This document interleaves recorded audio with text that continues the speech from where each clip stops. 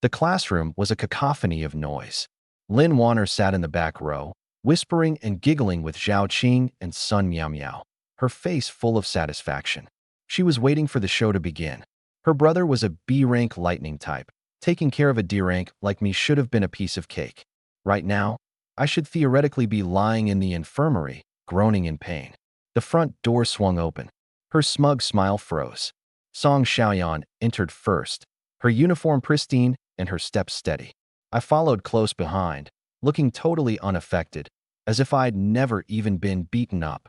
Lin Wanner's face went pale, then flushed back and forth. Zhao Qing leaned in close and whispered, "Wanner, didn't your brother say he was going to teach Yinqing a lesson? What happened?" "Shut up." Zhao Qing flinched at the sharp glare, scurrying away. The dismissal bell rang. At the corner of the hallway, I spotted Sang Ling. She was leaning against the wall, her hands tucked into the pockets of her skirt. Long hair cascaded down her shoulders, and her fox-like eyes were half closed, her entire demeanor exuding boredom. Not in a good mood. I stopped in front of her. She glanced up at me, gave a half-hearted scoff. "The church. How much do you know about it?" That question made her eyes snap fully open. Straightening up, the idleness in her seemed to fade. "The church? Did someone from there mess with you? Or did you mess with them?" I didn't answer. She took a deep breath. The surface of Lie continent may seem like it's run by royalty, but in truth, the church carries more weight than the royal family. Their supreme leader is the Pope, and under him is the Saintess. Beneath them is the Judgment Division, essentially their armed force for eradicating heresy. They are devoutly loyal to the church's teachings, but their methods, she paused for a moment. Let's say they're not exactly gentle. She fixed her gaze on me, worry surfacing in her fox-like eyes. "Who came looking for you?" I stayed silent for a moment. "Lin Guanyi." Her brows furrowed. "That mad dog from the Lin family. He said the Judgment Division is investigating me." Her expression darkened. "Lin Guanyi's father, Lin Zhenghong, holds a position in the Judgment Division. If he says they're investigating you, it's probably true." Her gaze locked onto mine, her tone heavy. "Be cautious.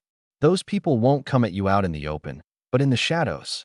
She didn't finish her sentence, but her expression said it all. I gave her a light smile to reassure her. "Got it. I'll be careful." I glanced at the sky. "It's late. We'll skip tutoring for today. I'll make it up tomorrow." I turned to leave. "Yin Qing." The voice caught up to me, a mix of urgency and exasperation. I'd barely turned my head when a small, fair hand firmly grabbed my sleeve. Sang Ling stood in front of me, her chest rising and falling, a faint flush on her cheeks, and her fox-like eyes filled with an unmistakable frustration as if I'd let her down. "Why are you walking off so fast?" I wasn't done talking. I glanced down at the hand gripping my sleeve, then back up. She looked at me. "I've been thinking. The way you acted earlier really made me uneasy." "What way?" "That the sky could fall, and I wouldn't care kind of attitude. Do you think just because you have top-tier healing abilities and lightning powers, you're invincible?" I chuckled. "I don't think that." "You absolutely do." She took half a step closer, and suddenly, the space between us was less than an arm's length. Tilting her head up to look at me, the twilight reflected in her watery eyes, and in them, my silhouette. I opened my mouth to argue, but ended up letting out a resigned smile instead. She released the fabric of my sleeve, but instead of backing up, she leaned in even closer. Close enough for me to catch the faint scent of gardenias lingering on her. "Listen to me carefully," she said, holding up a finger and poking it against my chest. "You might be a genius beast tamer, but compared to the church, that won't save you." I glanced down at her hand. The tips of her ears turned red, but she didn't pull away. Instead, she raised herself up on her tiptoes, leaning so close her breath tickled my ear. "Do you know why the tribunal is called the tribunal?" Her voice veiled a chill. "Because their mission is to deliver judgment on behalf of God. For centuries, the number of heretics who've fallen under their hand is too great to count." The warmth of her breath brushed past my ear as her fingers slid from my chest, her hand curling around mine. "And I've heard a rumor." "A rumor?" "The tribunal has an S-class beastman at their disposal." Now she had my full attention. "No one can confirm if it's true or not. But the church has survived for centuries, and it's not just because of faith," she said, threading her fingers through mine without hesitation. They don't act unless absolutely necessary. But once they label you a heretic, a threat to the church itself. She didn't finish, leaving the words to settle heavily between us. Time seemed to slow as we simply stood there, close enough that our breaths intertwined, close enough to hear each other's heartbeats. A faint tremor crossed her lashes, like she'd realized something. Her face flushed quickly, the blush spreading from her ears to her neck. Biting her lip, she looked up at me, a mix of defiance and embarrassment, as if daring me to comment. Did you hear me? Her voice faltered, and instead of an admonition, it sounded more like a soft plea. Looking at her, fierce yet endearingly vulnerable, I couldn't help but let my lips curl into a gentle smile. I heard you. The church isn't to be trifled with. I'll be careful. She stared at me for a couple of seconds, then finally let out a small huff, releasing my hand and stepping back. The twilight painted her face in warm tones, but her cheeks, those were as red as rose petals, glowing as if lit from within. Good. As long as you remember, she muttered, her voice stuffy. Don't let me be the one who has to come save you when something goes wrong. Watching her fidget and flail under her own frustration, I couldn't suppress a softer, warmer smile. Got it, Miss Sang. She took a few steps away, paused, then doubled back with a hint of hesitation. Even with the blush lingering on her face, her expression regained a sliver of dignity. Oh, right, summer break is coming up soon. I'll be heading to the palace to spend time with Nymph. That kid gets so lonely staying there all by herself, so she invites me over every summer to keep her company. I glanced at her distracted look and instantly had a hunch about why she seemed so down today. Are you upset because you won't get to see me over the summer? What nonsense. I just happened to be telling you, that's all. Don't flatter yourself. She raised her head, eyes slightly damp, her gaze wavering as if she had made up her mind about something. While I'm gone, you're not allowed to get too close to other girls. Other girls. That's right. Like that song Xiaoyan. She bit her lip, practically grinding that name out through her teeth, her tone unmistakably jealous. Don't think I don't know. It's been all over school that you went into the girls' bathroom today because of her. Everyone's saying you two are way too close. I tilted my head and feigned ignorance. So what if I really am close to her? Her eyes widened in shock. What did you just say? Just kidding. She glared at me for 2 full seconds before raising her hand and smacking my shoulder. You scared me to death. I stopped teasing her. But, to be fair, Song Xiaoyan is supposed to tutor me in alchemy over the summer. Her mouth dropped open slightly, and her initially hurt expression quickly twisted into jealousy. Just the two of you alone? Yep. She took a deep breath. And then another. Yinqing, listen to me very carefully.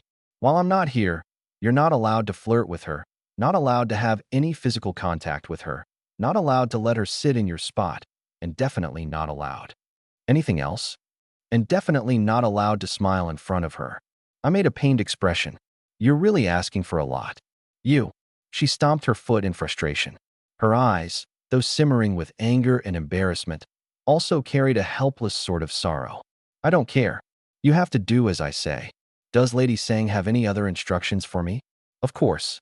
She paused thoughtfully, then suddenly stepped up on tiptoes and leaned close to my ear. Don't forget me. Her warm breath brushed past, carrying a hint of gardenia. Then, almost as quickly as she leaned in, she stepped back, turned around, and fled as fast as she could. I watched her departing silhouette, but my mind had already shifted away from the fleeting moment of affection. I couldn't afford to slack off at all this summer. On one hand, I needed to handle the church's covert schemes against me. On the other, I had to prepare for the beast hunting trials at the start of the next semester. Every autumn, the Silver Moon Royal Academy organized a hunting trial in the Abyssal Canyon. In my previous life, I wasn't qualified to participate. But that trial had gone horribly wrong. A number of students, all from prominent families, disappeared. The incident became the talk of the entire royal capital. The official explanation was that they had been attacked by wild beast folk, and the 4 professors hadn't been able to intervene in time. But no matter how I looked at it, something about that story just didn't add up. The 4 professors, each bound by contract to an A-class beastman, are revered as the Academy's most powerful protectors.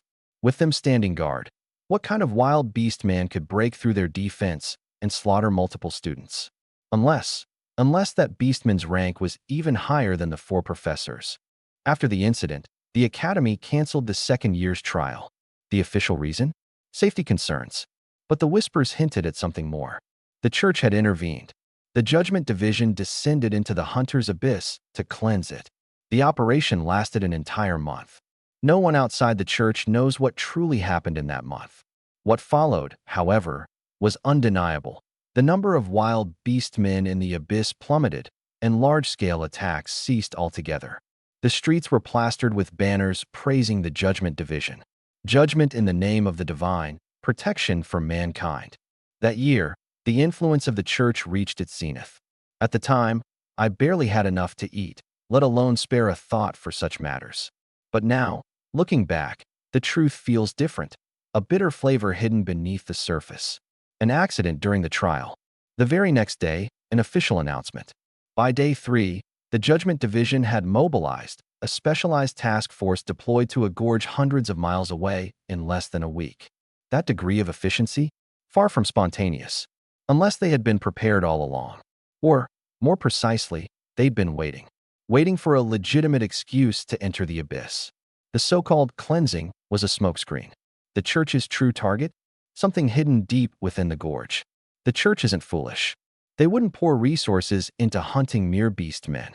Even an A-class, rare as it might be, wouldn't warrant such a reaction. After centuries of dominance, the church has seen its fair share of A-classes. What drove them to this extent wasn't just an A-class. No, it was something much, much greater. You see, people always see the results, but rarely the truth. The truth, often intentionally concealed, is what lingers just beneath the surface. The deepest lies in this world are always draped in the guise of protecting the innocent. I shut my eyes, flashes of fragmented scenes from another lifetime sweeping through my mind. A spark of fervent ambition flickered in the dark obsidian of my gaze. Whatever it is the church wanted, it's no ordinary artifact. This time, I'll get to it first. The beast trial is held in early autumn. That gives me about 2 months. And when the time comes, I'll see for myself just what kind of treasure could make even the church go all in. By the time I reached the end of the corridor, Sangling's figure had already disappeared. The evening was upon us, but the oppressive summer heat still hung in the air. It was only then I noticed the sticky discomfort on my back. Casually, I stepped into my car. Summer had truly arrived. When I returned to the Cloudrest villa, echoing laughter greeted me from across the lake. Circling around the main house, I stopped in my tracks. Light danced off the shimmering surface of the lake. A group of girls splashed and played in the water, droplets scattering like shattered gold under the sunset. A rabbit-eared girl floated near the middle, her soft white ears drooping from the water's dampness. The once fluffy fur clung to her head, wet and docile, as though wrung out. Her face, flushed crimson from the warmth, made her look as if she had just burst out of a steamer. The water peaches fished out of the lake still glistened with droplets. "Jean-Yu, it's so hot. Can you use your ice ability to cool the water down?" Standing on the wooden dock, Jean-Yu looked at her blankly for 2 seconds before reaching out. A wisp of pale blue frost condensed at her fingertips. The chilly mist drifted over the surface of the lake. As it passed by, the water visibly cooled, a thin layer of white haze rising as if magic had been cast. Byron shivered a little, but then sighed with satisfaction. "Ah, so refreshing." Even Shar straightened up, tossing her drenched hair aside. A hint of approval sparkled in her golden eyes. "Not bad. Your ability's actually quite practical. How playful." "Master." Byron waved her small hand toward me, her voice soft and sweet. "You're back. The water's so nice and cool. Want to join us for a dip?" The moment the words left her mouth, it seemed she realized how they could be misunderstood. A blush quickly spread from her cheeks to the tips of her rabbit ears, now tinged with pink. "I didn't mean it like that. Don't get the wrong idea." The more she tried to explain, the more flustered she became until eventually, she sank into the water, leaving only her eyes and bunny ears visible as bubbles plopped up around her. I couldn't resist the temptation any longer. Rolling up my pants, I stepped barefoot onto the dock. The lake water lapped over my ankles with a crisp coolness, laced with Jean-Yu's icy ability, like a mountain spring washing over me from head to toe. I walked along the dock into the shallow water until it reached past my calves. The evening breeze, infused with water's chill and the fresh scent of grass, brushed gently against my face. The moment the wind touched her, Byron shivered slightly and muttered in her soft, syrupy tone, "It's a bit too cold now. I think I'll get out. Weren't you the one begging Jean Yu to cool it down? And now you're complaining it's too cold." Her lips pouted in misery. I didn't think it'd get this cold. Char finally couldn't hold back a chuckle. Rising to her feet, water dripped from her thin shirt, revealing her sleek, natural curves. "Master, don't pay attention to that rabbit. She's just acting spoiled. First, she whines about being hot, and now too cold. Typical. I am not acting spoiled." Bai Ruan's face turned red as she retorted weakly. I watched their playful bickering, my lips twitching into a subtle smile. "All right, that's enough. Both of you come out. Staying in the water too long isn't good for you, especially you, Bai Ruan. Rabbits catching a cold after a soak isn't unheard of." Her ears perked up in surprise. Then she scrambled out of the water with a sheepish grin. From behind, I heard soft footsteps. "Master." Bai Yu emerged from the house, her white hair left loose and cascading over her shoulders. Her graceful steps carried a serene elegance, and she seemed far healthier than yesterday. "Dinner is ready. Bai Ruan helped me prepare it today. She put in a lot of effort." Bai Ruan stumbled, nearly falling back into the water. "Bai Yu, don't say that." Bai Yu covered her mouth with a delicate hand, her white eyes brimming with gentle fondness. All right, I'll stop." Dinner was served on the long table in the side hall. Halfway through the meal, my phone buzzed twice on the table. I glanced down. 2 messages lit up my lock screen, sitting side by side like 2 curious heads peeking over. Sang Ling. "Hey, got something to tell you." Song Xiaoyan. "Yin Qing, about today." I clicked on the message above first. Sang Ling. "Nymph has been pestering me to sneak her out of the palace lately. She's driving me crazy. There's a chance I'll really take her out this summer break." The next message popped up right after, as if it was chasing the first one down at the perfect timing. Sang Ling. "When that time comes, we'll visit your estate. You better make sure I don't see anything inappropriate." Sang Ling. "Especially those girls who keep hovering around you. Hide them if you must. We don't want the little princess learning anything bad." Just as I was about to type a reply, yet another message came through. Sang Ling, "Did you hear me?" I could almost smell the tension through the screen. I slowly typed a single word. "Yin Qing." "All right." The reply came instantly. Sang Ling, "That's it." "Yin Qing, what else do you want to hear?" Sang Ling, "Forget it. Just keep it under wraps. The princess's identity is sensitive. If those old fossils find out, they'll lose their minds again." Yin Qing, "Got it." I exited the chat and, like reviewing reports, clicked into the next message below. Song Xiaoyan. "Yin Qing, thanks for earlier. If it weren't for you, I'd probably still be stuck in the restroom." Immediately after, "This message has been deleted by the sender." Song Xiaoyan. "Thanks." I could guess she had typed out a long message but thought it was too much, deleted it, and then whittled it down to just one word of thanks. Song Xiaoyan. "You stood up to Lin Guani for me. The people of the church aren't easy to deal with. You didn't have to get involved, but you did. I feel bad about it, and there's not much I can do to repay you." Song Xiaoyan. "You once said you're interested in alchemy. I'm not great at much, but I do have some expertise in that field. If you don't mind, I can teach you for free. Think of it as repaying the favor." Song Xiaoyan. "Completely free, no charge." I chuckled, leaned back against my chair, and typed a few words. "Yin Qing, no need for it to be free. The tutoring fee you mentioned, every cent will be paid." She fell silent on the other side. Those soft red eyes of hers, like little rubies, would dart over shyly, her lips moving as if she wanted to ask something but didn't dare speak up. Zyle had less restraint, folding her arms and leaning back against her chair, her golden eyes staring me down. "Master, who are you texting? Staring at your phone during a meal isn't good for digestion." Sang Ling. "She mentioned she might come over during summer break." Silk, unable to hold back, finally blurted out. "Should we prepare for anything? What does Miss Sang Ling like to eat?" "Just cook as usual. No need to stress over it." She nodded earnestly, muttering under her breath. Zyle scoffed. "She's just one guest. Is all this necessary?" "Of course you're not nervous, Zyle. You don't even cook. I'm supervising you." "So, That's still not doing anything, right? Xyle was at a loss for words and huffily turned her face away. Silk's wings fluttered gently as her soft demeanor radiated warmth. Dao said, "By Ruan, I'll help you then." By Ruan's eyes lit up. "Really? Of course. Our master's guest can't be neglected." Over on Song Xiaoyan's side, she was silent for a while before finally sending a message. "Xiaoyan, Yinqing, can we start tutoring the day after summer break begins?" "Yinqing, why?" The typing indicator flashed repeatedly before a long reply popped up. "Xiaoyan, that day, the church is organizing a summer relief event at the relief house. The saintess herself will be present to offer prayers and blessings for the elderly, weak, and sick. They say she can even cure chronic illnesses. Most importantly, you can use your ID to receive free rice, flour, grains, and oil. I have to take advantage of this." The message was followed by a determined fist emoji. Relief house. Saintess. I rested my chin in my hand, a mischievous grin slowly spreading across my face. "Yinqing, I'll go with you." "Xiaoyan, why would you go? You're not exactly surviving on relief grain."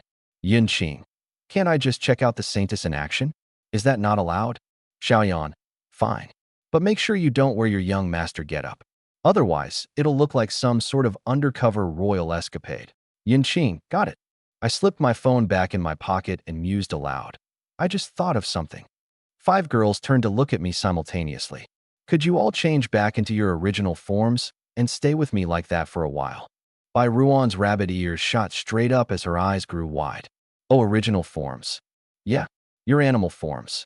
I've always been curious. What would it feel like to touch your fluffy fur?" I paused, letting my gaze hover between Bai Ruan and Xyle. "It must feel pretty nice, right?" The girls exchanged uneasy glances. From a beastkin's perspective, reverting to their original form was incredibly intimate, as private as a human stripping down in front of others. At slave markets, beastkin were forced into their animal forms for potential buyers to examine. That humiliation ranked just below outright violation. Sometimes dignity isn't about titles, but lies in choosing when to reveal oneself. Xyle's face turned scarlet, but she still stubbornly pressed her lips together. "If Master wishes, I suppose it's not impossible." Snow Lin lowered her head, her water blue pupils shrouded in a misty haze. Whether out of embarrassment or panic was unclear. Looking at their flustered and shy reactions, I was utterly baffled. What's with this? They're acting like I said something inappropriate. All right then, it's settled. One by one. Each of you will take turns so I can feel what it's like. I shifted gears suddenly. Speaking of which, summer break is about to start. I plan to visit the relief house. The saintess is supposed to be holding an event there. Xyle's blush still lingered, and her brow furrowed. "What business do you have going to a place like that? The church isn't exactly a fan of you, which is why I need to go. Know your enemy, and you'll never be defeated." I shifted my gaze toward Jianyu. "You're coming with me, and I'll need you in your beast form then. Take 2 days to mentally prepare yourself." The moon's glow remained cold and serene, but there was a faint blush on the tips of her ears. Yes, Charles. She'd expected too much.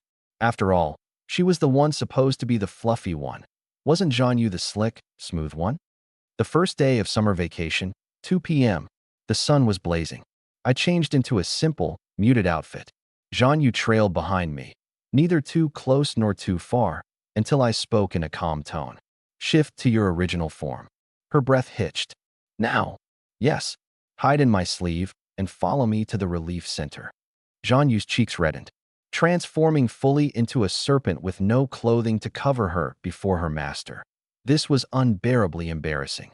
But my gaze was calm and composed, devoid of any teasing. She lowered her lashes, biting her lip. "Fine." Closing her eyes, her pale skin was gradually replaced by fine, dark scales. Within seconds, the girl's figure vanished. What lay in her place was a small snake, deep black throughout. Her scales were delicate, and her vertical pupils were a dark shade of purple. The little snake coiled atop the clothes she had just shed, her body slightly curled, head buried at the center, as if too shy to meet my eyes. "This is your beast form? I thought you'd be more like a large python." Jianyu. She was a python, but she could shrink herself down to the size of a baby snake small enough to fit in someone's palm. Intrigued, I crouched down, my fingertips brushing against the smooth, cool scales.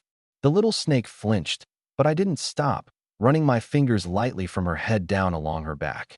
Her body tensed even more, and she flicked out a bright red tongue, brushing against my fingers like she was pleading. I chuckled softly. How adorable. Deciding not to tease her further, I lifted her up and placed her on my left wrist. The little snake coiled herself around it, winding twice. Her tail rested on the back of my hand, while her head slipped into my sleeve, a quiet, cool presence against my skin. I pulled my sleeve down to cover my wrist and her entirely. To everyone else, there wouldn't be a hint of what lay beneath.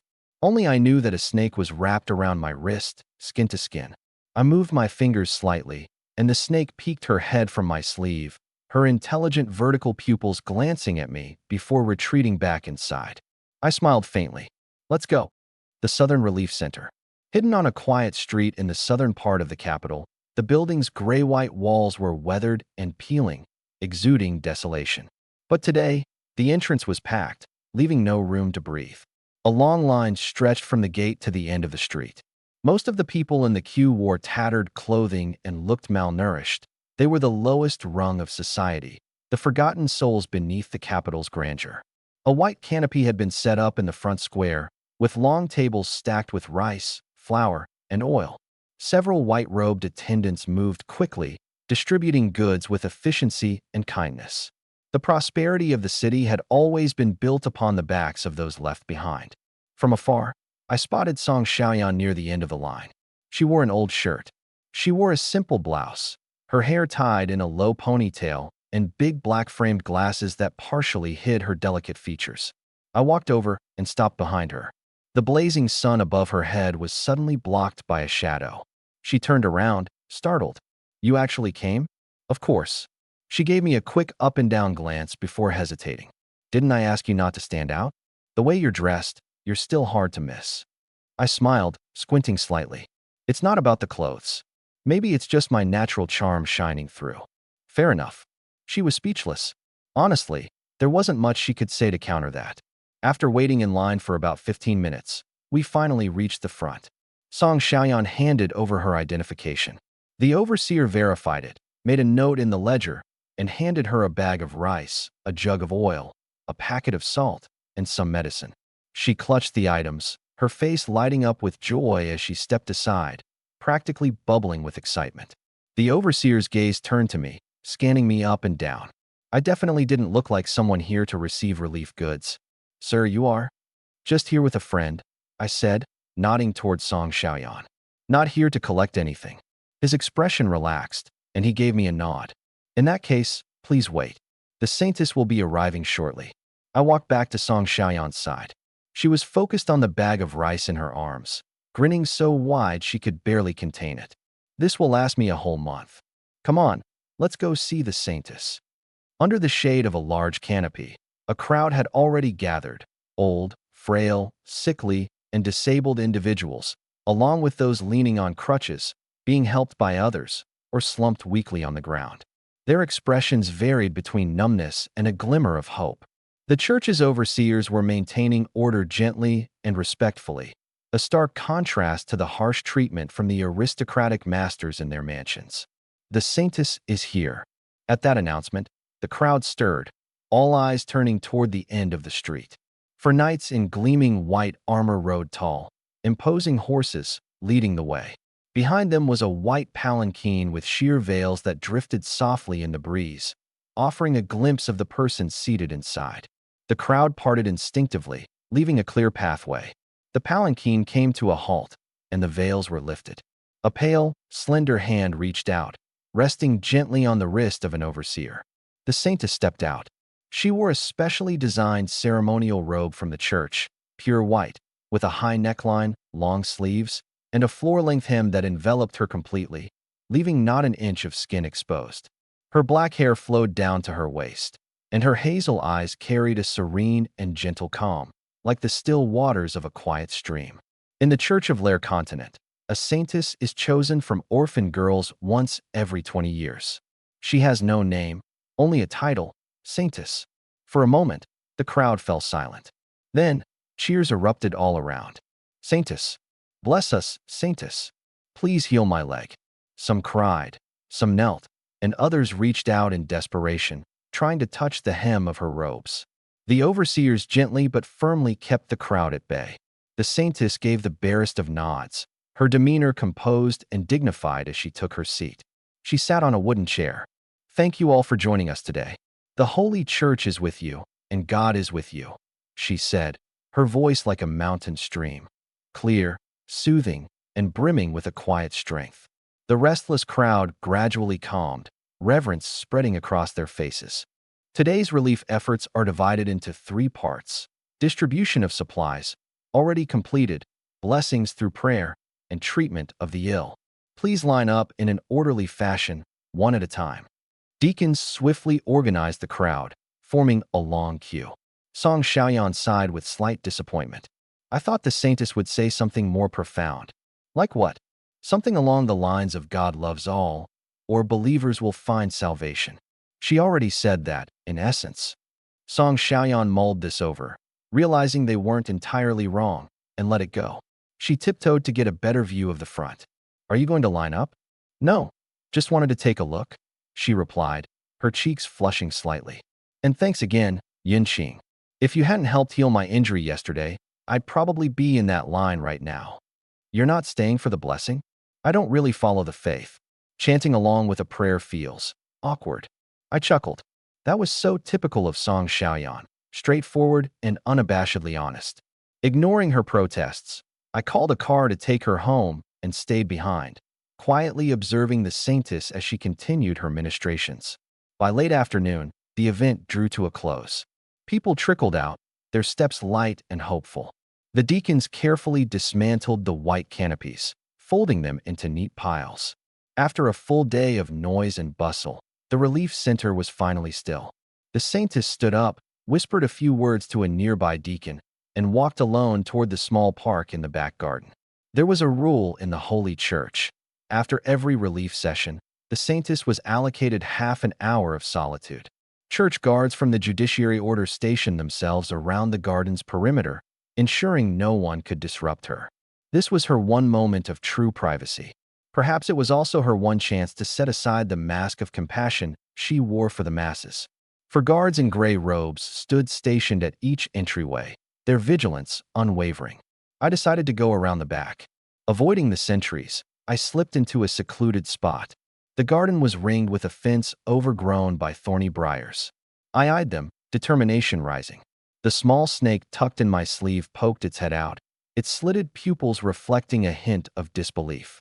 Since she had constant skin contact with me, Zhanyu could effortlessly wield her psychic abilities, her voice now echoing directly in my mind. Master, you're not thinking of climbing over the wall, are you? Before Zhanyu's thought fully formed, I had already begun scaling the fence. It wasn't graceful. My clothes were covered in pollen and twigs, with bits of greenery sticking to my hair. Emerging from the thorns, I straightened my back and brushed off the dust. The park wasn't large, its trees scattered sparsely. The deepest part held an old, weather-worn stone pavilion, surrounded by fading wildflowers. Their petals had scattered all over the ground, carpeting it like a gentle farewell to summer. In the middle of the pavilion sat the young girl. Gone was the carefully practiced expression of divine compassion from her face. The Saintess sat with her head tilted upward, her gaze tracing the carefree flight of birds weaving through the forest canopy. The sparrow's eyes were filled with envy. Watching birds fly was perhaps one of the rare, fleeting moments of relaxation for her. The twin moons began their ascent, and moonlight spilled across her face, making her pallor more pronounced, like that of a soulless statue of a goddess. A half-day of continuous healing had already drained her completely, leaving her spirit utterly depleted. I murmured a quiet apology in my heart, but my hand showed no mercy. A flash of blue electricity crackled at my fingertips and shot towards the sparrow on the branch. The plump little bird let out a muffled pop before plummeting down, landing just outside the bellflower bushes. No, the Saintess gasped aloud. She gathered the hem of her flowing gown and ran toward the sparrow, a look of alarm etching itself into her delicate features. Gently, she cradled the fragile, limp bird in her palms, its faint breathing a solemn reminder of its tenuous state. Her slender fingers hovered above its trembling form, golden light radiating from her hands. It resembled a thin sheet of silk, engulfing the frail gray fluff that still twitched faintly in her grasp. The saintess's healing power originated from a B-class beast man of the healing type, a creature tamed with the church's assistance. To the common folk, her abilities were a miracle in their own right. After all, every penniless soul waiting in line at her door had left with their suffering lightened by her blessing. But for this sparrow, its breaths continued to weaken, little by little. B-class healing could cure colds, could mend flesh wounds, but it could not halt the collapse of a life waning from its very bones and blood. A fine sheen of sweat gathered on her forehead, her spiritual energy nearly spent, yet the bird's stillness persisted. Her trembling hands stopped at last, helpless in their motion. Hazel eyes welled with unshed tears as her lips moved, voicelessly, yet I understood the meaning they conveyed. "I'm sorry." I stepped out from the shadows of the garden fence, my pace unhurried. As I strolled closer, I casually coated my body in healing energy, a technique I had recently developed. It served no purpose but flair and style, the kind of indulgence only an S-class healer could afford. But, oh, did it look impressive. At the sound of my footsteps, her head snapped upward. Alarm flicked across her hazel eyes, her once poised demeanor giving way to unease. In moments of quiet contemplation, strangers weren't supposed to intrude upon this secluded park. Who was this? Her gaze trailed from my worn shoes upward, scrutinizing inch by inch, until her eyes landed on me. On a boy. What baffled her further, though, was the faint ethereal glow that seemed to ripple around me. I was clad in a simple white outfit, its stark, unblemished purity feeling almost unreal. The aura of light surrounding me, subtle yet unmistakable, lent me a saintly presence, like a faded illustration from the Holy Scriptures come to life in vivid form. And yet, to her dismay, it was a man unaccompanied by any nuns or guards. The saintess meeting a foreign male alone in secret would constitute a grave violation of church edicts. Her tone strained to maintain its composure. "You must leave. You shouldn't be here." I ignored her words, my gaze fixed on the faintly breathing sparrow in her hands. My brow furrowed slightly, a touch of genuine sorrow, seemingly surfacing in response to the fragile creature's plight. Her breathing quickened. It wasn't just my presence that unnerved her, it was my deliberate approach. By now, I had breached the bounds of her safety, disregarding every unspoken rule. Before she had time to withdraw, I extended my hand, palm down, hovering just above the dying bird. A nearly blinding white light surged from my palm, its warmth reminiscent of the sun's gentlest caress in early spring. The healing aura was exponentially stronger than the golden shimmer she had conjured earlier. And almost instantly, the interval, bones mended, muscles healed, feathers regained their luster. All in just a few fleeting breaths. Its eyes opened. Chirp. A pair of bead-like black eyes suddenly blinked open, filled with the dazed confusion of surviving a near-death encounter. It flapped its wings twice, wobbling as it took off from my palm, circled above my head a couple of times, and let out a crisp call. To the saintess, this was a spiritual little creature offering gratitude to its savior. But only I knew the truth. This bird was probably swearing, furious at me. If it weren't afraid I'd shock it again, it would have happily dropped a gift of bird poop on my head. I withdrew my hand, my face a shade paler. A resurrection-level move like this had drained a significant amount of my mental energy. Still, I stood tall, maintaining an air of composure, with the slight curve of my lips betraying none of the exertion, as though what had just happened was nothing more than a trivial gesture. The saintess froze in place. This was beyond her comprehension. Even the rarest of healing abilities couldn't achieve resurrection. She stared at the bird as it disappeared into the distance. Those gentle eyes of hers that always carried a glimmer of compassion now showed visible doubt for the first time. Her vaunted saintly power, the pride of the church, couldn't even save a little bird. Yet here this man stood, effortlessly doing what she could not. Was this a miracle? Or a deliberately orchestrated prank? Whoever you are, leave at once, or I'll call for the guards. The sentinels of the Inquisition won't hesitate to deal with you. She suppressed the shock in her heart, forcing herself to deliver a threat that came out softer than she intended. She had grown up in the church, isolated from the world, without family or friends. Other than reading the sacred scriptures, she had little knowledge of life beyond the holy domain. When it came to the world, she was a blank canvas. I could already imagine it. When she grew old, how many people would line up to sell her miracle elixirs and snake oil? Deceiving someone so devoutly naive was as simple as pretending to be a divine figure. Watching her on guard as though I were an enemy, I murmured softly to the small snake draped around my wrist. Read her mind. The snake slithered out from my sleeve silently, its inky purple vertical pupils locking eyes with hers. Consumed by her heightened tension, she didn't notice anything amiss. In an instant, Zhang Yu's consciousness poured into my own. She's wondering, how did this man get in? Why didn't the guard stop him? Is he a plant sent by the church to test my purity? Also, her back is sweating. The ceremonial robe is too thick. The collar is choking her neck, and she wants to loosen it a bit, but that would break the saintly decorum. I lifted my gaze, looking at her steadily with warmth and an expression of serene understanding. The look of someone who sees everything yet chooses to remain compassionate. Don't worry, I'm not here as a test from the church. Her pupils instantly narrowed in shock. How could he know what I was thinking? I tacked on lightly. And, for the record, your guards are doing an excellent job. None of them have abandoned their posts. The color drained from her face. I had just repeated her thoughts word for word. It's as if you stole it straight from her heart.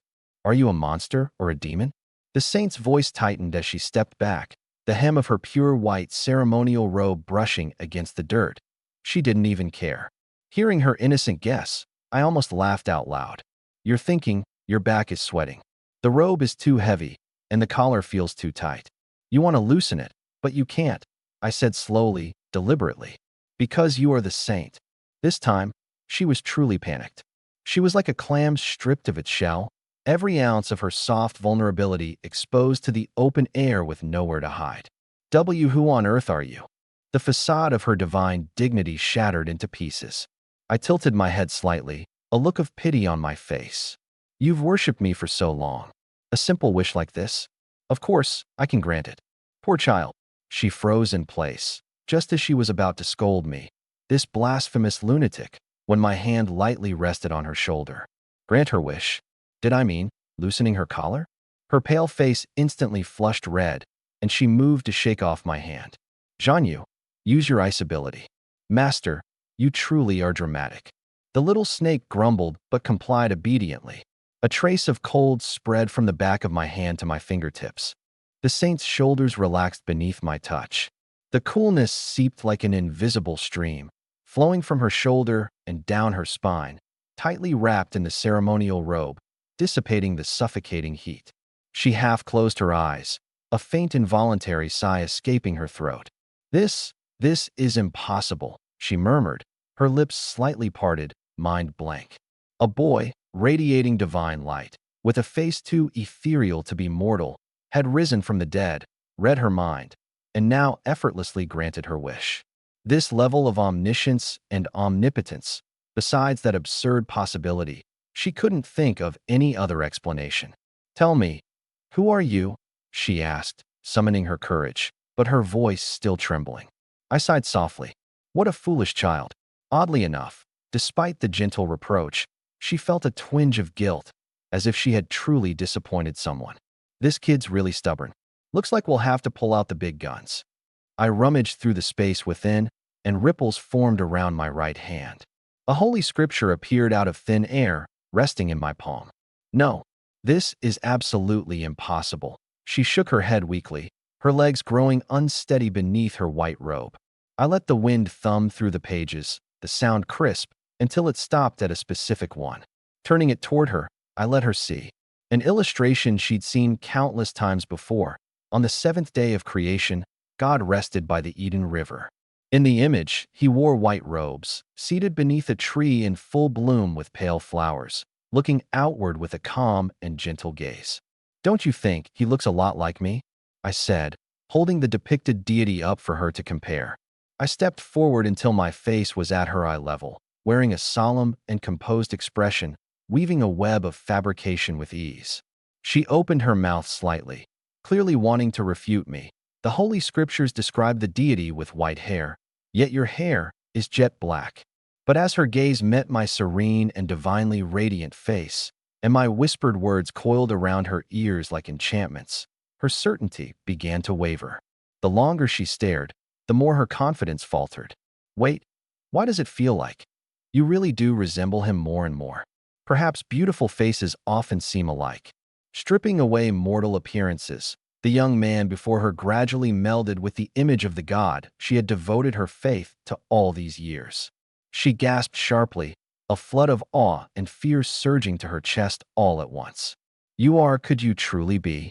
I gently closed the book in my hand, and with a soft rippling effect, it vanished into thin air. Taking another step forward, I noticed she didn't retreat. Even the moonlight dimmed in my presence. Cicadas fell silent, and the whisper of wind ceased. The world seemed to hold its breath, leaving only my smile behind. Gentle, compassionate, otherworldly, radiating an almost inhuman holiness. Have you really forgotten me? My voice broke the stillness, velvet and piercing. My foolish little believer. I am the one you have always worshipped. She had already guessed the truth somewhere deep inside, yet her body still stiffened instinctively at my words. Her hazel eyes became turbulent, brimming with unsteady emotion. I stretched out a hand, palm open. A pale, ethereal light swirled in the center, soft, translucent, like a miniature nebula resting in my grasp. Have you not already seen the signs? My voice softened but carried the irresistible undertone of divinity. The power to heal, to rewrite life and death for me, it's all but child's play. Any remaining doubt disintegrated. Forgive me, she whispered, voice trembling. Her knees buckled as if compelled by some primal force, and she sank to the ground before me, her frame bowing low onto the forest floor nestled with scattered leaves. Lord Deity. The saintess knelt with her robes fanning out around her, her long hair brushing against the ground, its strands catching fragments of petals, but she noticed none of it. For so many years, she had tended the altar, lived by the Holy Scripture, poured her heart into prayers. Faith sustained her, but doubts, small yet persistent, lingered like shadows. Can God even hear me? Does what I do have any meaning? But today, those doubts were erased entirely. God had descended, and he had kindly given her an answer. I didn't mean to offend you, she stammered with a fragile, tear-threaded voice, nearly choking. She dared not lift her head, as though failing to display utmost reverence would profane this long-awaited reunion, one that had taken over a decade to manifest. I gazed down at the girl bowing at my feet, my expression tranquil while a sigh echoed in the recesses of my mind. Finally caught you. I lowered my lashes, veiling the glint of a self-satisfied smile, my voice a soft, flowing stream. Rise. Speak to me face to face. Obediently, she pushed herself upright, lifting wide, tear-glazed eyes to meet mine. Humble, devout, utterly awestruck. I have come today, I began, unhurriedly, to tell you something important. Listen carefully. Her posture straightened, and her hands clasped over her chest as though she were back inside the cathedral, poised perfectly to absorb Holy Scripture. In the autumn, at the Royal Silver Moon Academy's Beast Trial, there will appear an item. Something significant is about to happen. By then, the adjudicators will descend into abyssal rift. The Holy Maiden's face showed a trace of astonishment. The adjudicators, the Church's blade of divine judgment, rarely interfered in worldly affairs unless something happened that threatened to shake its very foundation. My deity, are you suggesting? When the time comes, I will need you to use your authority to save someone. She froze for a moment. Authority? She was nothing more than a porcelain doll placed in a shrine, revered by all but practically powerless. The Holy Maiden's command seal, I uttered on her behalf. Her breath hitched. That was the token passed down to her by the previous Holy Maiden on the day she took on the mantle. A sacred artifact said to have been safeguarded for centuries, capable of mobilizing the adjudicators. Yet, through all the history of Holy Maidens, they had been molded into obedient figures, none daring to use it. When the time comes, you will know what to do. I stopped there. If I spoke too plainly, the veil of divine mystery would shatter, leaving no room for reverence. Yes, my deity. Though she couldn't grasp its full meaning, an oracle was an oracle. Her duty was to obey. But a sliver of hesitation lingered in her eyes. I knew it wasn't enough. Delicate and intangible as a divine revelation might be, belief today could easily falter by tomorrow. I needed a prophecy, one that would etch the image of a true God into her soul. I searched the memories of my previous life. In mid-July, the southern part of the capital would experience 3 days of torrential rain, causing a dam to collapse. The resulting flood would engulf the slums, drowning more than a dozen people. Shortly after, on a silent night, a fire would break out in the abandoned, decayed church north of Silver Moon and burn well into the night. These 2 events would suffice. There will be a flood in the southern part of the capital soon. The Holy Maiden seemed bewildered. The capital was located inland and had been plagued by drought for years. How could there possibly be a flood? Yet she held her tongue. What the deity proclaimed must have its reasoning. And north of Silver Moon, in that abandoned old church, a fire will ignite in the coming days. A church long abandoned and devoid of inhabitants. Why would it suddenly catch fire? But if the deity said so, it must be true. I gazed down at her, my eyes soft, as if entrusting her with something. You know I do not wish to see lives lost. Her heart tightened as she heard that unspoken compassion in my words. The deity, who stood above all else, actually cared for lives so insignificant they were akin to mere ants. This boundless mercy for all creation rendered even her, a holy maiden known for her kindness, feeling woefully inadequate. As you command, I will ensure the church evacuates the residents of the southern capital in advance, and I will also station people to guard the old church. I gave a slight nod. Once the prophecies came to fruition, she would have no choice but to believe. I must leave now. I turned, the hem of my pristine white robe sweeping over the flower bed. Alarmed, she crawled forward a few steps on her knees, reaching out to hold me back. Yet her fingers stopped just shy of the edge of my garment, not an inch closer. The hem of a deity's robe was not something a mere holy maiden could touch. My deity, her voice quivered with cautious, reverent pleading. Will you come back again? I didn't turn around. My voice, calm and distant, drifted through the dense woods. When you need me, I'll be there. My silhouette slowly faded into the distance. She knelt, gaze fixed wistfully on the figure in simple white, his black hair flowing as he passed through the flowers, crossed the fence, and disappeared down the forest path. Lowering her head, her forehead touched the ground in reverence. She whispered, "My lord." Her soft murmur drowned in the hum of cicadas and the rustle of the wind. In the park, the saintess remained kneeling, her posture unchanged. The vision replayed over and over in her mind, leaving her heart awash in a dizzying happiness. "Saintess." A call came from the other end of the path. Slowly, she raised her face, spotting the elderly nun in her gray robe stepping out. "You've been sitting in contemplation for half an hour. Why are you still on the ground?" The abbess scolded gently, albeit with some concern.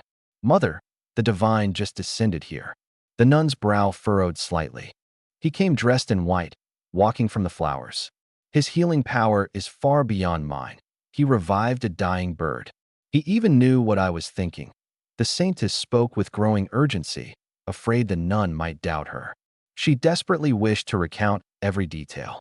Listening intently, the nun's expression shifted from curiosity to subdued exasperation.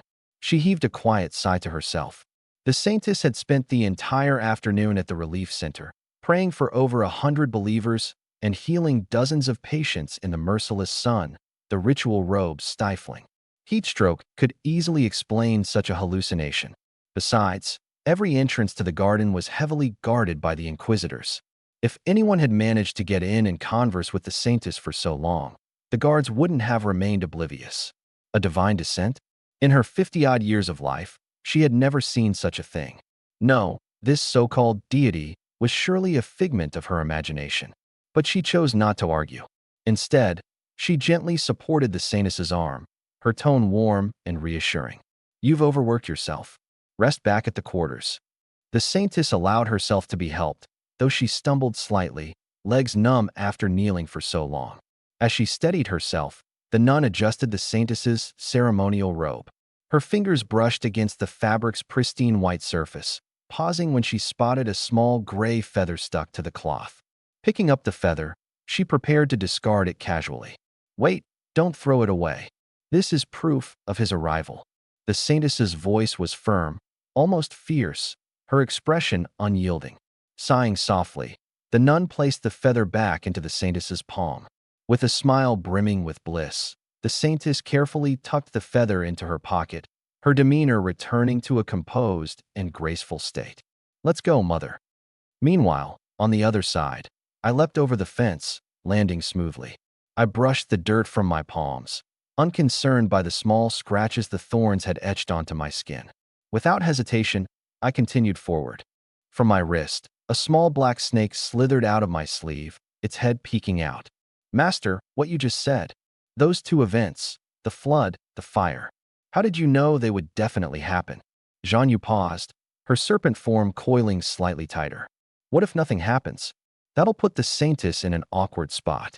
How did you find out?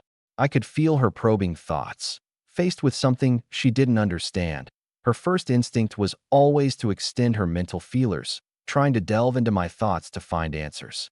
But the moment she tried to touch my consciousness, she was blocked by an invisible barrier. The little serpent withdrew her probing tendril, a trace of defeat emanating from her. When I stayed in the countryside, I studied celestial patterns under a teacher. Analyzing extreme weather in the capital is fairly straightforward. I replied without breaking stride, my expression remaining calm. That church has been abandoned for over 20 years, its wooden structure already rotted. Fires had broken out there several times in the past, though they've been quickly extinguished each time. But now with the silver moon holiday, the area is quieter than usual. The chances of a fire going unnoticed are significantly higher. People always regard the incomprehensible as divine intervention. But when broken down, it's merely logic, observation, and deduction. The little snake was silent for a while. I see. So you're not clairvoyant. Her thoughts carried new understanding. You deduced it. I didn't bother explaining further. On my wrist, the texture of fine ink-black scales brushed against my skin, then slowly moved away. She crawled leisurely along my forearm, her body brushing over every inch of flesh, coiling briefly at my elbow, as if lingering reluctantly, before sliding further up along the inside of my arm, leaving a faintly cool, damp trail behind.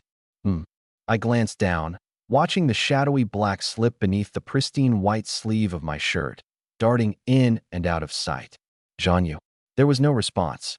She had already climbed to my shoulder, her lithe body slipping out from underneath the thin fabric, her scaled form brushing past my collarbone.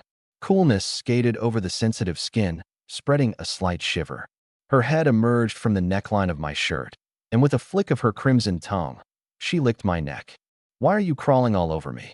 And why are you licking me? That's not very polite. My thoughts carried a tone of indulgent exasperation, not true reproach. The forked tongue flickered again, this time even more brazen, brushing against the curve of my ear. I'm inspecting your wounds. When you climbed the wall earlier, the thorns scratched your neck. I touched the side of my neck, but didn't feel anything. Are you lying to me? She didn't respond, just pressed her body closer, retreating slightly into my collar, wrapping tighter around my clavicle area. Her head buried itself in my shirt, her cool, forked tongue licking my skin intermittently. Zhanyu was naturally distant. Displays of clinginess like this were rare. Perhaps her current beast form, the equivalent of being bare-skinned for humans, made her bolder with the close physical contact. I gave a slight, amused smile, lowering a finger to playfully pinch the tip of her tail. Zhanyu's consciousness went into chaos. I pressed my fingertip against the most sensitive part of her petite snake body. The little snake coiled around my neck tightened abruptly, her cool scales clinging to my skin, trembling ever so slightly. I remained expressionless and gave it another gentle squeeze. Master, don't, please don't. Her mental voice finally took form, but every syllable was as soft and sweet as could be, nothing like her usually cold and indifferent tone, completely unlike her. I didn't let go. Instead, I brushed my thumb lightly over the tip of her tail, still squirming. The snake's body coiled even tighter, her head turning away as she buried herself behind my ear, not daring to meet my gaze. Her cool, forked tongue flicked over my earlobe, one touch after another, as if in surrender, or perhaps in an attempt to act spoiled. And no more. I won't move anymore. I paused for a couple of seconds before finally letting her go. With a sharp, swift movement, her tail darted away and slid down my collar, retreating into my sleeve. All that was left was a faint trail of cool dampness snaking down from my collarbone. Within my sleeve, she curled herself into a tiny knot, wrapping snugly around my wrist, her head tucked into the center of her coiled body. Her overwhelming embarrassment surged into my consciousness with no filter, as if steaming with mortification. I called her no further, letting my sleeve fall to cover the dark, curled-up form. I continued walking forward as if nothing happened. It wasn't until I stepped into the villa of Cloudrest Manor that Jean Yu finally moved. She slithered out of my sleeve, gliding down the back of my hand before darting swiftly into her own room. Byron had just come out of the kitchen carrying a bowl of soup. Her ruby-like eyes caught sight of the inky silhouette zipping across the floor. Huh? Why is Sister Jean Yu moving so fast? She's usually so slow and unhurried. Char lazily glanced toward the shadow disappearing up the stairs. Her wolfish nose twitched twice, and suddenly, her expression turned rather peculiar. A wolf's nose, sharp enough to pick up that faint, ambiguous sweetness even from this distance. Her eyebrows arched slowly, her eyes coming to rest on my neck for a brief moment. On the skin there was a faint, irregularly red patch that didn't look quite natural. Master, what happened to your neck? Did a mosquito bite you? Her voice was languid, tinged with deliberate mischief. I touched my neck and answered without changing my expression. Oh, is that so? She dragged out her words, golden eyes filled with amusement. Well, that must have been one huge mosquito. Byron tilted her head in pure confusion. Sister Char, what are you talking about? Char ruffled the top of her head. It's nothing. You're still too young to understand. Byron pouted, clutching her soup bowl as she walked away, looking thoroughly misunderstood. As for Char, she stretched as she rose to her feet and didn't miss the chance to tease me as she passed. Master, maybe next time you could take it easy on her when you're out? Now look, she's completely ignoring you now. With that, she walked off without looking back. Halfway through a lesson, Song Xiaoyan's phone suddenly rang. She glanced at the screen and frowned. What's wrong? I asked. Put down the pen. She turned the screen towards me. A formal announcement from the Royal Capital Municipal Office. Emergency notice. Per the decree of the Holy Church, in preparation for flood risk, residents of Qinghuai Alley, Lu Lane, and the low-lying shantytown in the Southern District are to evacuate by 6 p.m. today. Temporary shelters have been arranged by the Holy Church. Beneath it was another message, with even more urgency. Repeat, immediate evacuation of the Southern District shantytown is mandatory. The Holy Maiden has received divine guidance. We ask for residents' cooperation. Song Xiaoyan muttered bitterly. The Holy Church really is something, letting a little girl mess around, spouting divine guidance. I bet that dumb Holy Maiden is just being tricked. Feeling a little attacked, I coughed lightly. Don't say that. I actually have a friend who studies weather patterns. She looked up at me, and he said the same thing. There's likely to be a massive rainfall in the next couple of days, the kind that only happens once a century. The dams are old and won't hold. She froze for a second. Really? That's why you should listen to the Holy Church. Go to a shelter or somewhere safe. Just don't stay there. After hesitating for a moment, she nodded lightly. All right. Her voice softened. If you're saying so, you're probably right. I smiled at her. Actually, you don't have to stay at a shelter. The guest rooms at Chiyun Manor are empty, just sitting there. If you've got nowhere else to go, you can come and stay for a few days. She froze, looking into my eyes, and warmth seemed to rise in her chest. No need, I'll go to the shelter. If she really did move in, she could already imagine the things her gambling addict mother would say, without even hearing them. After class, I asked the driver to take her home, slipping her 3 times the usual tutoring fee. In the height of summer, the sky had been as clear as glass just a moment ago, but now it had turned dark. Wind carried the damp, fishy scent of the lake, whipping the flowers in the yard every which way. I stood by the study window, watching the rain for a while, then yawned. This kind of weather? Perfect for sleeping. I changed into some dry pajamas, climbed into bed, and just as I was starting to get comfortable under the covers, there was a knock at the door. Knock, knock, knock. I hadn't even responded before I saw a pair of snow-white ears peek through the gap in the door. Then came a round, white face. Master, she stammered, looking terrified. I propped myself up against the headboard. What's wrong? There's thunder. As if to echo her words, a deep boom of thunder rolled across the sky, making the windows shudder. Her whole body trembled as tears spilled from her eyes. I'm scared. She stood hesitantly at the threshold, legs shaking. Yet, remembering her status as a slave, she didn't dare crawl into the bed. Instead, she nervously stared at me, her red eyes brimming with unshed tears. I patted the edge of the bed. Come here. The floor's cold. She twisted the hem of her dress nervously, her voice barely above a whisper. But I don't feel comfortable translating that passage. How about I assist you with something else? Long Lashes looked down. Since they're all here, I might as well. She walked to the side of the bed closest to me. That side was already crowded. Her brows furrowed as her gaze fell on Byron. Feeling the piercing stare, Byron instinctively shrank closer to Shuelin, creating a small gap. Without hesitation, Zhang squeezed herself into the nearest spot. Xiaer let out a snicker, but didn't call her out on it. For people squeezed together on the once spacious bed, which now felt cramped. Stuck in the middle, I felt like I was in a nest surrounded by 4 small, territorial creatures. I didn't even dare to roll over for fear of crushing someone's imaginary tail. Another flash of lightning illuminated the entire room, followed by thunder rolling through the sky. Surrounded on all sides, I was tangled in a web of arms pulling me in all directions. I could hardly breathe. It seemed like someone wasn't even remotely disturbed by the thunderstorm outside. Amidst this chaotic heap, a gentle voice called out from behind the door. Master, I'm coming in. Baiyu entered with a serene smile that could rival an angel's, holding a tray delicately in her hands.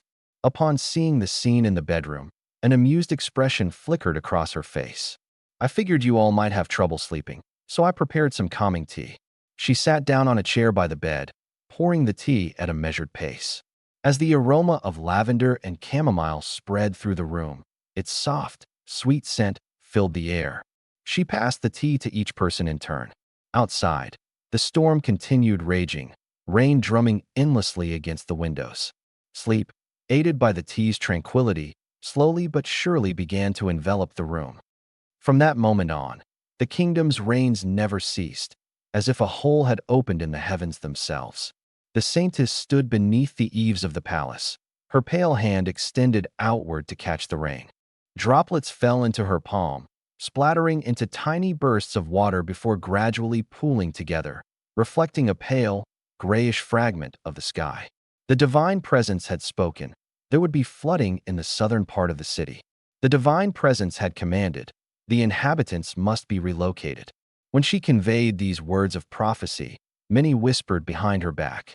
They said no saintess in history had ever been so meddlesome, causing thousands to evacuate based on what might be an unproven revelation.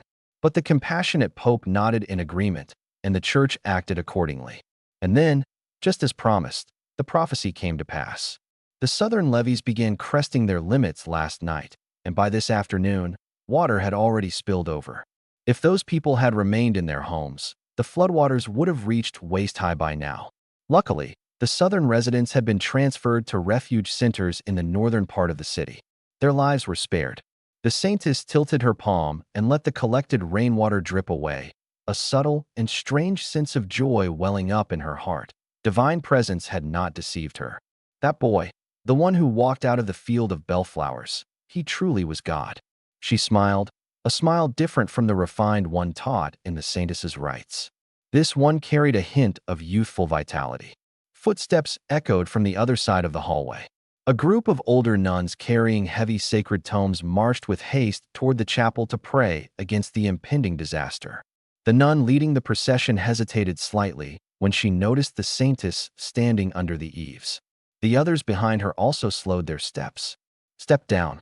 Their gazes fell upon the young girl, still untouched by the harshness of the world, gentle and quiet as always, yet now they regarded her with even more reverence. After all, she was the one truly blessed by the divine. The saintess appeared completely unaware of their awe. She slipped her hand into her sleeve pocket, carefully retrieving a single gray sparrow feather. Short and delicate, the feather had been like this ever since she'd plucked it from her cuff that day. Over the past few days, she'd handled it so many times it had begun to lose a few strands, yet she couldn't bring herself to put it away.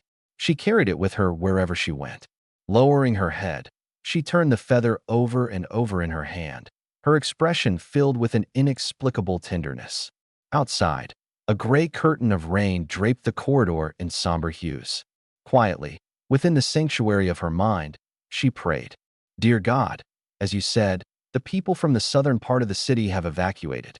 The dam overflowed, but they are all safe. The first task you mentioned has been accomplished by the faithful. There are also people taking shifts at the chapel, watching night and day. If a fire starts, it'll be extinguished immediately."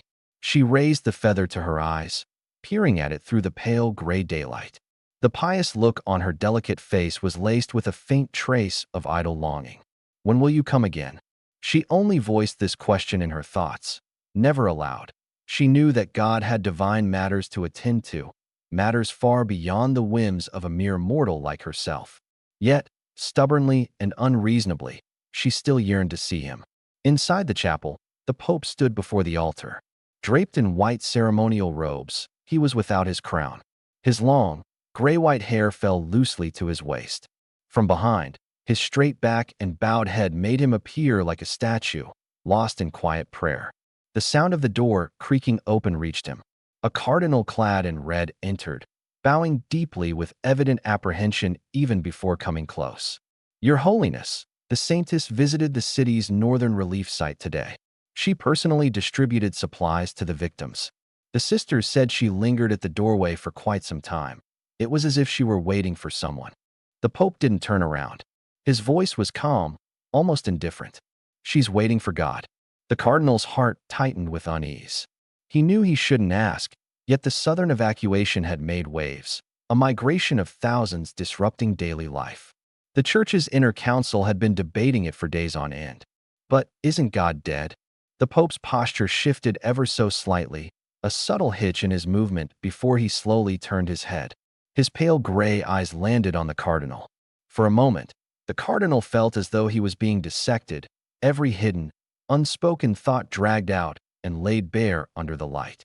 "Even a fool like you can comprehend that much." The Pope finally spoke, his gaze cold as it drifted away. "And that child still thinks he's being clever." He fully turned now, though his age neared 70. In this era where lifespans stretched as far as 2 centuries, he had only just reached the prime of life. His features were sharp and striking, ageless, save for strands of gray at his temples that betrayed his years. A faint smile played on his lips. "Find him. That boy claiming to be some god before our saintess. Figure out exactly who he is."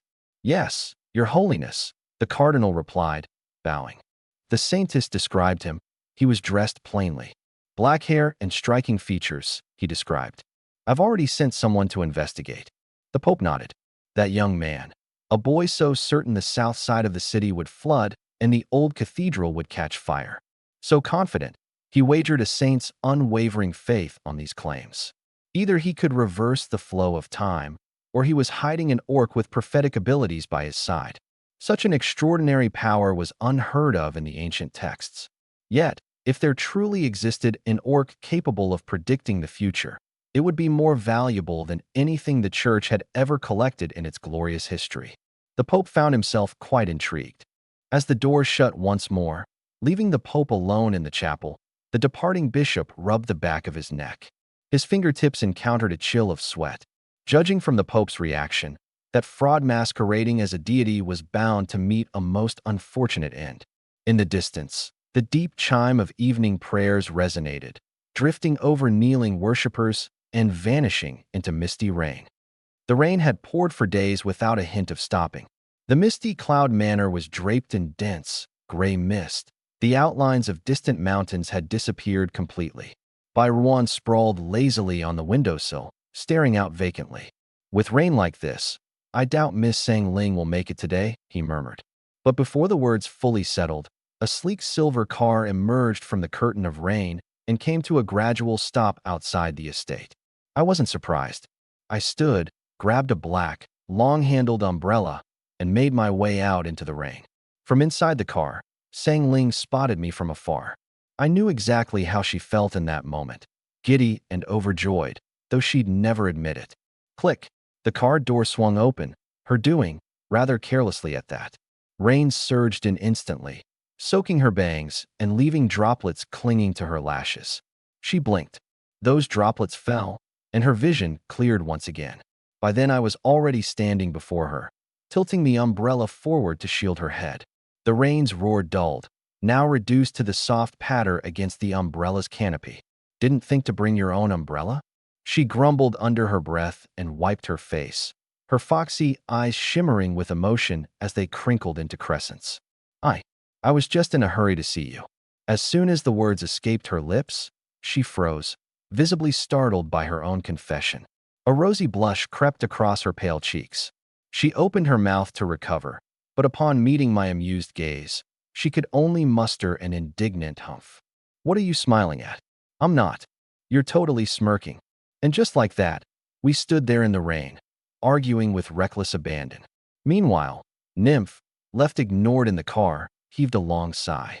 She got out, unfurling a petite transparent umbrella, and approached us, the pair acting as though the world around them didn't exist. You must be Brother Yinqing? Sister Sang Ling talks about you all the time, Nymph said with a curious tilt of her head. I believe we met briefly at my birthday banquet. I offered her a faint smile. Your Highness, no need to call me that outside of formal settings. Just Nymph is fine, she replied cheerfully. Then her gaze shifted, moving past me to settle on by Ruan, who stood in the background. There was a natural affection in her eyes for beastmen. You're such a cute bunny beastman, she said. The soft white ears shot upright as the beastman stammered. Thank you, Your Highness, for the compliment. Nymph chuckled, revealing two tiny tiger-like fangs.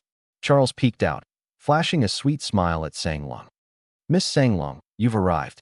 My master has been waiting for you all morning. Sanglong's eyes lit up, though her tone remained stubborn. Like he'd actually wait for me. He probably can't wait for me to stop disturbing his peace. Charles pressed his lips together, not exposing her words, and stepped aside to let the two into the house.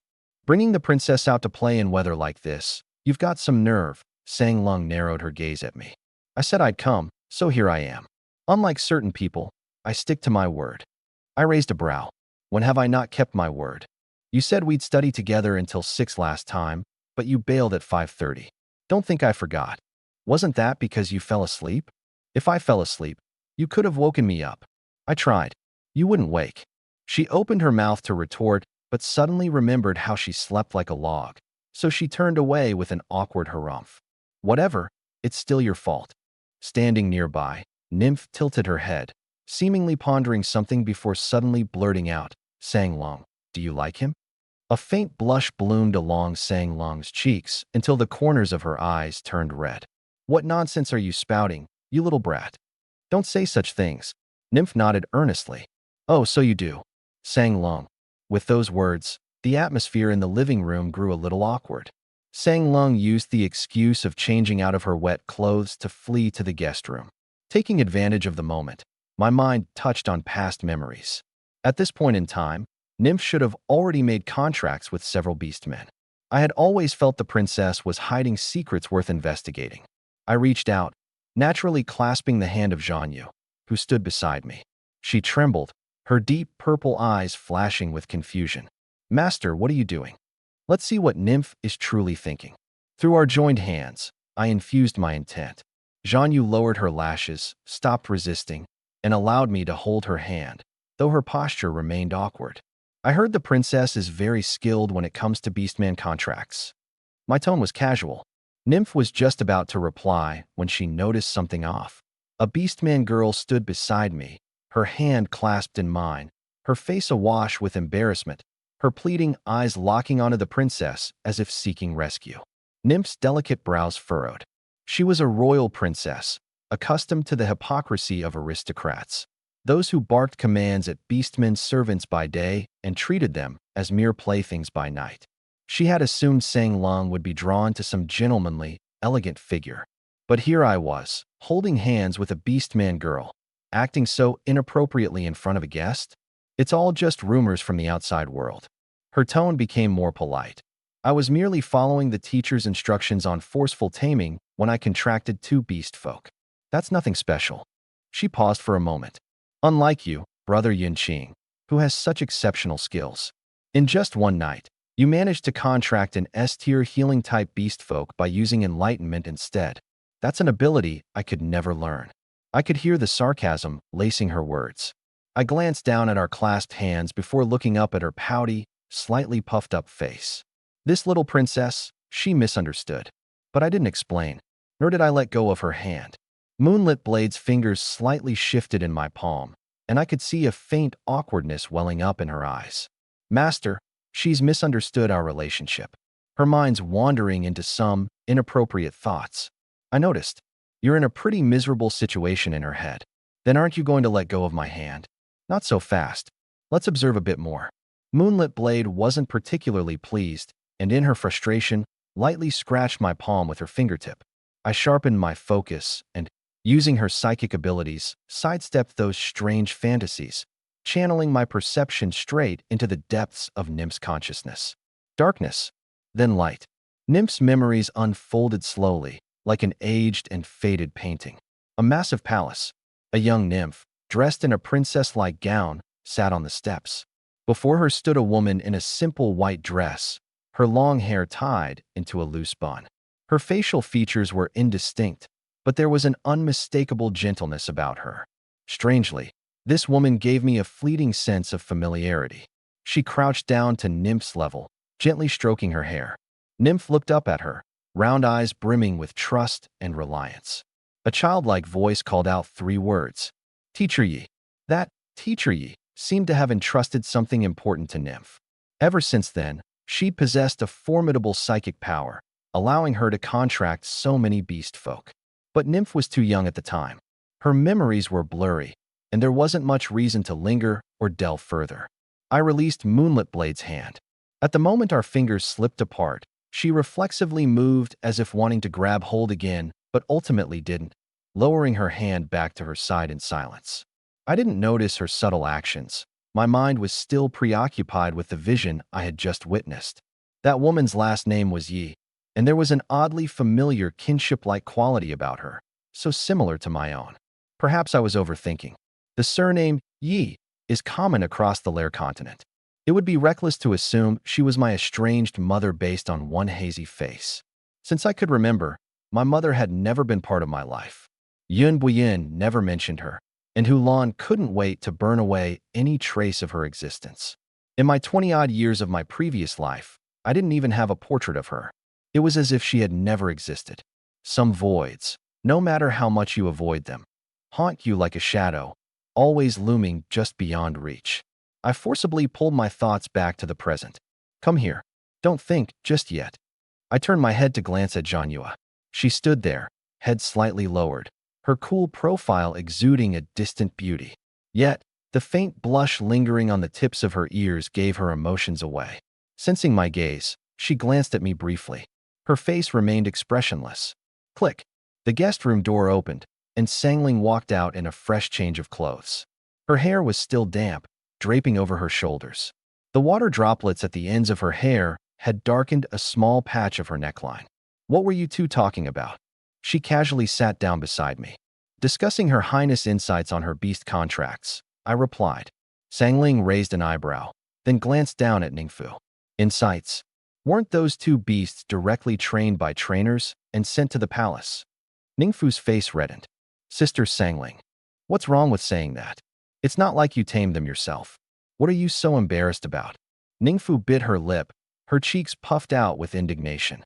She darted a quick glance in my direction, only relaxing slightly when she saw no hint of mockery on my face. Sangling, however, didn't seem to notice Ningfu's subtle reaction. Instead, she turned her focus to me, her elegant brows knitting together slightly. You don't look too well, she commented. I forced a faint smile. Really? Leaning closer, she peered at me inquisitively, her fox-like eyes full of scrutiny. Who upset you? No one. I reached out and gently turned her head back to face forward. I probably just didn't sleep well. She swayed slightly from my nudge, but didn't pull away. Instead, she leaned closer to me, making herself more comfortable. Ningfu gazed at us intently, pressing her lips together tightly. Sangling caught the movement from the corner of her eye. Ningfu, why are you giving us that look? No reason. Ningfu quickly lowered her gaze. Your cheeks are puffed up like a little steamed bun. I'm not. Sangling studied her for a few moments. Unable to figure her out, she eventually dropped it. All right, you. If you're not feeling well, go rest. I'll take Ningfu out for a walk. Might as well, since it wasn't easy getting her out of the palace. Bending slightly, she grabbed Ningfu's hand.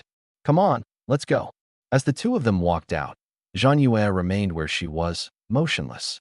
She stared after their retreating figures, her brows creasing ever so slightly. Master, she said softly, Ningfu's mental strength is stronger than I anticipated. Just now, while trying to probe, I nearly got caught. The teacher she remembers, this Mr. E, seems anything but ordinary.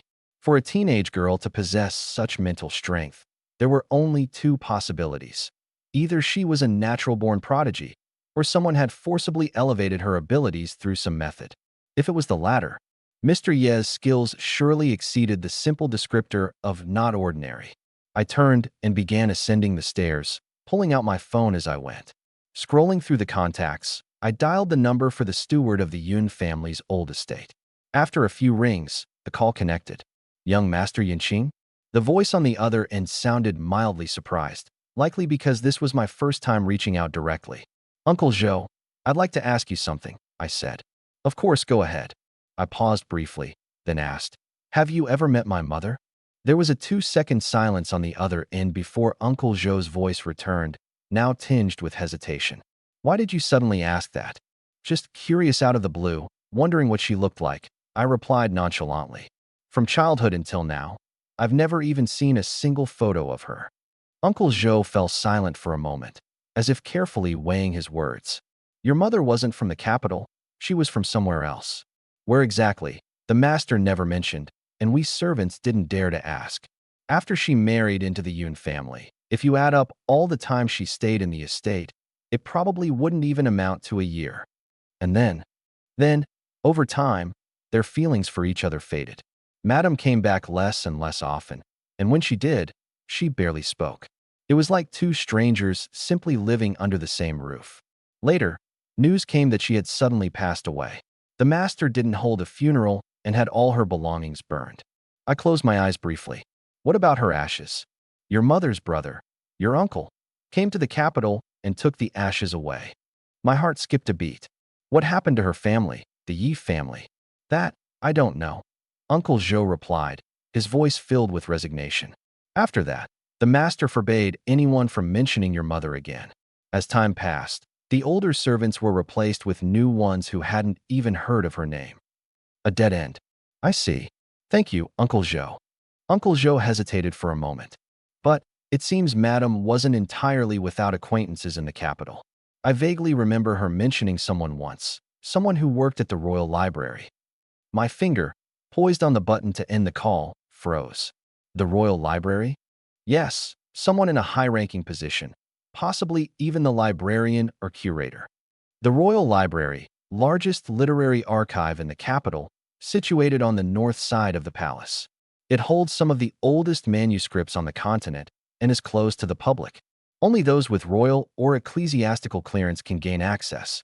My mother, an outsider who couldn't even find her place in the Yun family, had a friend in such a place? Looks like I need to make a trip there before school starts. Are you all right? Uncle Zhou asked again.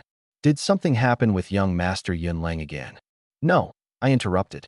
Just a random question. Don't worry about it.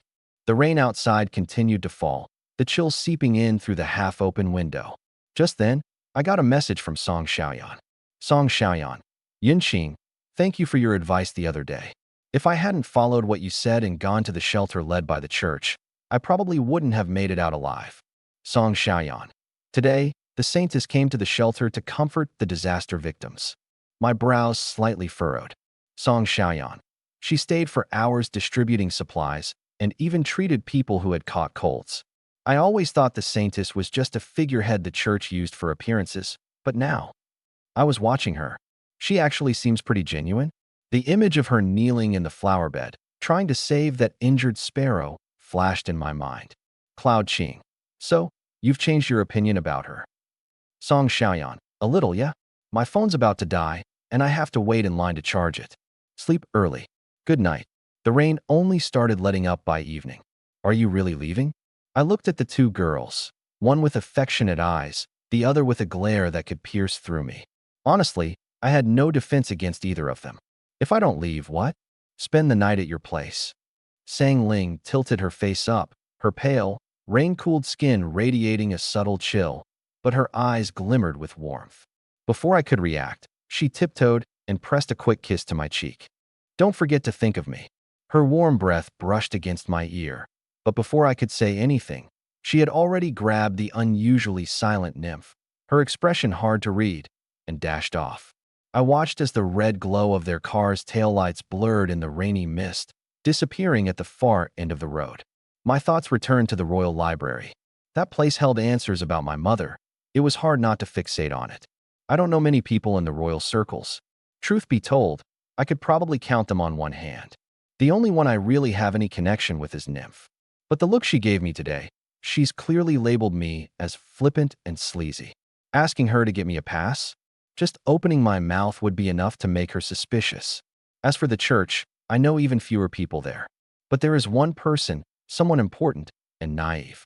The saintess doesn't hold much power, but her status is significant. Getting a pass for the church's archives wouldn't be difficult for her. The best part? She's my follower now. Using her doesn't feel like the right phrasing. She needs faith, and I've given her the perfect object of worship. A fair exchange, really. Tomorrow, I'll head back to the relief center. But it can't be like last time. Too many people. Theatrics won't hold up under close scrutiny. I need to take another approach. I walked to the wardrobe, my gaze passing over the finely made garments, eventually settling on a grayish-white, worn-out coat tucked in the corner. It was from back when I had just arrived in the capital from the countryside. Cotton and linen material. It made me look like a struggling scholar. Yep, just a regular person down on their luck. That'll do. The next day, at the entrance of the relief center, the temporary shelter's canopy had partially collapsed, beaten down by last night's torrential rain. The saintess was seated on a folding chair, a long, crooked line of people stretching in front of her as far as the eye could see. She rested her hand on the forearm of the next person in line. A soft, golden glow emanated from her palm, flowing down the exposed skin. The deep gash, inflamed and swollen, started to visibly heal, the edges knitting together until only a faint pink scar remained. All done, she said, withdrawing her hand. The repeated use of spiritual energy left her fingertips slightly numb.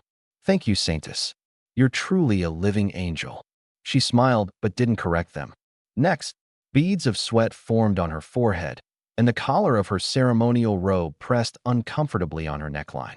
She discreetly tugged at it, but immediately withdrew her hand. No improper movements were allowed. Saintess, would you like to take a break? A nun whispered at her side. You've been healing for 2 hours straight. She glanced at the long line and shook her head. The elder nun wanted to persuade her otherwise, but swallowed her words when she saw that calm, yet unyielding expression. The line inched forward. I stood somewhere in the middle, wearing a worn gray-white coat that added a touch of quiet desolation to my demeanor. My bangs hung down, obscuring most of my face, blending seamlessly into the group of ragged refugees around me. Master, you're really playing the part. Zhang Yu's amused voice echoed through my mind, coming from the small, cold snake coiled tightly around my wrist. I lightly stroked the serpent on my arm. The line advanced again. Rows of temporary tents had been set up, their white tarps dull under the gray, overcast sky. She was sitting under a shaded canopy at the very end, partially hidden by sheer white drapes. Next, the drapes parted. She was seated in a folding chair. The hem of her ceremonial robe spilled onto the dirt-strewn ground, picking up mud and stray grass, though she seemed oblivious. Her complexion was even paler than it had been days before, dark shadows lightly encircling her eyes. I stepped forward, sat down, and rolled up my sleeve to reveal a gash on my forearm. It was made deliberately, a surface wound designed to look fresh and raw, with pink flesh visible but causing no actual pain. She didn't look at me. Her gaze settled directly on the wound, and a soft golden glow began to radiate from her hands. "This injury isn't severe. It'll heal quickly," she said, her voice light and perfunctory, the tone of someone who'd repeated the same reassurance countless times. But then, her movements faltered. The healing was taking longer than expected. Her power seeped into the wound but seemed blocked, as though it hit an invisible wall and couldn't take effect. She frowned and increased the output of her holy energy. Still no success. Finally, she raised her eyes to study the refugee before her. The worn, gray-white coat, the bangs obscuring the face, revealing just a slender and pale jawline. It looked unremarkable. Yet something about it felt off. "You?" She started to speak, but before the words left her lips, I reached out and grasped the hand she had suspended midair. Her entire body froze. The gesture was too bold, too presumptuous. She was the saintess, the symbol of the church. No one dared touch her like this. Her first instinct was to pull her hand away. Her second was to rebuke me. But as her lips parted, an inexplicable sensation surged through her fingertips. It was as though a door had creaked open. Deep within the recesses of her consciousness, another realm began to unfold. Her pupils contracted sharply. She felt it. My consciousness. Our minds, linked together, connected intimately through the tips of our fingers. She had read countless sacred texts, encountered innumerable individuals with a variety of unique abilities, but nothing like this. Nothing even remotely resembling this. This was divinity. Her eyes. Tears welled up in her eyes for a fleeting moment. The face beneath her bangs, in her view, suddenly became incredibly clear. It was him, the divine being. Her lips trembled, attempting to form words, but my thoughts reached her first. "I need access to the royal library." Her heart skipped a beat. What could the divine being possibly need from that place? The thought flickered briefly before she immediately extinguished it. The divine did not owe her any explanations. Her only purpose was to obey. "Understood," she responded in her thoughts, reverence laced with a hint of near submissiveness. I sent her a faint trace of warmth, soft and fleeting, like the gentle sun of a spring day. Then it was gone. She lowered her head, feigning the act of inspecting a wound. Her hand slid into the inner hidden pocket of her ceremonial robes. Such important credentials of the church were never entrusted to others. She always kept them close to her. Her fingertips brushed against a sturdy, embossed card. The surface gleamed faintly with gold, an intricate falcon's design raised from the surface, its ruby-embedded eye gleaming. The access card to the royal library, created as a gesture during historical treaties between the papacy and the monarchy, had never been used before. It had always remained under the saintess's custody. She had never anticipated such a day would come, much less under these circumstances. But what the divine being sought, she would provide. She didn't hand it over directly. The area was far too crowded. Clerical aides, displaced citizens in line, the elderly nun a few steps away. She couldn't afford to act out of place. I made no unnecessary gestures. The air shimmered faintly, the subtlest ripple spreading. The card vanished from her palm. She stared at her now empty hand in dazed silence, fingers curling slowly back into a fist. Nobody around seemed to notice anything unusual. To the others, the saintess had simply taken a little longer than usual to treat a wounded arm.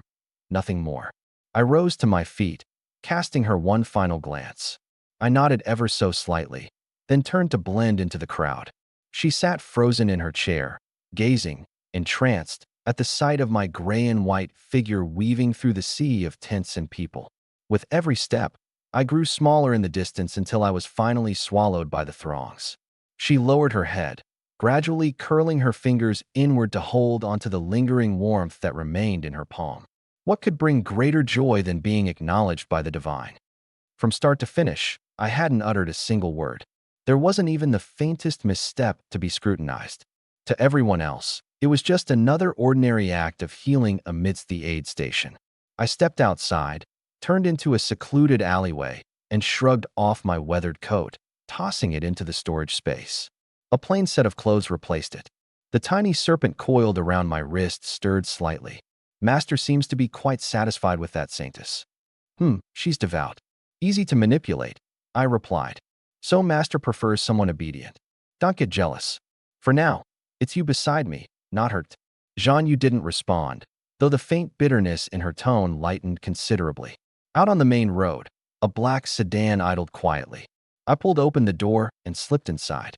Take me to the Royal Library. The engine roared to life. Outside the window, the view gradually shifted from the dilapidated, low-rise slum to orderly, stone-built buildings. The roads widened, the pedestrians appeared more refined, and even the damp, musty scent in the air was replaced by a faint aroma of grass and trees. The Royal Library stood to the north of the palace, a three-story gray and white building with ivy climbing up its exterior walls. Its windows were narrow and tall, lending it the air of an ancient, silent elder. A guard in a deep navy uniform stood in front of the oak doors and extended a hand. "May I see your pass?" I handed over the embossed gold card. After inspecting it, he stepped aside and pushed open the heavy door. "Please, go in."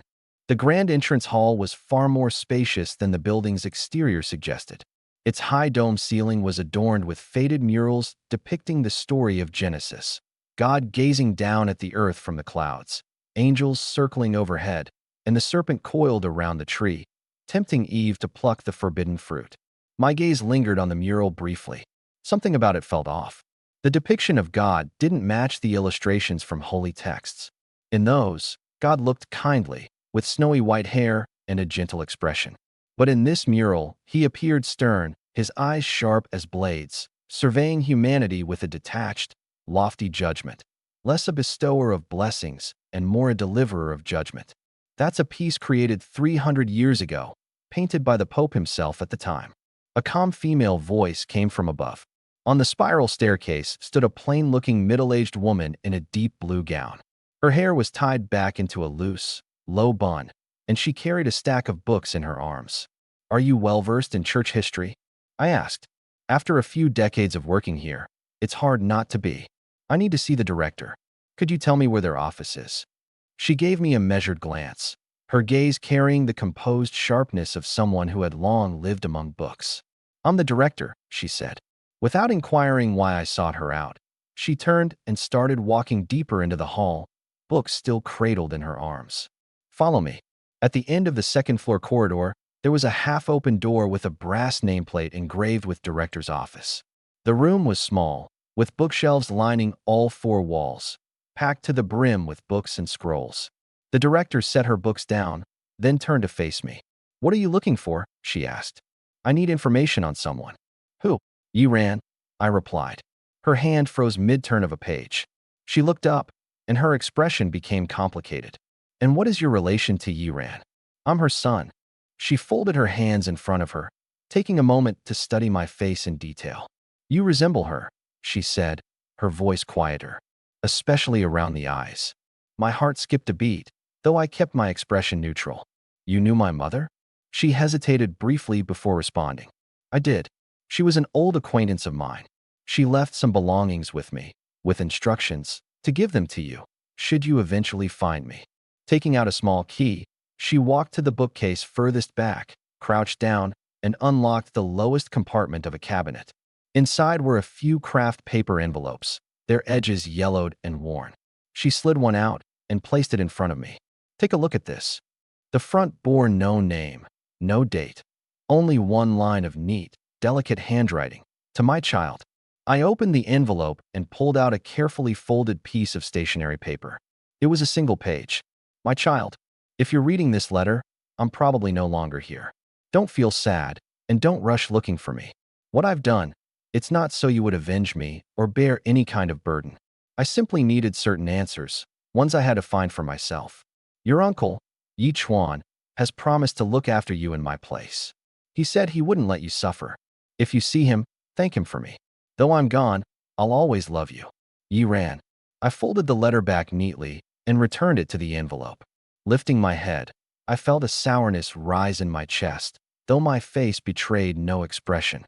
"I've never met anyone named Uncle," I said flatly.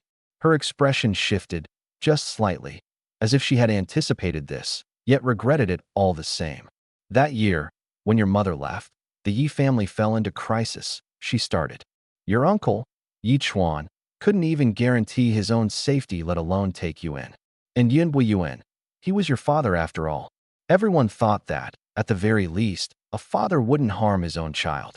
Leaving you with the Yun family seemed more stable than following an uncle on the run.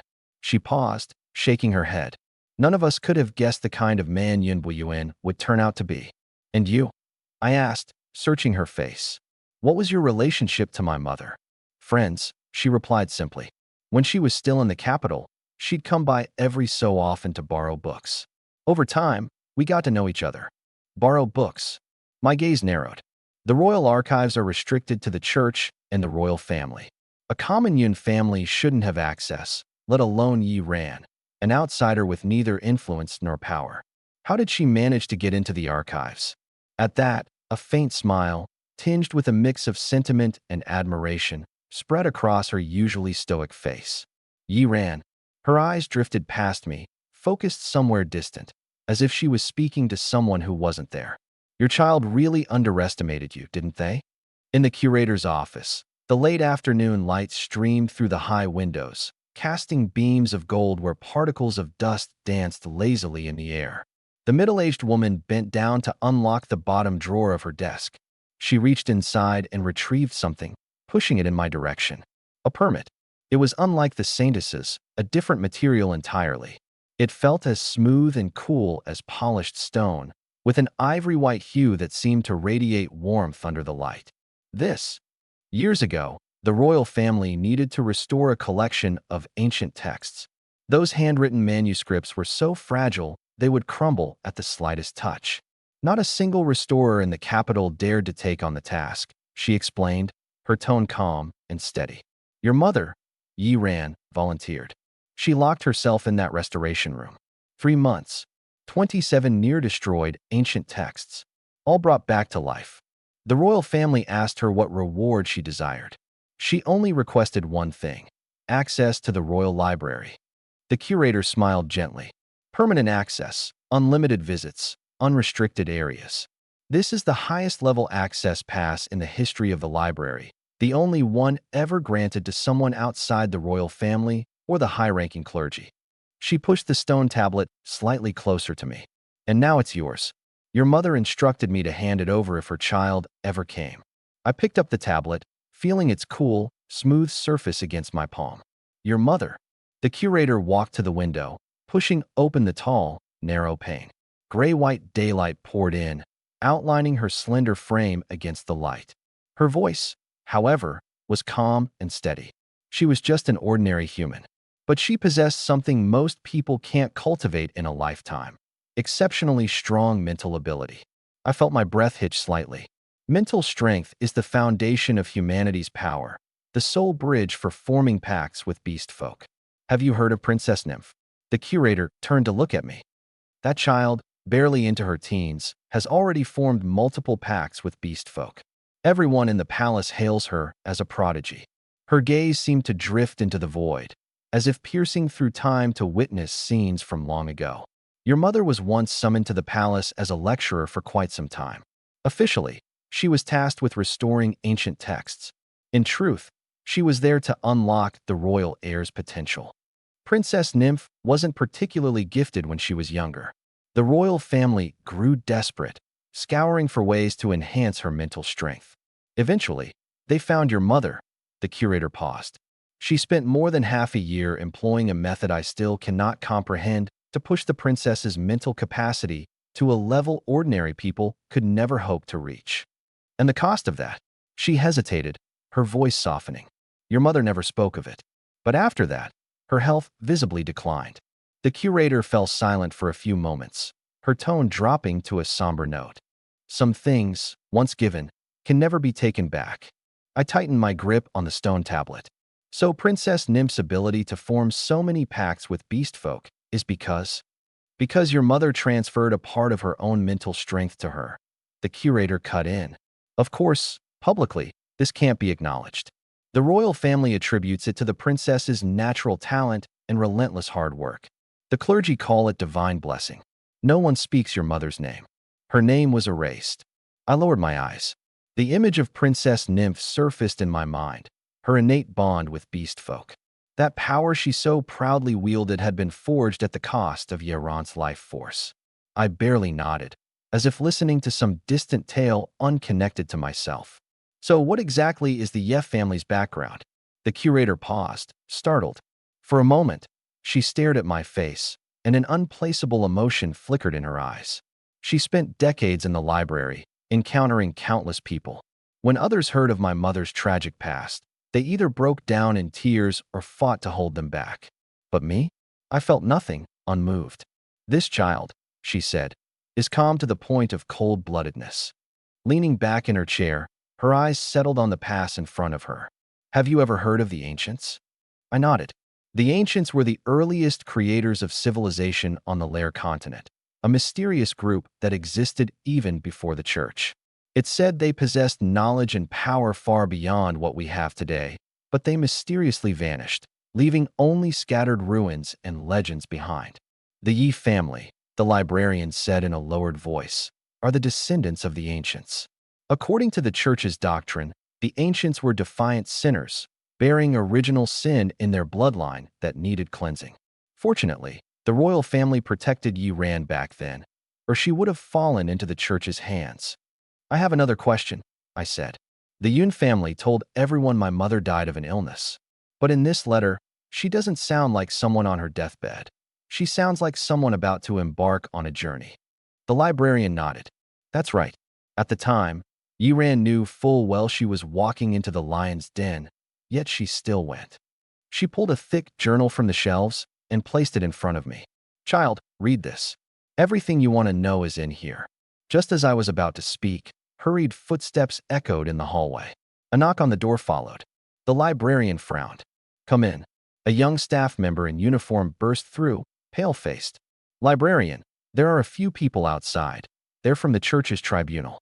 They're here to check the library's past records. Checking records? This isn't a special time. What's the church meddling in now?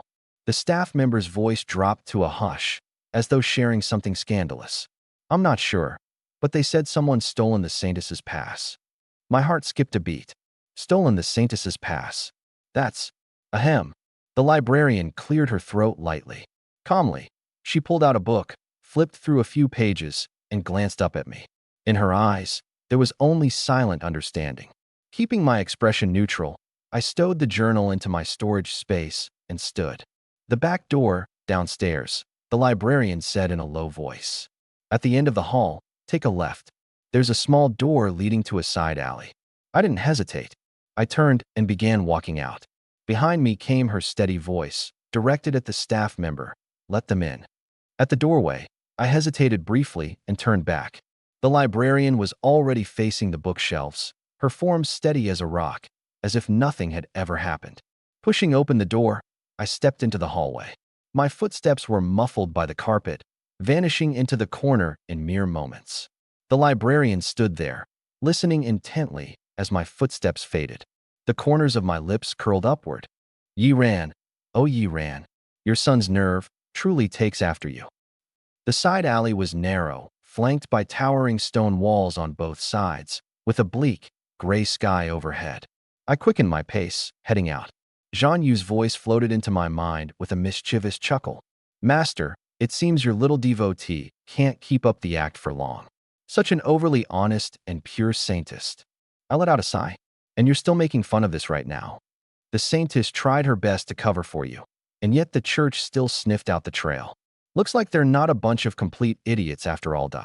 Turning onto the main road, I saw the driver already waiting. I opened the car door and climbed in. Take me to Shiyun Manor.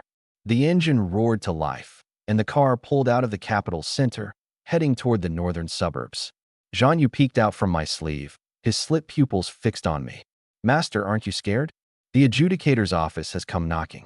They might have already figured out someone's been impersonating a deity to deceive the saintess. It's fine. Even if they suspect me, they won't act for now. A mere mortal pretending to be a divine figure and fooling the saintess. If word spreads, it's their embarrassment, not mine. I gazed at the scenery rapidly retreating outside the window. The beast hunt trials will be their prime opportunity. Before then, I'm just a regular student of Silver Moon Academy, with no apparent flaws for them to exploit. As arrogant as the adjudicator's office is, they wouldn't dare kidnap a noble heir in broad daylight. Zhang Yu was silent for a moment. But it's a different story in the depths of the hunting ravine. Exactly. Out there, losing a student is just par for the course. The car left the main urban area and turned onto the mountain road leading to the estate. Tall trees lined both sides of the path, their branches intertwining overhead to form a canopy of green. The afternoon sunlight filtered through a gray tarp, casting a dull glow over the saintess's pale face. She had been healing continuously for nearly 4 hours. The line was still long, stretching from the temporary shelter all the way to the entrance of the relief site. Refugees gazed at her with desperate eyes, as though she were their one and only lifeline. She rested her hand on the next person's arm, a faint golden glow emanating from her palm. It was dimmer now, much weaker than it had been that morning. Her mental strength was almost depleted, but the line was so long, and the people were still waiting. She was the saintess, the messenger of the divine in this world. She couldn't stop. She couldn't let them see her exhaustion. She blinked, forcing the wavering shadows in her vision to settle into focus. 2 hours later, she finally healed the last patient. The moment the saintess stood up, her legs buckled, and she staggered forward. The elder nun beside her swiftly reached out to steady her. "Saintess, it's time for you to return." Half conscious, she heard the elder nun rummaging through her belongings. "Saintess, where's your access pass to the royal library?" The saintess' breath hitched, and she slowly sat upright.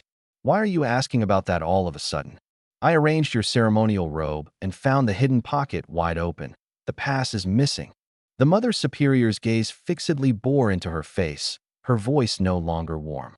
"That pass is a sacred relic of the Holy Church, passed down for centuries. It has always been safeguarded by the saintesses and has never been lost." The reason the Mother Superior searched her personal belongings was because an official from the tribunal had privately instructed her to. The saintess might have fallen under the sway of someone, a master of deception and manipulation, perhaps even a blasphemer daring to impersonate divinity. She was told to keep a close eye on the saintess. At first, she believed the saintess had been fooled. But now, looking into those eyes, not panicked but simmering with restrained fury, she suddenly wasn't so sure. "Your Grace," the Mother Superior said carefully, "I was simply acting under the Church's orders, concerned that someone with ill intentions might exploit you. Please, do not take offense." Someone with ill intentions? The saintess's chest rose and fell rapidly. At the mere age of 6, she had been chosen by the Church, and today marked 12 long years since then. For 12 years, she had risen before dawn to pray, every single day, through freezing winters and scorching summers, without exception. She had memorized scripture, perfected the art of healing, and participated in countless acts of charity, transforming from a naive little girl into the saintess enshrined upon the Church's altar. She had thought of the Pope as a loving father. For 12 years, she had never once questioned any of the Church's decisions. She had believed the Church trusted her. But now, she began to replay the events of the past few days, one memory at a time. Before the Great Flood, she had approached the Pope, entreating him to evacuate the people. His quick agreement at the time had seemed like trust.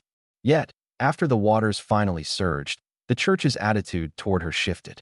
Bishops, who were usually cold and distant, suddenly made a point to speak with her. Mother Superior became unusually attentive. Even the Pope had singled her out after evening prayers. She hadn't thought much of it then. Looking back now, every interaction had been calculated, each word a thinly veiled test. She wasn't foolish, just reluctant to think so poorly of the Church. Now, an anger she had never known before threatened to ignite her very being. She had been taught all her life to be obedient, humble, and compliant. Saintesses must not harbor anger, envy, or any negative emotion. She was God's emissary, a being meant to be flawless, pure, and untainted. But in this moment, she no longer wanted to be flawless. Upon arriving at the Church, she found clergy in gray robes and white hats already waiting at the entrance. "Your Grace, His Holiness requests your presence," one of them said. "Now," the figure stepped aside, gesturing politely for her to proceed. The saintess let out a short, mocking laugh and began walking forward. Between here and the Pope's chambers, she would have to cross 3 long corridors and pass through one grand archway. She had walked this very path for 12 years, yet it had never felt so unbearably long. Long enough for her to mentally rehearse every possible scenario. What would she say if the Pope confronted her about the missing pass? For some reason, the thought of lying to the church didn't seem so wrong anymore. It's really not that big of a deal. After all, the Holy See never trusted her. So why shouldn't she deceive them? Behind the archway was the study. A nun knocked on the door. "Come in." The Pope's voice responded, calm and composed as always.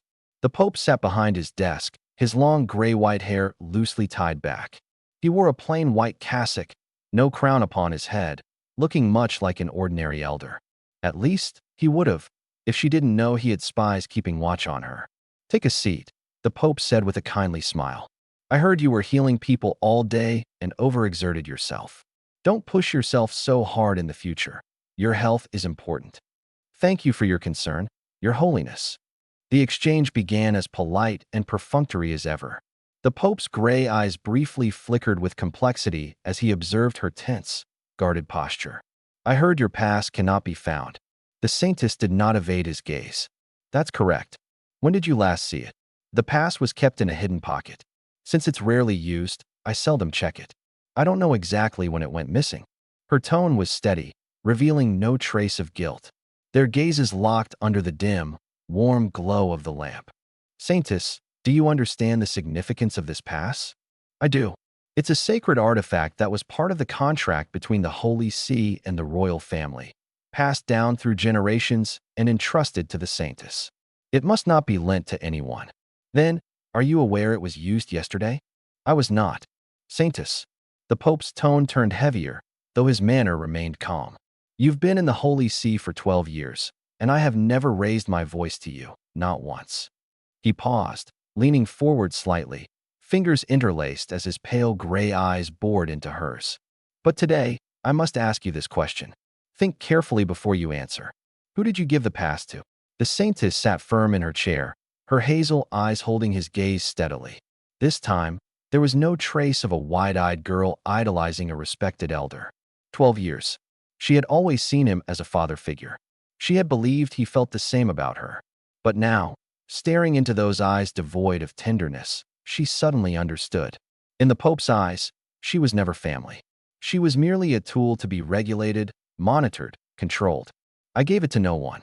Surprisingly, the realization filled her with courage. She heard her own voice, steady and unwavering. "I lost the pass while working at the relief site. There were many people coming and going. Perhaps it slipped out of my hidden pocket while I was bending over to heal someone, and someone else picked it up." The Pope sighed in exasperation, his warm expression cracking with a hint of impatience.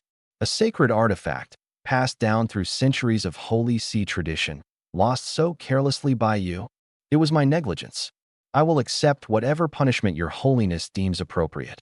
The Pope gently shook his head, as if addressing a disobedient child. "The Saintess, you make me feel like all the 12 years of nurturing you have been wasted. Starting today, you're to reflect in the high tower. You are not to leave without my express permission." His voice returned to a formal and measured calmness, as if handling a mere trivial matter. "When you've figured it out and are ready to speak the truth, you may leave." The Saintess stood up and offered a slight bow. "Understood." She neither argued nor pleaded, simply turned and walked toward the door. The high tower stood at the northernmost end of the church, a solitary stone tower with no surrounding balconies and a single narrow door leading to the courtyard. At the very top was a small room. Its window, set high, offered a view of nothing but a stretch of dull, gray sky. This place had seen many occupants over the years. Rebellious nuns, erring deacons, and others the church deemed in need of quiet contemplation had all passed through its confines. The Saintess never thought she'd one day be among them. The matron stood at the base of the tower, glancing up at the narrow window above. A faint, ambiguous smile touched her lips. "Saintess, I'll be bringing you your meals every day from now on. When you've thought things through, let me know, and I'll report it to His Holiness." The Saintess regarded her kindly face. "Matron, how many years have you served the church?" The matron paused, caught off guard by the question. 43 years. 43 years, the Saintess repeated softly. You must have witnessed much in that time. The matron wasn't sure where this was going. In the shadow of the tower, the saintess's pristine face was tinged with an unsettling darkness. Have you ever thought that one day you might end up inside this tower as well? The matron's smile froze mid-expression. Of late, the saintess had grown more unpredictable, no longer the docile, obedient girl she'd once been. There was something about her now that made people uneasy. The saintess didn't wait for a response and turned, stepping into the tower. The heavy wooden door thudded shut from the outside with a muffled boom. Inside, the light was dim. The stone stairs were narrow and steep, worn smooth by countless footsteps of those who had walked them before. She ascended, step by step, all the way to the top. The window there was narrow, high, and lined with iron bars. The view revealed the rooftops of the church and an endless gray horizon in the distance. She reached into her sleeve and drew out a small, gray sparrow feather. It looked even more crumpled than the day before. The edges had lost some of their soft barbs, and it appeared older and more fragile now. Yet she couldn't bring herself to part with it. She cradled it in her palm and ran her thumb over it gently. "Dear Divine," she whispered in her heart, "they've locked me up. Maybe for 10 days, maybe longer." Her pale lips curved into a faint, bitter smile. "There's no need to worry about me. After all, I am the saintess. They can confine me, punish me, but they wouldn't dare lay a true hand of harm on me." She paused. "I just can't help you anymore." She pressed the feather against her chest and closed her eyes. "I wish you all the best." The wind blew in through the window, lifting her long hair. She remained motionless, like a forgotten stone statue left atop a high tower. Chiyun Manor. I returned from the library and immediately opened the journal the librarian had handed to me. It was left behind by Yi Ran. The title page bore only one line: Expedition Notes on the Abyssal Ravine.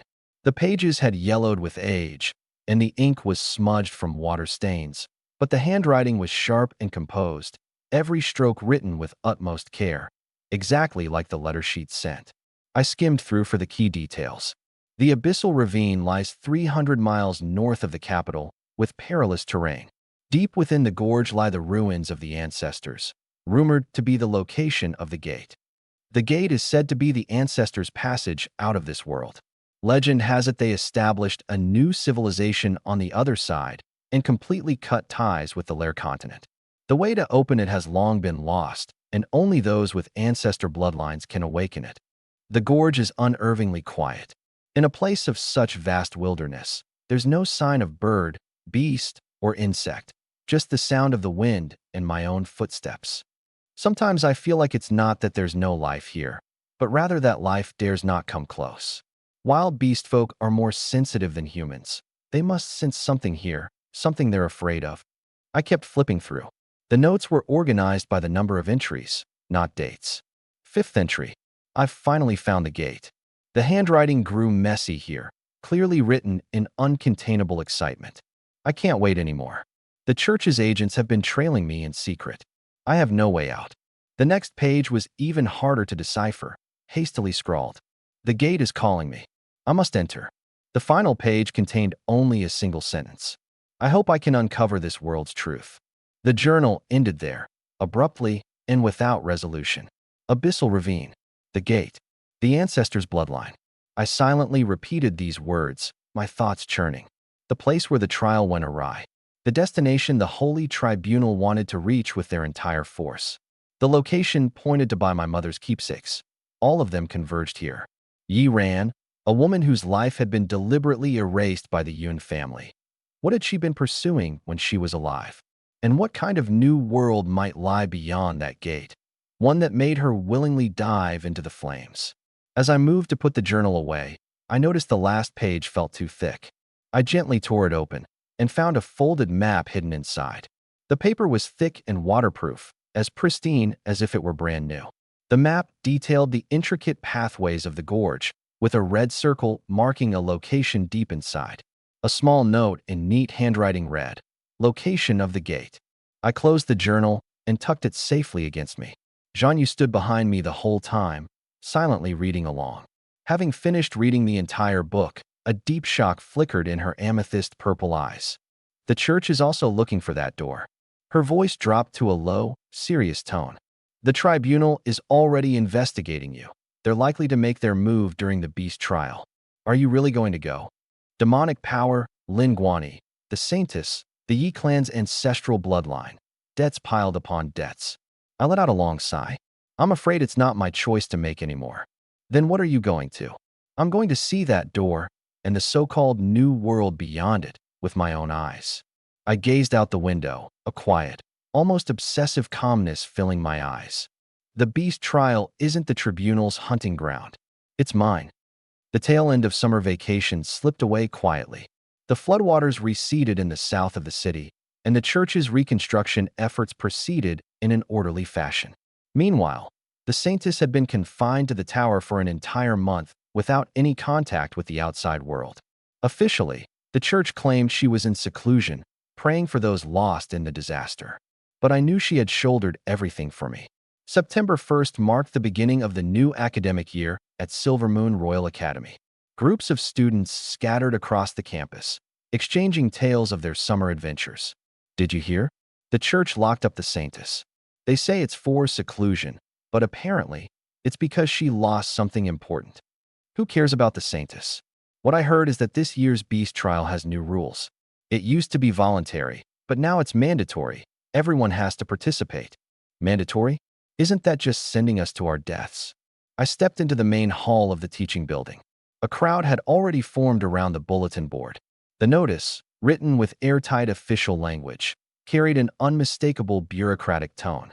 To enhance students' practical combatability, this year's beast trial has been adjusted to a required course. All students must participate. Location, Abyssal Gorge. Dates, September 15th to the 30th, a total of 15 days. Professors will accompany the students to ensure safety. At the bottom, the Academy's bright red seal and the principal's handwritten signature stood out prominently. My gaze lingered on those lines for a moment. Different from my past life. In my previous life, the beast trial had been voluntary. I wasn't even eligible. I was framed by Yun Lang and forced to drop out far earlier. In this life, it had become mandatory. The hands of the church were reaching faster than I had anticipated. Yin Qing, Sang Ling's voice called out from behind me. The glow of good health from her summer vacation still clung to her face, making her look as if she'd just returned from a luxurious holiday destination. Did you see it? The beast trial is mandatory now, she said with a tone of mild complaint. Everyone has to do it. Utterly annoying. You don't want to go? Who wants to go to a place like that? Bugs, beasts, and being stuck there for 15 days. I'm bound to die in there. Her eyes shifted to me, a playful smile appearing on her lips. Though, since you're going too, I guess it doesn't seem as unbearable anymore. We had a short chat. Then she suddenly lowered her voice and said, "By the way, did you hear? The Saintess has been locked up." I remained composed. I've heard. They say she was punished for losing something. She frowned. Some say it was a sacred relic. Others say it was a royal confidential letter. And then, her voice dropped even further. Some say she was caught having an affair with an outsider by the church. I glanced at her. She looked startled by my gaze. Why are you looking at me like that? I didn't make it up. What do you think it was? She tilted her head and pondered for a moment. The first two seemed plausible. The third one, not so much. The Saintess is so devout. She wouldn't do something like that. I didn't respond. Whatever. It's none of our business anyway. She looked up at the grayish sky. The beast hunt trial, though, how's your prep going? Not much to prepare. Wow, you're so relaxed. She threw me a sideways glance. The wild beastmen in the Abyss Rift aren't to be trifled with. A few years ago, some researchers ran into a C-Class one. It was a close shave just getting out alive. Aren't there 4 professors joining us? Professors are professors. You're still responsible for yourself. She sounded unusually serious. If disaster strikes, they might not be able to protect everyone. Seeing how worried she looked, I reached out and ruffled her hair. Don't worry. I've got this. Her ears turned pink, but she huffed stubbornly. Who? Who said I was worried? I didn't call her out. I withdrew my hand and headed back towards the classroom. Let's go. Class is starting. I took my usual spot by the window in the last row. Song Xiaoyan was already there, her head buried in a hefty alchemy notes book. The class bell rang. Our homeroom teacher walked in, holding a list in his hand with a strange expression on his face. Before he even began speaking, the room buzzed with chatter. Did you hear? For this trial, the Academy is assigning the teams. No picking on our own. What? But I wanted to be on Chun Hao's team. The discontented murmurs filled the air, though other conversations soon emerged.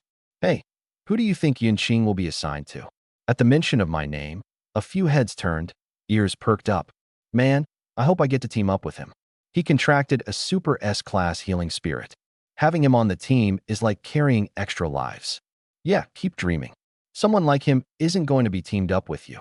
A few girls chimed in, their eyes drifting toward the back row. I leaned against my seat, my expression calm as though the classroom chatter had nothing to do with me. The homeroom teacher cleared his throat and gestured for quiet. Settle down. Teams for this trial are pre-assigned by the Academy, and forming your own groups isn't allowed. If you have any objections, take it up with the dean's office, but don't expect changes. The room quieted a bit, though the restless tension still hung in the air. He began reading off the list. Group 1, Zhang Hao Lisiki, Wang Tingfei. As names were read, the reactions ranged from excitement to unease. I kept my gaze steady. It didn't matter to me who I was grouped with. Group 5, Yun Qing, Lin Guani, Lin Waner, Song Xiaoyan, Xia Yuanfan. The classroom fell silent in an instant. Whispers rose quickly, like a tide. What? Yun Qing and Lin Guani in the same group. Don't they have a grudge? Weren't they throwing punches in the hallway last semester? And Lin Wana? Isn't she the one who's been bullying Song Xiaoyan nonstop? This is insane. Putting sworn enemies together. Isn't that just asking for a fight to break out? What is this, some kind of sick experiment?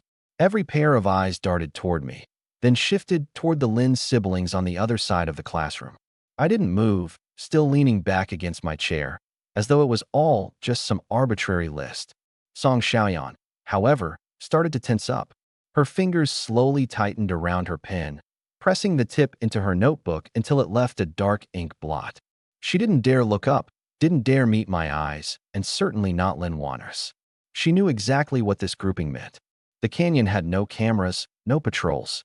Lin Waner would have plenty of ways to make her disappear. She was nothing more than a lamb to the slaughter. In the far corner, Xia Yuanfan couldn't have looked more different. When he heard his name lumped together with mine, he froze, his gaze cutting across rows of desks to land on the back of my chair. Last semester, I had tapped his shoulder once in the hallway. The bruises and welts from all the beatings he'd endured vanished in an instant. Since then, he'd been trying to find a way to thank me, but didn't dare to approach. At Silver Moon Academy, scholarships like him had to tread lightly, careful not to offend the nobles even by accident. But now he'd been put in my group. His lips slowly curled into a grin that he couldn't hide, no matter how hard he tried.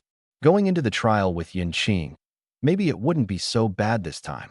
Maybe he could even be helpful, a porter for supplies, a night watchman. Anything to try and pull his weight. Lin Guani sat near the window in the third row. Hearing the list, he turned his head ever so slowly, his calculating gaze settling on me from across the desks. A dark gleam flickered in his eyes, a long-held malice finally coming to the surface. This moment, this opportunity, had been a long time coming for him.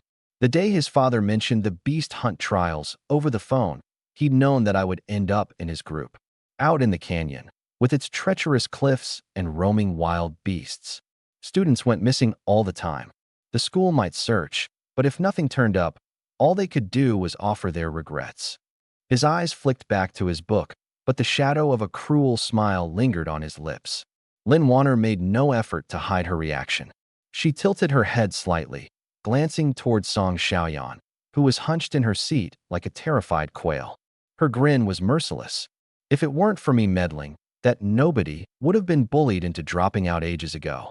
But it's all right. They're in the same group now. Once they get to the canyon, no teachers, no cameras. She'll have plenty of ways to make Song Xiaoyan wish she were dead. As for Yunqing, she glanced in my direction. With her brother around, what was there for her to fear? My desk mate, Zhao Qing, leaned over and muttered softly, Waner, just don't, accidentally kill her in the canyon. That'd be hard to explain. She raised her eyes slightly, speaking in an offhand way. How could I? I just want to get along with her, that's all. Zhao shuddered a bit and decided not to press further. The homeroom teacher finished reading the list of names and closed the folder. Each team can now discuss their tactical roles. Submit your equipment list to the administration office before the trial. Class dismissed. The classroom erupted in noise. Song Xiaoyan finally lifted her head, turning to look at me. Behind her thick, black-rimmed glasses, her expression was filled with unease and guilt. Yinqing, I'm sorry. Her voice was so soft it was almost only audible to the two of us. I'm the one dragging you down. If it weren't for me, maybe you wouldn't have been assigned to this group. You think they put you here because you're close to me? She bit her lip and stayed silent, but her face revealed everything. You're overthinking it. I offered her a reassuring smile. Their target was me, not you. Even without you, they would have found another way to put me in this group. You're just collateral. My gaze trailed after Lin Guani as he walked away. This list was decided from the start. Song Xiaoyan followed my line of sight. Lin Guani was standing up at his desk, carefully organizing his books with a calm, measured ease that showed no trace of concern about being stuck with enemies in his group. Of course, he was calm. This was exactly what he wanted. As soon as he was done, he turned to leave. His eyes briefly locked with mine in midair before darting away, as if he were afraid he might not be able to hold back a smirk. Lin Warner followed close behind him. When she passed my desk, she paused for a moment, tipping her head slightly to look down at Song Xiaoyan with her malice fully unveiled. Wow, Song Xiaoyan. What a coincidence we're in the same group. Make sure to stick close to me during the trial, okay? There are lots of wild beasts in the canyon. If you get lost, nobody's going to come looking for you. Song Xiaoyan's face turned pale for a brief moment, but she didn't say anything. Lin Warner's red lips curved up in a smirk, and she clicked her heels loudly as she strode away. I gathered my belongings and headed toward the back of the classroom. Xia Yuanfan was still sitting in the corner, the smile on his face not entirely hidden yet. He noticed someone approaching and looked up to meet my gaze. He instinctively straightened his back like he was trying to appear more presentable. Yinqing, we're in the same group. Yeah, during the trial, stay close to me. He froze for a second and then nodded vigorously. I won't cause you any trouble. I can carry stuff, keep watch, whatever you need me to do. He bid farewell and turned to leave. Lowering his head, he gazed at his frostbitten and calloused hands, slowly clenching them into fists. In the corridor, my pace wasn't rushed. The reach of the church extended deeper than I had ever anticipated. Lin Guani, Lin Warner, and two special admissions students. Unlike the noble-born elites who seemed to populate the academy, the type of crowd where throwing a single brick might hit three of them, Song Xiaoyan and Xia Yuanfan's deaths wouldn't even stir a ripple. A little compensation to their families would easily settle it. A setup clearly meant to see me eradicated. Yet, there was no turmoil in my heart. When it boiled down to it, at the Hunter's Rift, it was anyone's guess who would hunt whom. September 15th. The beast hunting trial commenced, right on schedule. Before the first light of day broke, the Silver Moon Royal Academy Square was already packed with people. Dark training uniforms, identical hiking backpacks. Some were meticulously checking their gear. Some wore solemn expressions, while others tingled with eagerness. About a dozen military-grade off-road vehicles stood parked at the front of the square. The Academy's insignia gleamed coldly upon their frames. Engines roared, and the white exhaust turned into faint morning mist in the chill dawn air. At the forefront of the convoy stood four accompanying professors, each flanked by an A-grade or higher contracted beast. These were Silver Moon's four elite educators, widely recognized across the Lyre continent as top-tier powerhouses. Their silent presence alone was reassuring enough to the crowd. Everyone assemble. Professor Zhang, the head supervisor, issued the command, cutting through the noise in an instant. I'll reiterate the rules. His gaze swept across the gathered students. Each team consists of 5 members, assigned by the Academy. No exceptions. Area borders are strictly enforced. Teams are not to cross boundaries. He paused momentarily. The trial lasts 15 days. Each team must capture at least one wild beast during this period. The beast's grade won't affect your score. However, failing to complete the task on time will result in the entire team being disqualified. Every team will be issued a single signal flare. Use it if you're in danger, and the nearest professor will provide immediate support. But remember, Once that flare is launched, your trial ends. Your final result will only be based on the captures you've managed up to that point. A murmur of quiet discussion swept through the students. What if we can't win against the wild beasts? If you can't win, run, Professor Zhang responded bluntly. If you can't escape, then fire the signal flare. Remember, keeping your life is more important than your score. He raised a hand, gesturing toward the massive map displayed behind him. The area is divided into 3 tiers. D-tier zones primarily contain F-grade to D-grade beasts, suitable for weaker teams. C-tier zones require moderate levels of combat ability. Lastly, B-tier zones. Only the strongest teams will be assigned there. That's where you'll encounter B-grade, possibly even A-grade wild beasts. The moment his words settled, every pair of eyes instantly shifted toward me. To be precise, they shifted toward my group. Team 5. Yin Qing, Lin Guani, Lin Wan'er, Song Xiaoyan, Xia Yuanfan. Professor Zhang read aloud. Your team will be assigned to a B-tier zone. The square erupted in chaos. Zone B? The most dangerous one. Yin Qing is Grade S healing. Lin Guani is Grade B lightning. Strong enough. But the other 3? Song Xiaoyan and Xia Yuanfan haven't even bonded with a single beast, have they? Sending them into Zone B is a death sentence. Some were sympathetic, others full of schadenfreude, and even more were there just for the spectacle. Sang Ling, standing with her team from the neighboring class, looked toward me over the rows of people. Her face shifted. She'd been assigned to Zone D, the safest area and also the furthest from mine. But amidst the murmurs of the crowd, I caught 2 other gazes. Lin Guani sat with his eyes shut. The faint smirk on the corner of his lips was deeply concealed, but it was there. Honestly, he probably thought Zone B wasn't even challenging enough. Next to him stood Lin Wan'er. Her eyes gleamed, a hunter's spark igniting within them. Mountain trails are steep, the forest dense. Something unexpected happening would be all too normal. I didn't call them out. Some people thought they were moving the chess pieces, unaware they'd long been placed on someone else's board. Xia Yuanfan's face was pale. He'd never even seen a Zone D beast in his life. After stealing a glance at me, he took a deep breath, squaring his shoulders slightly. The whistle blew. Off-road vehicles rumbled one by one out of the plaza, heading north along the main road. The city faded into farmland, farmland into wilderness, and wilderness into ridges of endless mountains. The car was silent, so quiet you could hear each breath being taken. Lin Guani and Lin Wan'er shut their eyes to rest. Song Xiaoyan and Xia Yuanfan didn't dare make a sound. 3 hours later, the convoy finally stopped at a wide-open expanse. All assigned to Zone B, disembark here. Professor Zhang's voice crackled through the radio. Proceed on foot into Hunting Canyon. You're allowed within Zones B3 to B6. Absolutely no crossing boundaries. Return to this point for pickup in 15 days.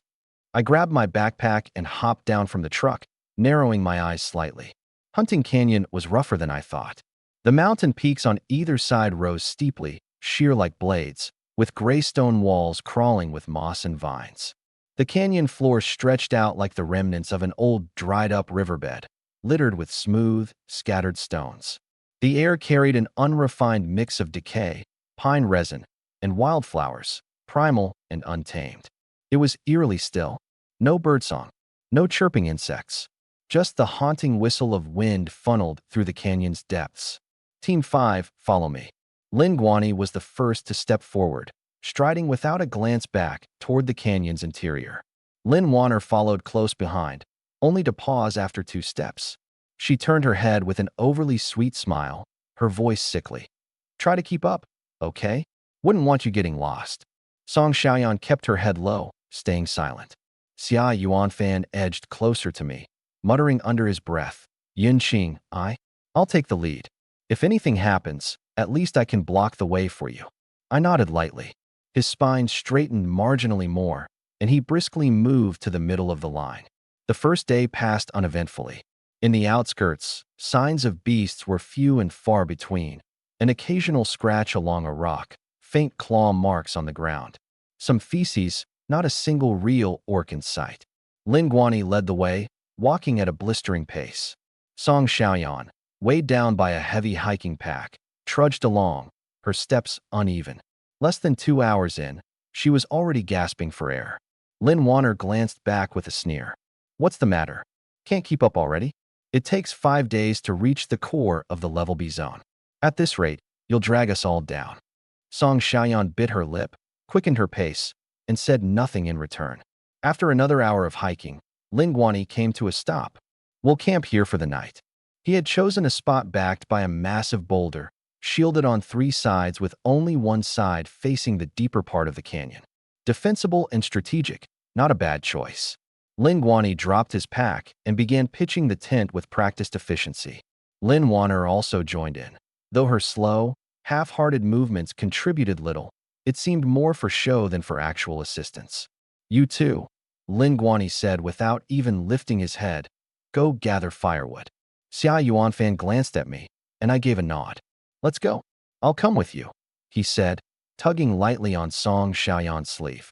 The two of them wandered back downstream, searching for dry branches along the riverbank. By the time Lin Guani finished setting up the tents, he clapped the dust off his hands and walked over to me. How long can your healing ability last during a fight? Depends on the severity of the injuries, I replied. What about fatal wounds? He raised an eyebrow, a flicker of malice lurking in his eyes. I didn't answer. I knew exactly what he was fishing for. No matter how advanced a healing ability is, it can't bring someone back from the dead. He wasn't looking for my answer, but rather my limits. Seeing no satisfaction from me, he turned back toward the tent. We'll be stepping into orc territory tomorrow.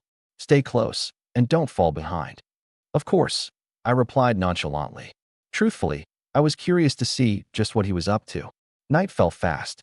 Though the sun had yet to completely set, the towering mountain peaks on either side had already blocked most of the light, leaving only a pale sliver of gray spilling down from above. The campfire crackled, its light flickering across everyone's faces, cutting their expressions into shadows and gleams. Lin Wanner, pulling out a packet of crackers from her pack, broke a piece off and popped it into her mouth. Her gaze darted occasionally towards Song Xiaoyan. Hey, Song Xiaoyan, what V you got in your pack? It seems so heavy. Song Xiaoyan paused. Medical supplies, she answered. What kind of medical supplies? Injury treatments, stamina boosters, and antidotes, she said tentatively. Sounds like quite the haul, Lin Wanner said, her lips curling into a fake smile. I guess if any of us get hurt, we'll be counting on you. Then, with a sly turn of her tone, she asked, but you don't have a contracted orc, do you? No, Song Xiaoyan admitted. Not one. Weren't you a special recruit? Lin Wanner sighed with dramatic disappointment. I thought someone would need at least a little skill to make it into Silver Moon. Guess even dead weight can make the cut. Xia Yuanfan's face darkened. He didn't have a contracted orc, either. Her comment had just insulted him by association. Yet he dared not speak up. Song Xiaoyan gripped tighter onto. She clenched the cracker tighter in her hand without saying a word. The campfire crackled and popped softly in the background. I finally broke the silence. Lin Wanner, your C-rank fire ability. It's been contracted for quite some time now, hasn't it? She froze for a moment, then narrowed her eyes. And what of it? This entire trip, at least Song Xiaoyan and Xia Yuanfan have been pulling their weight. And you? Not even once did you bother to help start a fire, I said, my gaze steady. But when it comes to mocking your teammates, you seem to have far more energy to spare than your actual power provides. Xia Yuanfan couldn't hold back a laugh, but the sight of Lin Wanner's darkened face made him force it back down. My abilities are meant for crucial moments. Lin Wanner shot back, embarrassed and angry. Why should I waste them on trivial things like this? Lin Guani spared his sister a glance, his expression tinged with disapproval. Stop the infighting. Everyone go rest. We'll need to be up early tomorrow. He stood and disappeared into the tent. Lin Wanner stood as well, clearly unwilling to let the moment lie. On her way past Song Xiaoyan, she leaned down close to her ear, her voice toxic and laced with malice. Good night. See you tomorrow. Song Xiaoyan stiffened. Lin Wanner smirked and then headed into her tent. Xia Yuanfan exhaled a long breath of relief. Yin Qing. Sleep. I cut him off. I'll take the night watch. He hesitated, his lips half-parted, but eventually nodded and climbed into his sleeping bag. Song Xiaoyan zipped up hers without a sound. I remained alone by the fire, gazing at my open palm. For just a fleeting moment, Faint white light pooled at my fingertips before dissipating. Some cards, I thought, are best kept in hand until the final move. The next morning, before the sun had risen, Lin Guani was up. He didn't wake anyone, but the noise of him packing the tent stirred everyone from their sleep. Let's go. We need to reach Zone B4 today, and the trail's rough. Don't drag your feet. We hastily ate a bit of dry rations and followed him deeper into the forest. The further we went, the thicker the vegetation became. The canopy above blocked out nearly all the sunlight, save for a few golden rays sneaking through gaps, forming tiny glowing patches on the damp ground. The air was so humid it could have been wrung out like a sponge. Each step on the soft bed of leaves was silent. Lin Guani kept a fast pace. Song Xiaoyan had to jog at times just to keep up. Sweat streamed down her face, and the straps of her backpack dug painfully into her shoulders. But she grit her teeth and stayed silent. Xia Yuanfan occasionally reached out to steady her, though he tried to be subtle about it. Hurry up, Lin Wanner's voice carried from the front with no trace of concern. If you keep dawdling like this, we won't make it by nightfall. Under the mounting pressure, Song Xiaoyan became more flustered. Her foot slipped, and she stumbled forward, her backpack slinging off her shoulder as its contents spilled all over the forest floor. Bottles of medicine, bandages, dry rations, and a water flask scattered among wet leaves and stones. Some bottle caps popped off, and the light blue liquid spilled into the mud. Song Xiaoyan dropped to her knees, frantic, scrambling to gather everything back. I'm sorry, I didn't mean to. I'll pick it up right now. Her voice trembled, almost breaking. Lin Wanner stopped walking and turned back, crossing her arms smugly. Fu kanja zhongren, Lin Wanner taoja mei fengcu. Song Xiaoyan, you're such a loser. Her tone was piercing, dripping with disdain. You can't even walk without tripping. Look at the mess you've made trying to carry a few potions. That's the team's supplies. You've ruined everything. Can you afford to replace them? It was absurd. She conveniently ignored the fact that Song Xiaoyan had crafted those potions with her own money. Song Xiaoyan raised her head, her expression filled with humiliation, but she mustered the courage to push back. These are mine, not the team's. Why bother picking them up? Lin Wanner said, utterly shameless, casting her a mocking glare. I seriously don't get it. How did someone like you even get into Silver Moon Academy? A special admission slot wasted on trash like you. You're not even worthy of carrying my shoes. Xia Yuanfan crouched nearby, quietly helping pick up the spilled items. His lips pressed into a thin line, his head bowed low. After nearly a year in Silver Moon, he understood all too well. The nobility didn't see people like him, special admits, as equals. Speaking up would only make things worse. Lin Wanner kicked a loose pebble, which bounced onto Song Xiaoyan's hand. You lowlifes never should have come here. That spot you took could have gone to someone truly talented. The academy keeps lowering its standards, letting in trash to prop up their image. Song Xiaoyan simply kept her head down, picking up the pieces. Her silent endurance only made Lin Wanner more emboldened. What? Am I wrong?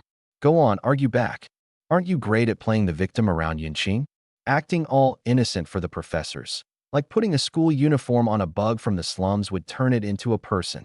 That's enough, I said, stepping forward from the back of our group. Lin Wanner's words faltered, her face shifting briefly before regaining her sneer. Yinqing, what does this have to do with you? I ignored her, turning my attention to Lin Guani, who had been standing idly by. 6 days in this canyon, I said, my voice calm and measured. Your sister has been targeting Song Xiaoyan the entire time. You've seen it all. He said nothing. Infighting in a team? No one will survive in real danger. If she keeps this up, we might as well split ways. You two pair up, and I'll take Song Xiaoyan and Xia Yuanfan. We'll go our separate ways and tackle the trial on our own. Fine, Lin Wanner scoffed. Who wants to be in the same group as you anyway? Good luck lasting a day with those two deadweights. Then it settled. But Lin Guani finally spoke up before I could turn to leave. He had worked too hard, pulling strings and using his father's connections within the church to maneuver me into this group. The canyon was critical to his plan, a carefully orchestrated trap meant to eliminate me. Letting me leave would render all his efforts useless. He took a deep breath, containing his irritation, and masked it with a composed facade. Yinqing, are you threatening me? I met his gaze squarely. If this group can't get along, forcing it will only hurt everyone involved. Academy rules require us to. Teams are not allowed to be split without authorization. His expression turned dark. You plan to break school rules? Want to face disciplinary action? Don't worry about that, I said calmly. When we're in front of the dean, I'll present the truth. Bullying within the team has rendered collaboration impossible. By then, the one facing punishment might not be me. His brows furrowed tightly. He hadn't expected me to be so direct, calling his bluff like this. Yun Qing is right. A slightly timid voice interrupted from the side. Everyone turned to look. It was Xia Yuanfan. He gripped the strap of his backpack tightly, as though standing up had drained him of all his courage. I don't want to be in a group with Lin Wanner either, he declared, summoning the last of his resolve. From day one, she's been bullying Song Xiaoyan. I've had enough. If Yunqing leaves, I'll go too. Break school rules, then so be it. Worst case, I'll drop out. When he finished, his shoulders sagged slightly, as if completely drained. Song Xiaoyan stood as well. I'll go with Yunqing too. Lin Guanyi's temples throbbed with anger. These two nobodies? They actually chose to take Yunqing's side? Dusk settled around us as I stood there quietly, showing no intention of leaving just yet. Sometimes, to force someone to yield, there's no need to use force. You simply have to make them realize the game they're gambling everything on could collapse in an instant. Lin Guanyi understood my message. He closed his eyes and took a deep, steadying breath. When they opened again, the oppressive anger in his gaze had morphed into humiliation. Wanner, brother, apologize. Lin Wanner's eyes widened in disbelief. What did you just say? Apologize to Song Xiaoyan. Why should I? What did I do wrong? She is useless. Apologize. Lin Guanyi's tone suddenly turned sharp. His right hand rose slightly, faint blue and white electric sparks crackling at his fingertips, buzzing with thinly veiled menace. Lin Wanner's face turned stark white. Caught in a painful limbo between stubborn defiance and humiliating submission, she finally bit her lip and turned to Song Xiaoyan. I'm sorry, she muttered. Louder. Lin Guanyi frowned. I'm sorry. Tears of humiliation slid down her cheeks. I shouldn't have called you useless. I'm sorry. Song Xiaoyan regarded her tear-streaked face, twisted with shame, and remained silent for a moment. She, too, understood. The battlefield is treacherous, and splintering the group would benefit no one. Since an olive branch had been extended, refusing it now would only make her seem unreasonable. I accept your apology, Song Xiaoyan replied finally. Lin Guanyi turned coldly to his sister. From this moment forward, no more targeting her. No instigations, no games, no holding the team back. Understood.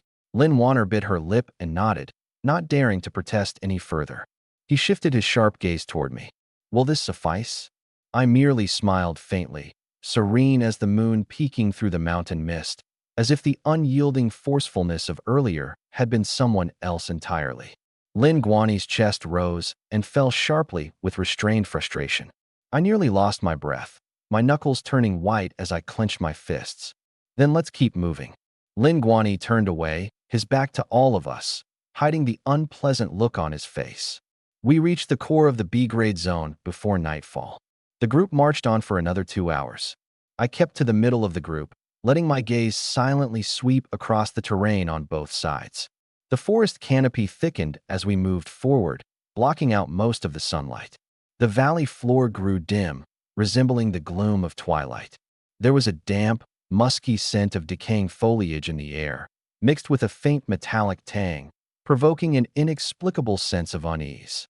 I pulled out the map, unfolded it, and gave it a quick glance. Sure enough, Lin Guanyi had led us farther off course compared to where we were earlier in the day. According to the markings, we had long since left the B-grade zone. At this pace, in less than half a day, we'd end up at the edge of the A-grade zone. The A-grade zone. The wild beastmen there were, at a minimum, classified as B-grade threats, with tales suggesting that individuals of A-grade, and even beyond, lurked deeper within. I folded the map and stuffed it back into my pocket, keeping my thoughts to myself. He's leading us to the A-grade zone.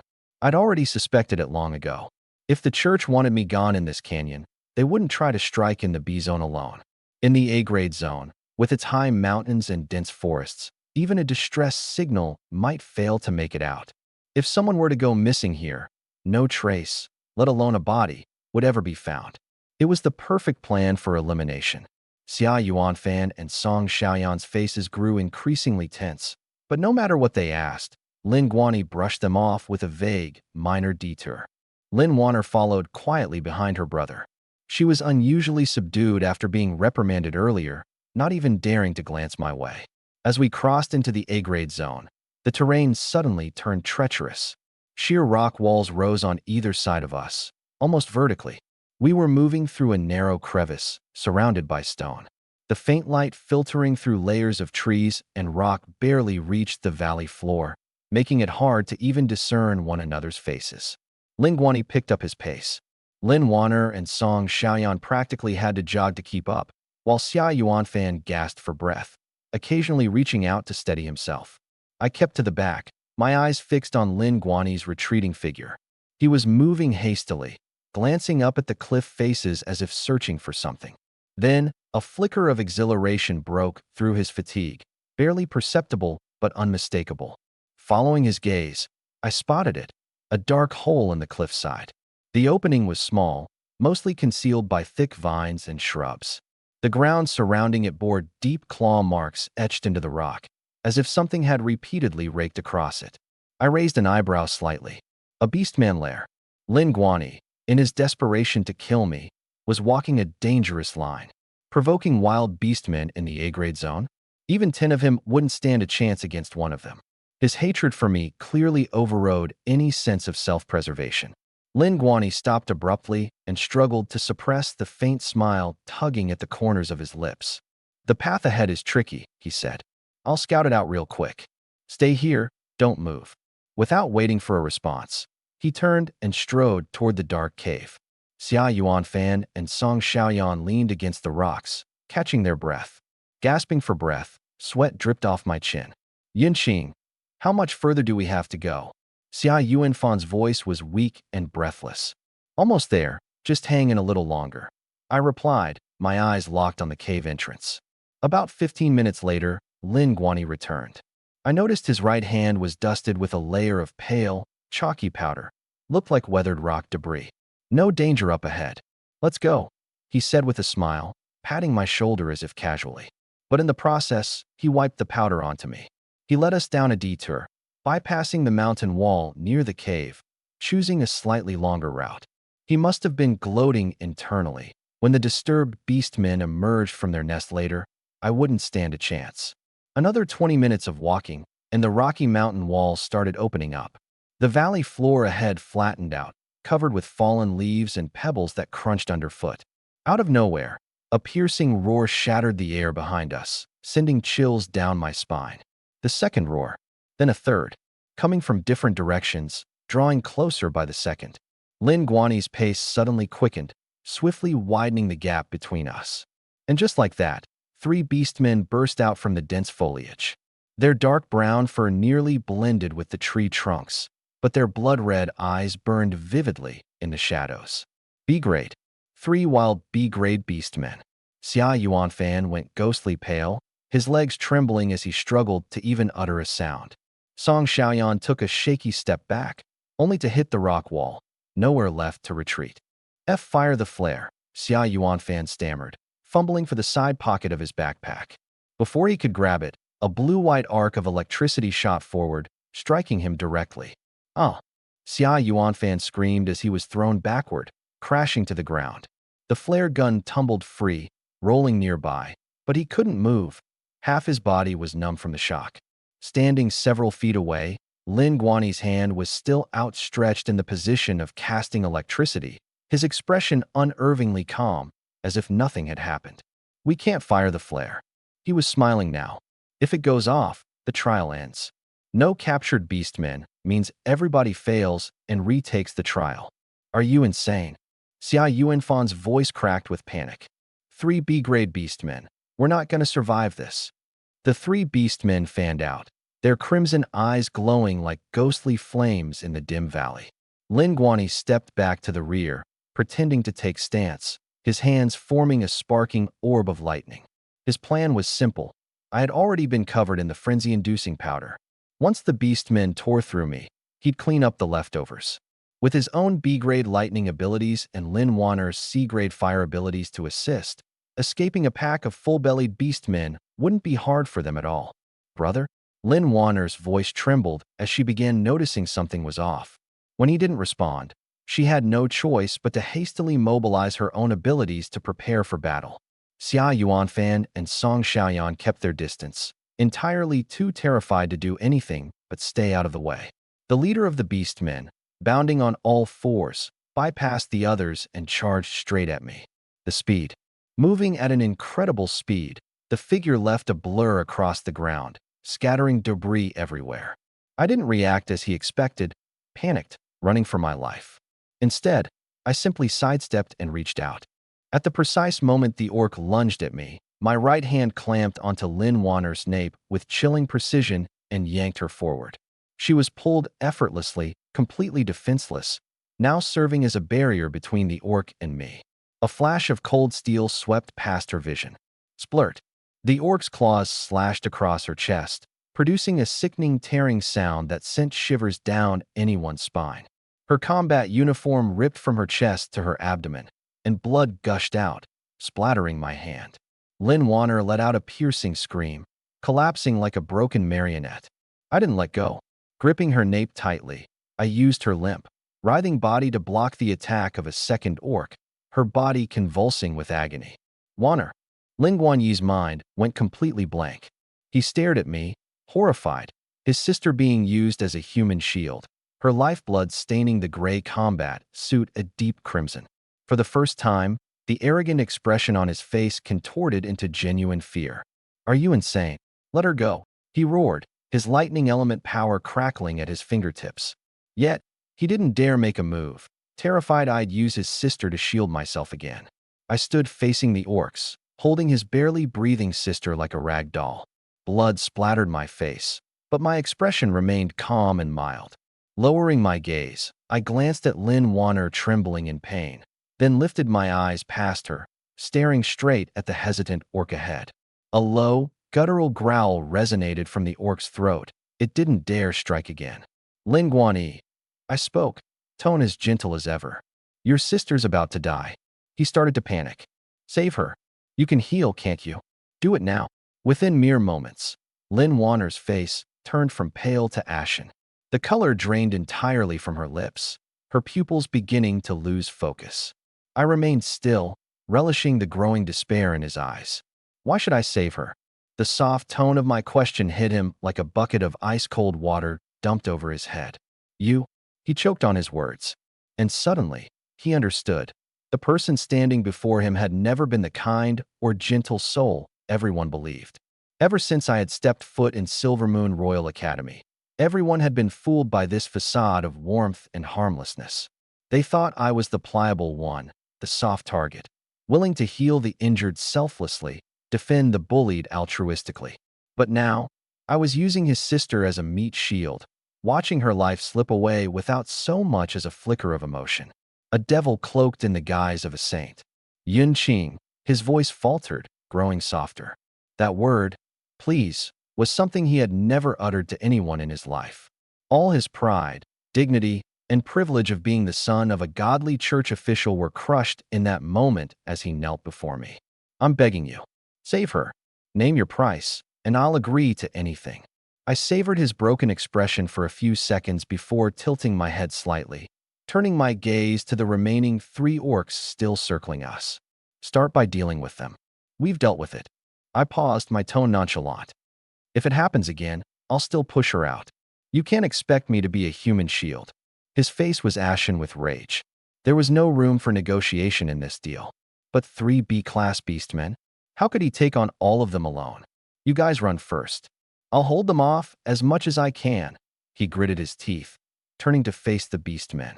Blue and white electric arcs danced wildly at his fingertips, exploding into a blinding flash of white light in the dark valley. He didn't wait for the beastmen to make the first move. Instead, he charged in. A full power strike from a B-class lightning wielder sent a thunderbolt shooting out, hitting the leading beastman in its side. The beast man let out a gut-wrenching screech as it was thrown sideways, slamming into the mountainside, dislodging rocks and debris. But it wasn't dead. B-class beasts had a vitality far beyond human imagination. It clawed its way out of the rubble, its fur singed and smoking, its eyes crazed and dangerous. The other two beastmen moved to flank him. Lingwani was trapped, attacked from both sides. No matter how powerful his lightning abilities were, he was still just one person. And each of those beastmen was on par with him individually. To make matters worse, he was wary of me and my sister, splitting his focus and unable to go all out. The first set of sharp claws slashed across his left shoulder, tearing through flesh, blood gushing out. He grunted in pain, swinging back with a streak of lightning that lashed across the beastman's face, forcing it to retreat half a step. But the blow left him staggering as well. The second one lunged at him from his blind spot. Its claws raked across his back, cutting deep to the bone, staining his uniform dark with blood. Head uphill. Their nest is below. They won't chase us too far. I bent down, hauling Lin Wanner from the ground and throwing her over my shoulder. Her body was limp, her head dangling behind me, swaying lifelessly. Who knew if she was alive or dead? Move! I barked at Song Xiaoyan and Xia Yuanfan. The two of them were frozen with terror. Song Xiaoyan's face was ghostly pale, her teeth chattering audibly. Xia Yuanfan leaned against a rock, still half paralyzed, struggling to stand after several attempts. I didn't wait. With Lin Wanner over my shoulder, I charged uphill in the direction Lin Guani had indicated. The two of them hobbled after me, supporting each other as they clumsily stumbled through the jagged rocks and gnarled roots. Lin Guani covered the rear, his lightning reserves nearly exhausted. Every few steps, he had to pause to catch his breath. The three beastmen followed at a distance, but ultimately stopped 50 meters away, lingering in the shadows and growling lowly as they watched us escape. Fighting and retreating alternately, Lin Guani finally managed to shake off their pursuit. The moment we reached a relatively safe area, his knees buckled, and he nearly collapsed. But with sheer determination, he forced himself to stay upright. His sister was still in danger, held by the devil. If he fell, Lin Wanner's fate would be sealed. Yinqing, you promised me. He practically threw himself at Lin Wanner's side, crouching down to prop her up. Wanner. Her lips were a sickly shade of purple, and blood still flowed from her chest wound, staining his entire hand red. Brother, please, have Yinqing save me. Her voice was weak and broken, blood-stained tears streaking down her face. Use your ability to heal her now. He turned, voice desperate, pleading with me. He barked orders with a harsh tone, his eyes blazing with a hatred so intense it looked like he wanted to tear me limb from limb. Lin Wanner was still breathing faintly, but her pupils were starting to dilate. She'd lost too much blood, just a few more minutes, and she'd truly be beyond saving. I crouched down and placed my right hand over her chest. A faint, white glow seeped from my palm, like a delicate mist, gradually enveloping the horrific wound. The bleeding slowed visibly. I didn't heal the wound completely, just stopped the bleeding to keep her alive. Her ashen face regained the barest hint of color, and her breathing steadied slightly, but her eyes stayed shut. I pulled my hand back and stood up. Only then did Lin Guani breathe a sigh of relief. His legs gave out under him, and he collapsed to his knees, gasping for air.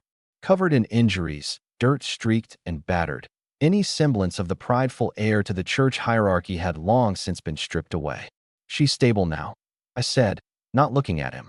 Instead, I turned toward Song Xiaoyan and Xia Yuanfan. We're setting up camp here for the night. The orc territory has its boundaries. They won't pursue us further. Song Xiaoyan nodded numbly and set down her backpack. Xia Yuanfan, his legs trembling, gritted his teeth as he began assembling the tent. Lin Guani stayed where he was, silent, his head bowed. He had thought of himself as the hunter. But here, in the depths of this gorge, he was merely prey, toying with forces far beyond his grasp. Night fell completely. The fire crackled back to life, its flickering light casting long shadows over the weary group. No one spoke. Lin Wanner lay unconscious in one of the tents. Lin Guani had haphazardly wrapped his own wounds with strips of bandage, blood still seeping through. After I healed her, I didn't waste a single bit of my power on him. It was Song Xiaoyan, worried about the blood-attracting orcs, who gave him bandages and some clotting powder to patch himself up. Xia Yuanfan sat on the other side of the fire, stealing glances at me now and then. There was a new layer of awe in his eyes. In the dead of night, Lin Wanner let out a groggy moan. Lin Guani, dragging his half-disabled left arm, pulled aside the tent flap and looked in on her, her face still pale, but her breathing steady, with most of the fever subsided. He let out a long breath of relief. As he backed out of the tent, the motion tugged on the wounds across his shoulders. Pain contorted his expression as he gritted his teeth, clutching at the tent pole to steady himself. It took a while before he could shuffle back into his sleeping bag. By the time we set off again the next morning, the sky was only just beginning to lighten. The gorge was thick with mist, visibility no more than 10 meters. The mountain walls loomed like ghosts through the haze, as though painted in an unfinished watercolor. I led the way now, having quietly supplanted Lin Guani as the team's anchor. No one argued. Song Xiaoyan and Xia Yuanfan were both naturally weak in stamina, and Lin Guani, now hauling his sister on his back, trailed even further behind. I didn't hurry them. My pace was steady, not too fast, not too slow, just enough for them to keep up without noticing that they were being driven to exhaustion, and that our route had imperceptibly changed course. Lin Guani, lungs burning, could barely summon the energy to check where we were headed. He simply followed the outline of my figure in front of him, his thoughts clouded with only one thing. Once he healed, once his powers came back, he'd make me pay. After around 2 hours, we stopped by a creek. 15-minute break. The others collapsed, gulping down water. I perched on a large stone near the stream, unfolding the map. The red line marking our planned route extended from this point toward the northeast. Deflect 15 degrees, follow the dry riverbed upstream, pass through a mixed forest of conifers and broadleaves, then cross a ridge, and you'll arrive at the area marked in Yi Ran's journal. The location of the gate. My eyes lit up as I folded the map and stood. Let's go. Song Xiaoyan and Xia Yuanfan instinctively got to their feet, while Lin Guani gritted his teeth and hoisted his sister onto his back, taking the rear. The mountain cliffs gradually fell away, replaced by a gentle slope. The tree canopy above blocked out the sky, with sunlight breaking into flecks scattered across the thick layer of pine needles on the ground. Not far ahead, something odd loomed starkly into view. Mist swirled amidst the trees, and that peculiar structure flickered in and out of sight within the grayish-white vapor. My breath caught. The gate. It was far larger than I had imagined from my mother's journal, dark gray all over, neither metallic nor stone. Its surface was cloaked in bizarre carvings and symbols, exactly the same as the ones Yi Ran had sketched. Finally, we had found it. It stood there quietly, not far from us, like a forgotten tombstone. Yinqing, Lin Guani, carrying Lin Wanner, roared from the back of the group, his face pale. You're heading the wrong way. This is off course from Zone B. It's nowhere close to the rendezvous point. Just where are you leading us? I didn't bother turning around. You're right. This isn't the correct path. Are you insane? Do you even realize what that is? That's the gate, forbidden by the ancestors. The church has hunted for it for centuries and couldn't find it. And now you've led us straight to it. His shouts startled a flock of crows, flapping away noisily through the treetops. The ancestors, heretics who neither believed in gods nor in the church. They had tried to open a gate, to bring something indescribable into this world. The church had hunted them for centuries, erasing all traces of their existence. And now, that gate, which existed only in legends, stood right before me. Yinqing, classmate. Xia Yuanfan's voice wobbled. This gate is way too eerie. We should probably keep our distance. I ignored him, taking slow steps toward the gate. The mist coiled around me, blurring my silhouette. Song Xiaoyan wanted to follow but found her legs rooted to the ground. Lin Guani stayed where he was, his expression complicated, before a hint of relief bloomed across his face. The fool was walking straight into his own doom. The gate was taboo. Whoever touched it was doomed to die. If it couldn't be opened, it would devour and destroy you. Either way, it meant he wouldn't have to dirty his hands with killing me. He stared at the massive gate, greed flickering in his eyes. Something that both his father and the church had sought for centuries. It was now effortlessly discovered, thanks to me. Just this revelation alone would be enough to absolve him of all his failures. The panic faded from his face. All he had to do was stand back and watch me dig my own grave. I couldn't care less what he was planning. I walked. As I got closer, the carvings on the door became clear. They were far denser than I imagined, intricate and overwhelming, filling every inch of the surface without leaving any space bare. Some of the patterns I recognized from the journals, but most were unfamiliar, complicated, ancient, like they were symbols from a lost language or a cryptic formation of some sort. I reached out, my fingertips hovering just above the door's surface. Why had Yi Ran thrown caution to the wind, abandoning her young child to chase after this? Why had the church been relentless, sacrificing so much to locate it? Behind this door lay the answers she dedicated her life to uncovering. If I just pushed it open, everything would make sense. But I hesitated. I pulled my hand back. Lin Guan nearly choked on his breath. Before he could say anything, I fished a small knife out of my pocket. The silver blade gleamed coldly in the misty air, sharp and unyielding. Yin Qing, what are you about to do this time? I said nothing. I pressed the blade to my palm, slicing deeply. The sharp sound of the cut. Blood flowed immediately, dripping through my fingers and pooling on the ground, spreading into a dark red stain. Yin Qing, stop! Song Xiaoyan gasped, barely suppressing the panic in her voice. Lin Guani froze, stunned. It was the unmistakable act, the spilling of blood that marked the beginning of a ritual or the prelude to a sacrifice. His mind raced back to the forbidden tales etched in the Holy Scriptures, those heretical blood rituals that awakened unspeakable horrors with the price of life itself. Have you lost your mind? Using blood to touch it will only provoke whatever is inside. He stumbled backward, carrying Lin Wanner in his arms, as if putting distance could shield him from what was to come. Xia Yuan Fan looked like he wanted to step in and stop me, but his legs wouldn't move. It wasn't the eerie door he feared, it was me. Somehow, over time, I had acquired something that pushed people away, something they couldn't quite explain. I ignored them. A line from the journal replayed in my mind. The door requires the bloodline of the ancestors to awaken. I am, after all, Hafi family. If there was anyone left in this world who carried the blood of the ancestors, it had to be me. Lifting my left hand, I pressed my bloodied palm firmly against the door. The instant contact was made. An unfamiliar power surged upward through my palm, coursing through me. The carvings on the door began to glow. The light grew brighter and brighter, spreading outward from the door to illuminate the entire valley. Song Xiaoyan shut her eyes, but the piercing crimson light burned through her eyelids. Xia Yuan Fan shielded his face with his arm, yet the intense heat prickled against his skin. Only Lin Guan stared unflinchingly, his eyes wide, refusing to look away. He had to see what was behind the door. The light lasted several seconds, then slowly dimmed. The door did not open. It remained as still and immovable as before. My hand was still pressed against its surface. The blood in my palm had dried, a sticky residue now clinging to the carvings. I frowned. The journal had been explicit.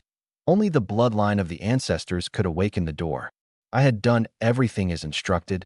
The carvings had even responded and lit up.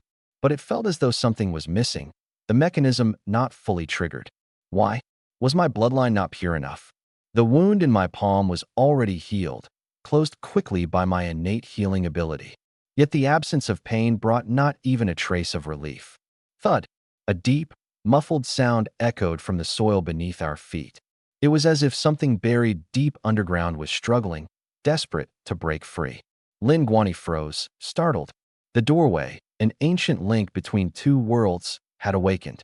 When someone stirred it from one side, something from the other would always respond. Yin Qing, you've woken it up.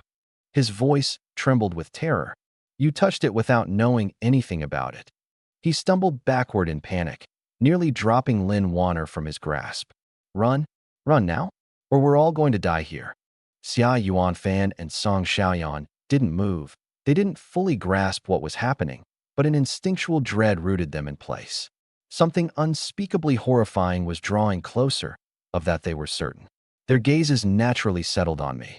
I stood closest to the danger, utterly motionless, like a weathered statue. If I didn't back away, why should they? Are you all deaf? That thing is coming out. Lin Guani shouted, his face drained of all color, his voice almost cracking from frustration. But to them, leaving my side was far more terrifying than the strange phenomena unfolding before their eyes. In this unfamiliar canyon, I was their only anchor of safety. Lin Guani clenched his teeth, abandoning any attempts to reason with them. He clutched his sister and clumsily fled up the slope. The violent movements tore at the wounds on his back, and blood seeped through his bandages, dripping down in dark streaks. He didn't care. All he wanted was to get as far from that door as possible. Rustle, rustle, rustle, rustle. A faint, eerie sound, like something writhing in the earth, reached my ears. I finally let go of the door. Just 3 steps away from where I stood, the ground began to shift. The soil loosened, and a fissure appeared in the earth, releasing a nauseating stench of decay. Thud! A withered hand burst through the dirt. The grayish-brown skin clung to the bones like shriveled bark. Long, pitch-black nails curled like cruel hooks. The hand clawed at the air, as though testing, searching for signs of safety in this new world. Moments later, a skeletal arm emerged, reeking of putrid rot. The long-buried corpse, no one knew how long it had been there, was clawing its way out of the ground, inch by inch. Ah! Song Xiaoyan gasped, pressing both hands tightly over her mouth to stifle a scream. Xia Yuanfan's face was as pale as death itself. His lips quivered. It crawled out. Run. We have to run. Above on the hill, Lin Guani chanced a glance back at the scene below. He saw it, the skeletal hand breaking through the crust of the earth. For a moment, every nerve in his body froze with dread. But then, a crazed glee twisted across his features. He had been right. That creature wasn't here for anyone else. It was hunting me. That lunatic. I wouldn't survive tonight. But then, his expression froze. The twisted grin wiped away in an instant. The world seemed to tilt as the sky rapidly darkened. Heavy storm clouds surged in from every direction, rolling together above the canyon, devouring the final trace of daylight. Song Xiaoyan and Xia Yuanfan couldn't even take a single step to flee. Their instincts screamed the truth. Running wouldn't save them now. The creature had fully emerged. Its twisted form loomed ominous in the dim, suffocating light. Long and shrouded in decaying soil and withered vines, it had a pair of tattered wings resembling dried leaves sprouting from its back. A dark mist slowly swirled around its body. It tilted its head, as if observing this long-lost world. What is that? Xia Yuanfan's voice was barely audible. Song Xiaoyan was even more horrified. She had encountered countless tamed beast men, but the creature before her surpassed the scope of human understanding. It shifted its head slightly, its nostrils flaring as it sniffed the air, discerning the scents within it. Then, it took a step toward me. Both Song Xiaoyan and Xia Yuanfan were frozen, their breath caught, despair filling their eyes. Lin Guani's heart stopped for a moment, only to be overwhelmed with a twisted exhilaration. Eat him, tear him apart. The beast man stopped before me, lowering its head. Through the strands of long, fallen hair, its brown eyes scanned me carefully. It had caught the scent, that familiar smell emanating from me. It tilted its head slightly again, as if trying to identify me, or perhaps recall something. It didn't attack. That one action defied all expectations. An unknown entity forged from the power of darkness, standing this close to the nearest living being, and yet it did nothing. No, that's not right, Lin Guani murmured to himself. It's supposed to attack him. Why isn't it attacking? But he had no time to linger on the thought, because the creature had already turned. Its eyes gleamed as it scanned into the distance. Lin Guani's expression darkened. While fleeing earlier, the wound on his back had reopened, and his sister's injuries were worse. The stench of blood was unmistakable to a beastman's nose. That pungent and fresh scent of blood had awakened its hunger. It had starved for far too long. Not far away, the two figures. It saw them, and they looked delectable. A low growl rumbled out, like a starving predator that had finally smelled its prey. Lin Guani's scalp went numb. He turned and bolted. The beastman snapped its head up and locked onto his retreating figure. Its wings unfolded amidst the darkness, the tattered edges whipping sharply in the air. Whoosh! A gust of rot-sweet wind swept forward. Before he had the chance to turn, something struck his back with tremendous force. Boom! He was sent flying, rolling across the ground several times before crashing into a boulder. Darkness clouded his vision. Lin Wanner tumbled from his back, landing several feet away. Without hesitation, the creature lunged toward her. Lin Guani ignored the searing pain in his body and raised his right hand. Blue and white electric arcs crackled at his fingertips. A grade B lightning-based ability, his last line of defense. A ball of electricity formed in his palm. With gritted teeth, he hurled it forward. The lightning orb struck the beastman square in the chest, but it remained unscathed, as if the attack amounted to nothing more than a slight tickle. PSHLK. Sharp claws plunged into Lin Wanner's flesh, and blood flowed freely. Lin Guani's face went ghostly pale. He forced himself to muster another lightning orb, larger this time, pouring all of his remaining energy into it. Die! The orb, blinding electric light struck like a spear, aimed directly at the orc's face. It raised a withered hand, bony fingers closing gently in the air. The lightning orb froze in its palm. The orc lowered its gaze to the struggling ball of electricity in its hand, its brown eyes flickering with a trace of curiosity, like a child inspecting a strange new toy. 5 fingers clenched. The blue-white arcs of electricity dissipated effortlessly, casting brief illumination over its dirt-streaked face.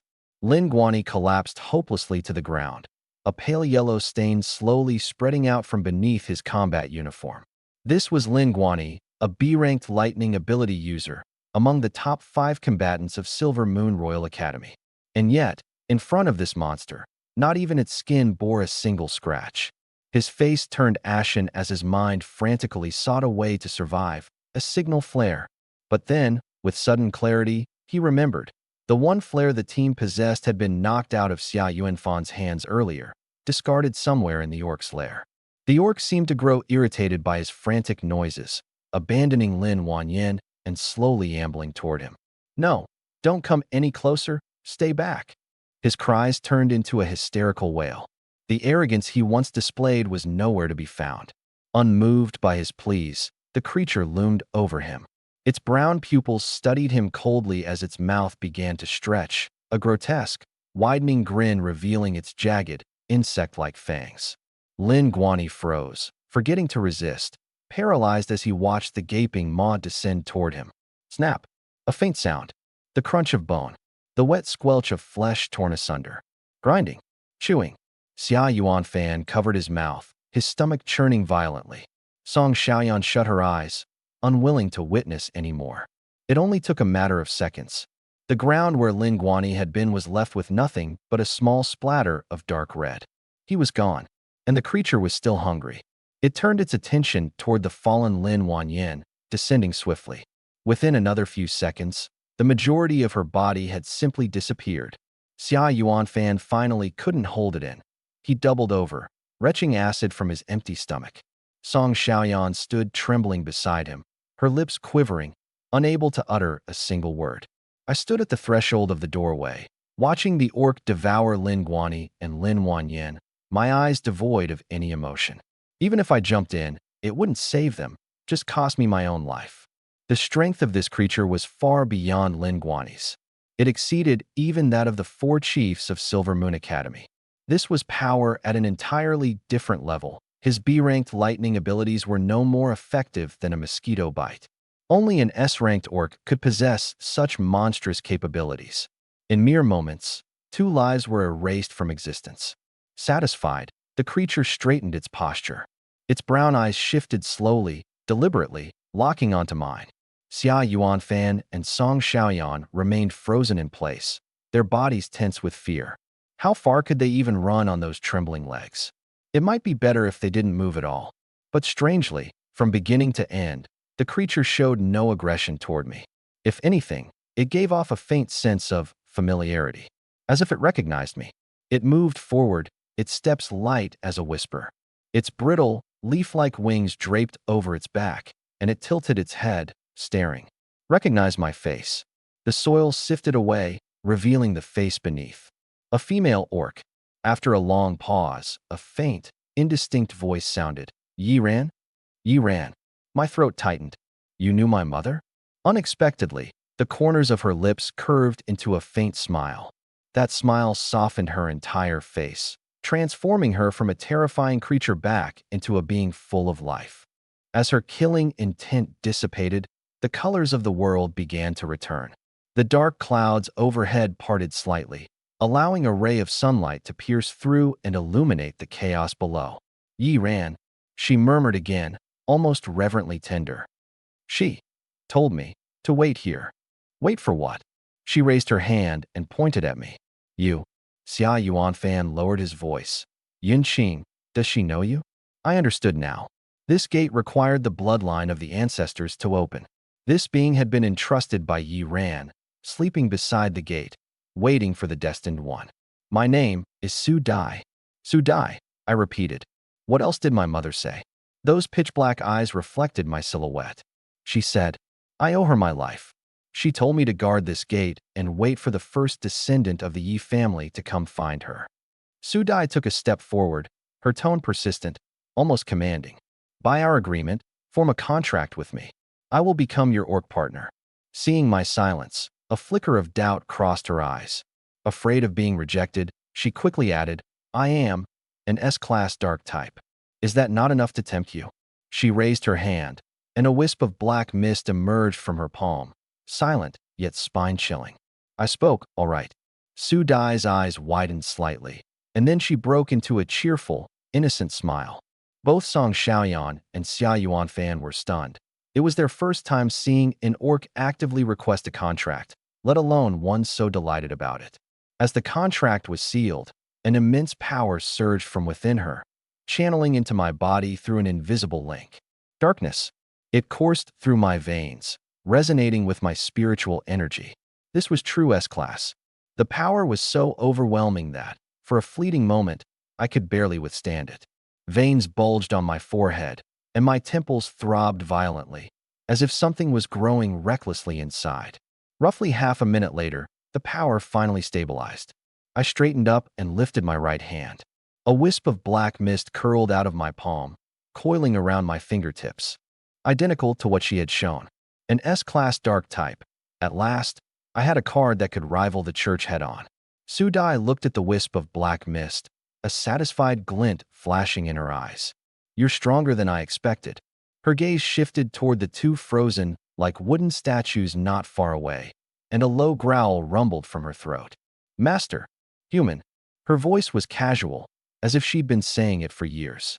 I'm hungry again. She licked her lips without the slightest guilt. Those two, can I eat them? What? Xia Yuanfan's legs gave out completely as he collapsed to the ground. Song Xiaoyan's eyes filled with tears almost instantly. I stayed silent for a moment before replying. No. Sudi looked disappointed, like a child whose snack request had been rejected. Why not? Because they're mine. She tilted her head, considering my words, and then nodded as if the reasoning made sense. Then what can I eat? Once we're out of the canyon, you can eat whatever you want. Her eyes lit up. Anything at all. She licked her lips again, withdrawing her gaze from the two humans. Xia Yuanfan remained slumped on the ground, exchanging a glance with Song Xiaoyan. In each other's eyes, they saw the shared relief of surviving a brush with death. Why couldn't I open the gateway? I asked Sudi, who was behind me. She tilted her head, her amber-brown eyes eerily deep against the misty backdrop. The Yi family bloodline has grown too thin by your generation. Back then, Yi Ran could open the gateway because she was a pure-blooded Yi family member. But you? You're only half. I nodded, understanding now. Then, if I find another member of the Yi family, that could probably work. I nodded again. It seemed that an uncle I'd never met, Yi Chuan, Yi Ran's younger brother, might one day help me open that door. But with the trial period almost over, I had to leave with my regrets for now. Let's go. We still need to get to the rendezvous point. The next few days flew by much faster. Sudi had lived in the Hunter's Abyss Canyon for years and knew the terrain like the back of her hand. To complete my mission for Silver Moon, I captured a few low-level beastmen along the way. Against Sudi's dark elemental power, B and C-level wild beastmen had no chance. Black mist poured from her palms like a tide, engulfing the targets so swiftly that they fainted before they could even struggle. Xia Yuanfan quickly tied up their now animal-formed bodies and secured them in the beast cage. In a single day, We'd captured 3, far exceeding the trial's requirements. Song Xiaoyan stole a glance at Sudi, unable to shake the surreal feeling. Just days ago, she'd been uncertain if they'd survive this ordeal, and now she was counting the spoils Sudi had delivered. When Sudi shot her a look, Song Xiaoyan hastily averted her gaze. Covered in dirt and grime, Sudi resembled a wild animal, and her mere presence was intimidating. Remembering that Sudi had devoured Lin Guani's siblings, Song Xiaoyan instinctively kept her distance. 2 days later, we neared the canyon's exit. Switch back to your beast form. Too many eyes at the camp, I instructed. Without hesitation, Sudi complied. In a fleeting moment, her human outline dissolved into that of a dry leaf butterfly, which landed lightly on my shoulder. Xia Yuanfan and Song Xiaoyan stared at the seemingly harmless butterfly for ages, unable to connect it to the terrifying creature that had nearly eaten them alive. The 10th day, the final day of the beast hunting trial. At the gathering point, a temporary campsite had been set up. Rows of neat white tents stood under the sky, thin trails of smoke curling upward. By the time we arrived, several teams had already returned. Team 5 is back, someone shouted, and all heads turned toward us in unison. I walked at the front, my plain outfit stained with mud and grass, but I carried myself unflinchingly. Behind me were Song Xiaoyan and Xia Yuanfan, each holding a few beast cages. Are those B-level beasts? 3 B-levels? Wait, wasn't their team made up of 5 people? Why are there only 3? The camp bustled with commotion. Students who had previously been huddled in tears, recounting their ordeals, now shot to their feet, stretching their necks to get a better look, expressions shifting from shock to envy. For the same trial, they had been chased to the brink, barely making it back alive thanks to rescue from the professors. Yet here we were, returning not only unharmed, but with results that far exceeded expectations. Whispers spread like wildfire. Professor Zhang, the person in charge, stepped out from one of the tents. His eyes first lit up with recognition of our success, but as they scanned over our group, his expression darkened with realization. Where are Lin Guani and Lin Waner? I remained unperturbed. They're dead. Professor Zhang's pupils shrank. What did you say? In the gorge's depths, we encountered a beast.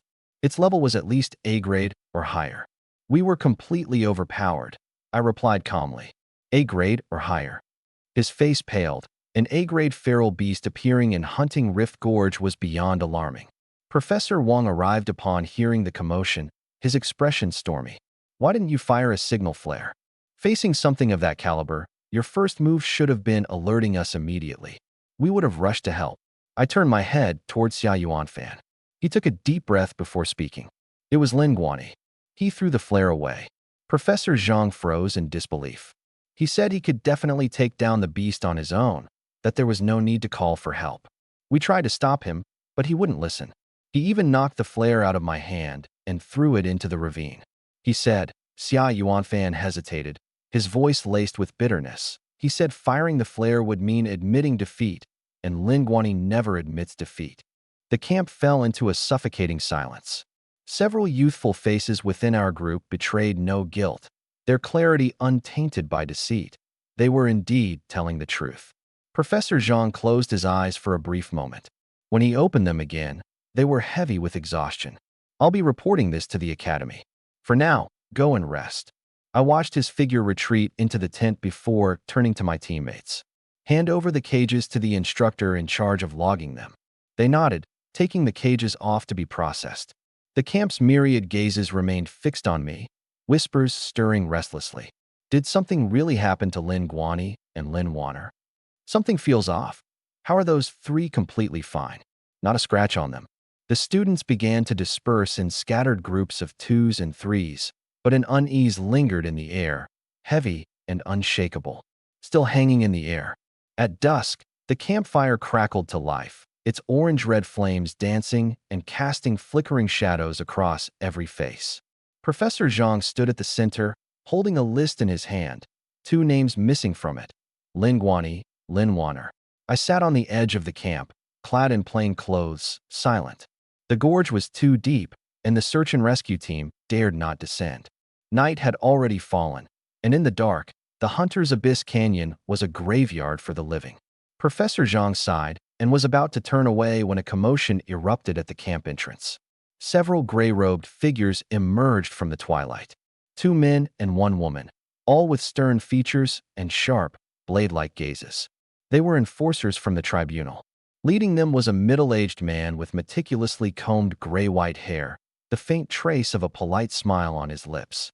Calm and courteous on the surface, but I knew better. This man was far from gentle. Lin Zhenghong, senior adjudicator of the church's tribunal and the father of Lin Guani and Lin Wanner. That was quick. Professor Zhang, he said, I hear the Silver Moon beast hunting trial ends today? Perfect timing, adjudicator Lin. About your 2 children. I know. He interrupted, his faint smile unchanged. They're in trouble. Professor Zhang's words stuck in his throat. Lin Zhenghong's gaze shifted past him and landed on me. I'm here to find them. Alive or dead. The camp fell silent in an instant. Students barely breathed, sneaking only sidelong glances in my direction. He's the one who was partnered with my children? Lin Zhenghong's expression turned cold. Professor Zhang gave a resigned nod. Though his eyes weren't sharp, a chill still ran down my spine. I will need their cooperation for an investigation, Lin Zhenghong stated firmly. Adjudicator Lin, I assure you that Silver Moon Royal Academy will. Professor Zhang, this is not a negotiation. The air grew heavier, colder, and Professor Zhang's expression shifted. In the end, he backed down and remained silent. The authority of the church was suffocating. You 3, you're coming with us. Song Xiaoyan and Xia Yuanfan kept their heads low, only standing reluctantly when I rose to my feet. Lin Zhenghong's brow furrowed slightly, as if realizing I was the backbone of this group. Let's go. Flanked on both sides by enforcers, it felt less like an escort and more like we were being taken in as prisoners. The other students hovered around the campfire, their expressions a mix of emotions, sympathy, schadenfreude, and fear. Whenever the gray robes appeared, someone always ended up caught in misfortune. And tonight, that someone was us. The car's door shut with a final click. Xia Yuanfan's back was already drenched in sweat. Song Xiaoyan sat beside me, her voice so quiet it was almost inaudible. Yin Qing. The anxiety in her gaze behind her black-rimmed glasses was almost tangible. The car jolted as it sped through the pitch-black night. After what felt like an eternity, the vehicle finally came to a halt, and the door opened slowly.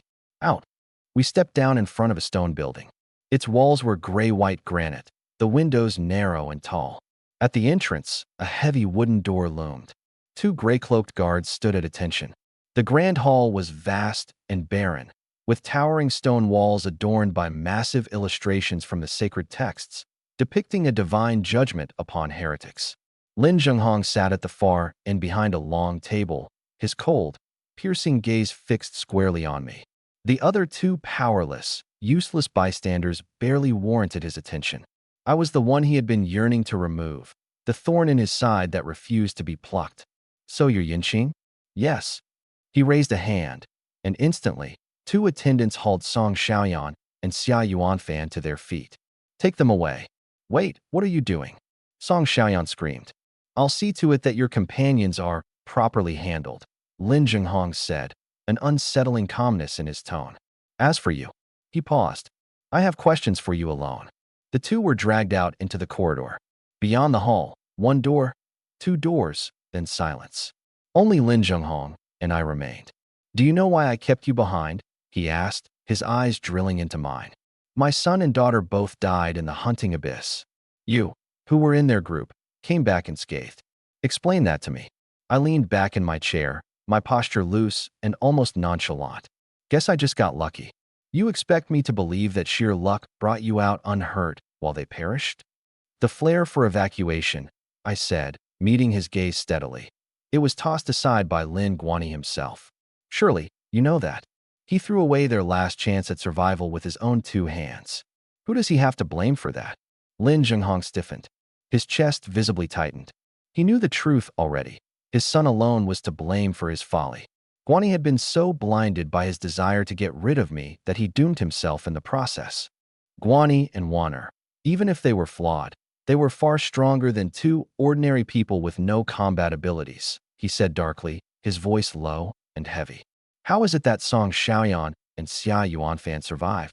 The question of who stood in the front and who stayed in the back during the fight, that's something you should ask your son. After all, he made himself captain. I answered slowly, measuredly. Lin Guani was a B-class lightning user. He took the front line and chose to confront the enemy. I stayed in the rear to shield the two incapable of fighting. Lin Wanner, to her credit, was brave, but she was gravely injured. So essentially, you cowered behind them while they fought. Lin Jinghong spat, his face darkening with anger. I smirked faintly. Guani was the leader. From the very start, he placed himself in harm's way. Your son was courageous. He willingly shouldered the responsibilities of being a captain. I met his glare without flinching, speaking calmly and decisively. His death came because he underestimated wild beast men and overestimated his own ability. It was a fatal error in judgment, and the price was paid. But that price? It isn't mine to bear. Lin Jinghong's mouth twitched with suppressed rage. He knew, better than anyone, his son's courage wasn't quite as noble as it seemed. Guani's true motive had been a selfish, ugly one, to ensure my death. But admitting that out loud? Impossible. Then who should bear it? He demanded, his voice like grinding steel. You. My voice was steady, unyielding, carrying every ounce of deliberate weight. A faint trace of pity, yet burdenless, pointed towards the father who had just lost his children. You never taught them this. In the face of true danger, one should not play the hero. You're a high-ranking cleric of the church.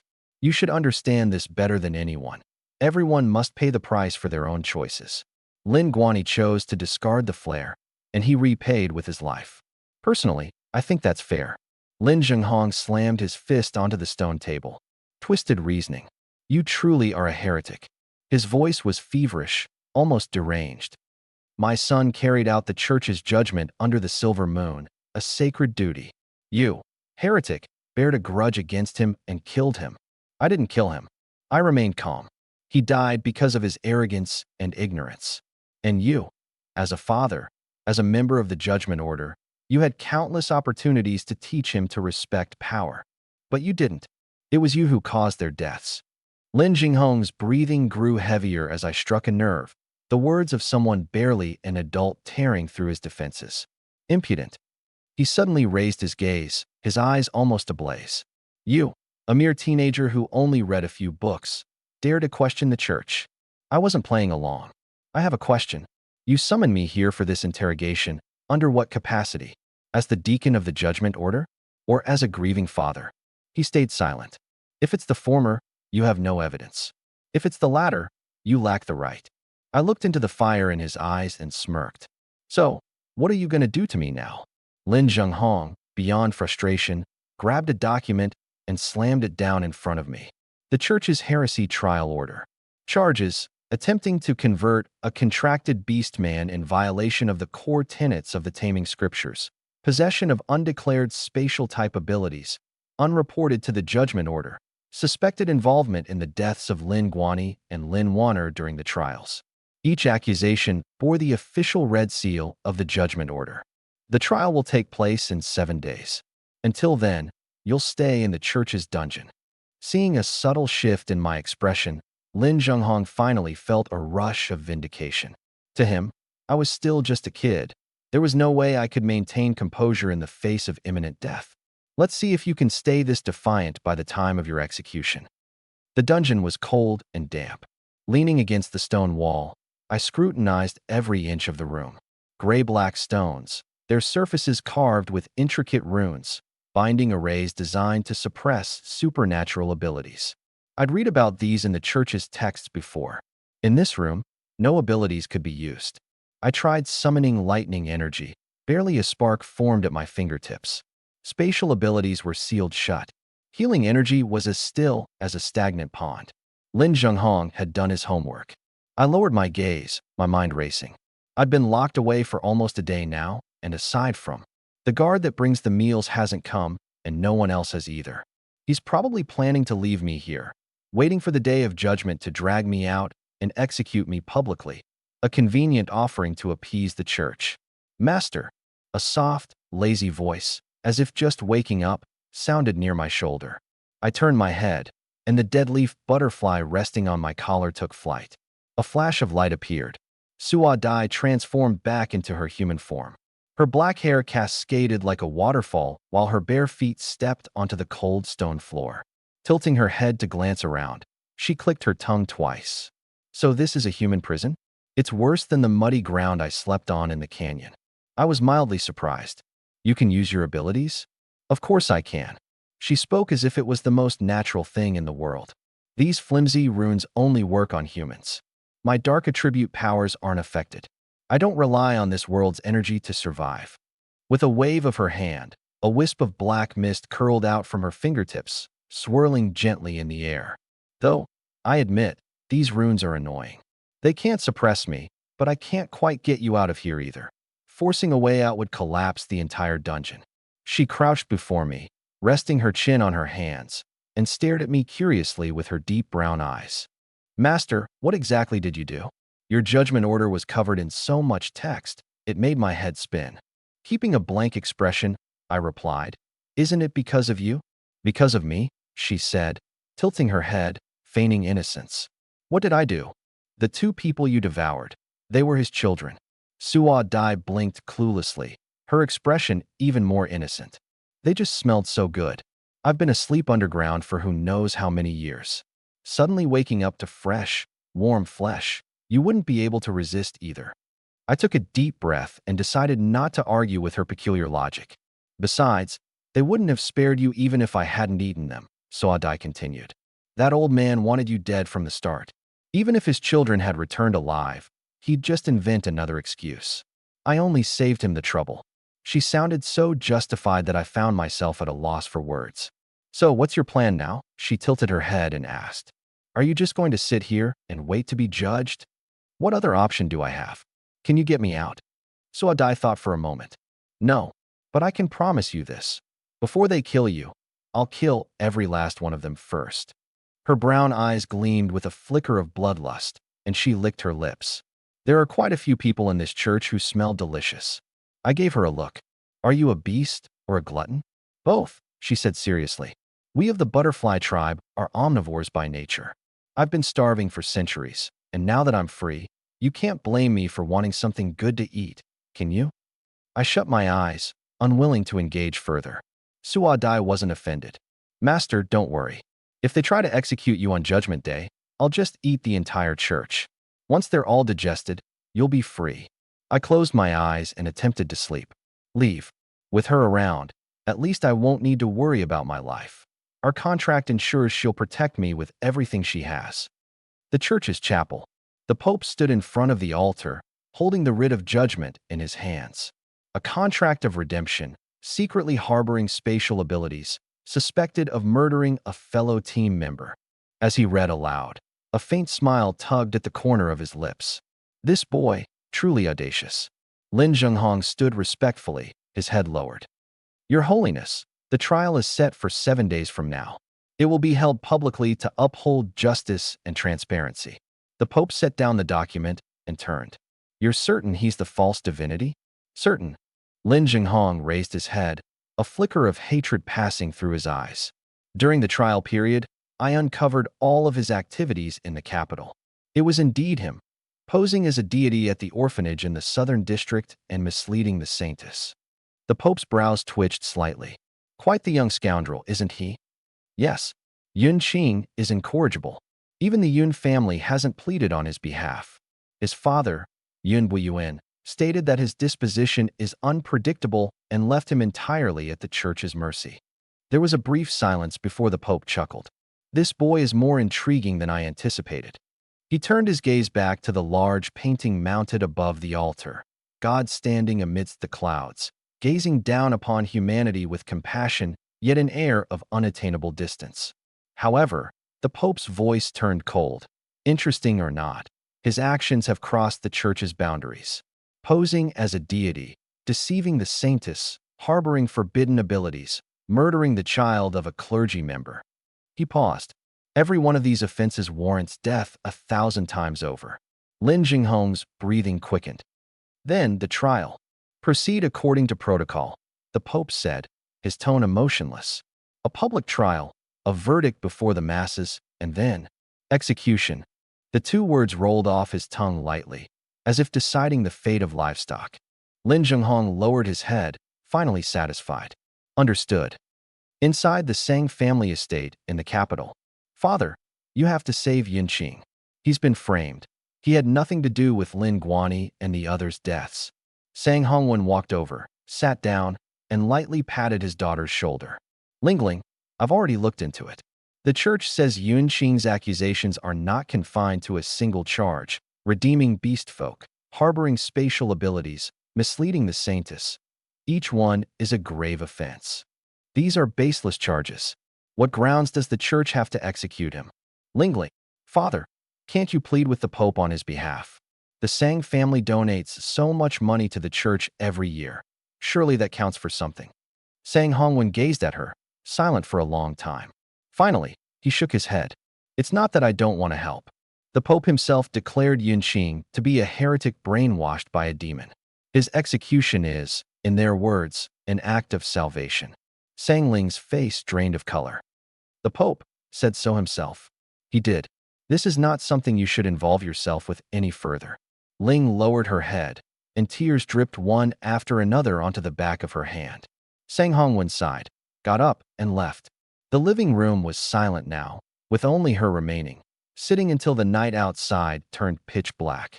Until her phone rang. Jian, Lingling, I heard Yinqing was taken by the church. Don't be too upset. There might still be a way to turn this around. I'm going to see him. There was a pause on the other end, followed by a faintly exasperated laugh. You're not planning to break him out, are you? Don't be ridiculous. I just want to see him. Sang Ling's tone was calm. Lingling, the church's dungeons are heavily guarded. You can't get in. And if you're caught, even the Sang family won't be able to protect you. I know. Then why? Jian. She interrupted, her voice soft but resolute. He's all alone in that place. I can't let him think the world has given up on him. The other end went silent for a long time. Finally, Li Jian let out a sigh. Fine. But promise me. Just look, don't do anything reckless. I promise you. Ending the call, Sang Ling moved to the window. Outside, the city lights sparkled like daylight, thriving and bustling. Yet she had never felt so alone. The church, the high tower. The saint sat beneath a narrow window, clutching a single gray sparrow feather in her hands, gazing at the grayish horizon. She had been locked up for over a month. Every day, a nun would deliver her 3 meals at precise times, collect the empty plates without a word, and leave silently. She craved news from the outside, how her God was doing, whether the church had uncovered his identity, where he had gone, what he had done. Her God was all-powerful, and yet the worries wouldn't stop haunting her. Saint. The voice of a nun came from outside the door. Your dinner. The door cracked open slightly, and an elder nun stepped in, placing the tray on the table and turning to leave. Mama. The saint called softly, stopping her. What's happening outside? The nun hesitated for a moment before slowly speaking. Saint. His Holiness asked me to deliver you a message. What is it? Only after the heretic who bewitched you is executed will you be allowed to leave, said the elder nun flatly. The saint's heart skipped a beat. Executed. Yes. The nun's tone remained devoid of emotion. The false god who impersonated divinity has been captured. In 7 days, there will be a public trial by the church. The world seemed to spin around the saint as if the ground beneath her had vanished. She could barely stand. No, he is real. You were deceived. The elder nun interrupted coldly. He's just a mortal boy. He exploited your devotion and fooled you. His Holiness has uncovered the truth. No, it's not true. The door clicked shut behind her, locked once again. The saint collapsed beneath the window, clutching the feather tightly as her trembling fingers betrayed her despair. She refused to believe it. That boy had once brought someone back from death. Read her heart. Summon the holy scriptures from thin air. All miracles she had witnessed with her own eyes. Yet the church branded him a heretic. They were going to put him to death.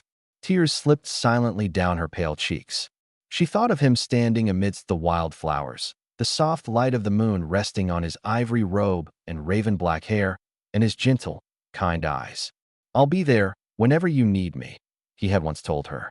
Those words had brought her immense strength. But now he was going to die, and she, locked in this high tower, could do nothing to stop it. The saint pressed a feather to her heart and cried for a long time. Then, she lifted her head. For the first time, a never-before-seen expression surfaced on her delicate, hollowed face: determination.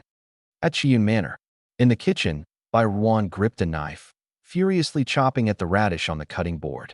Thud, thud, thud. The sound of the blade was heavy, like venting suppressed anger. Enough. Stop already.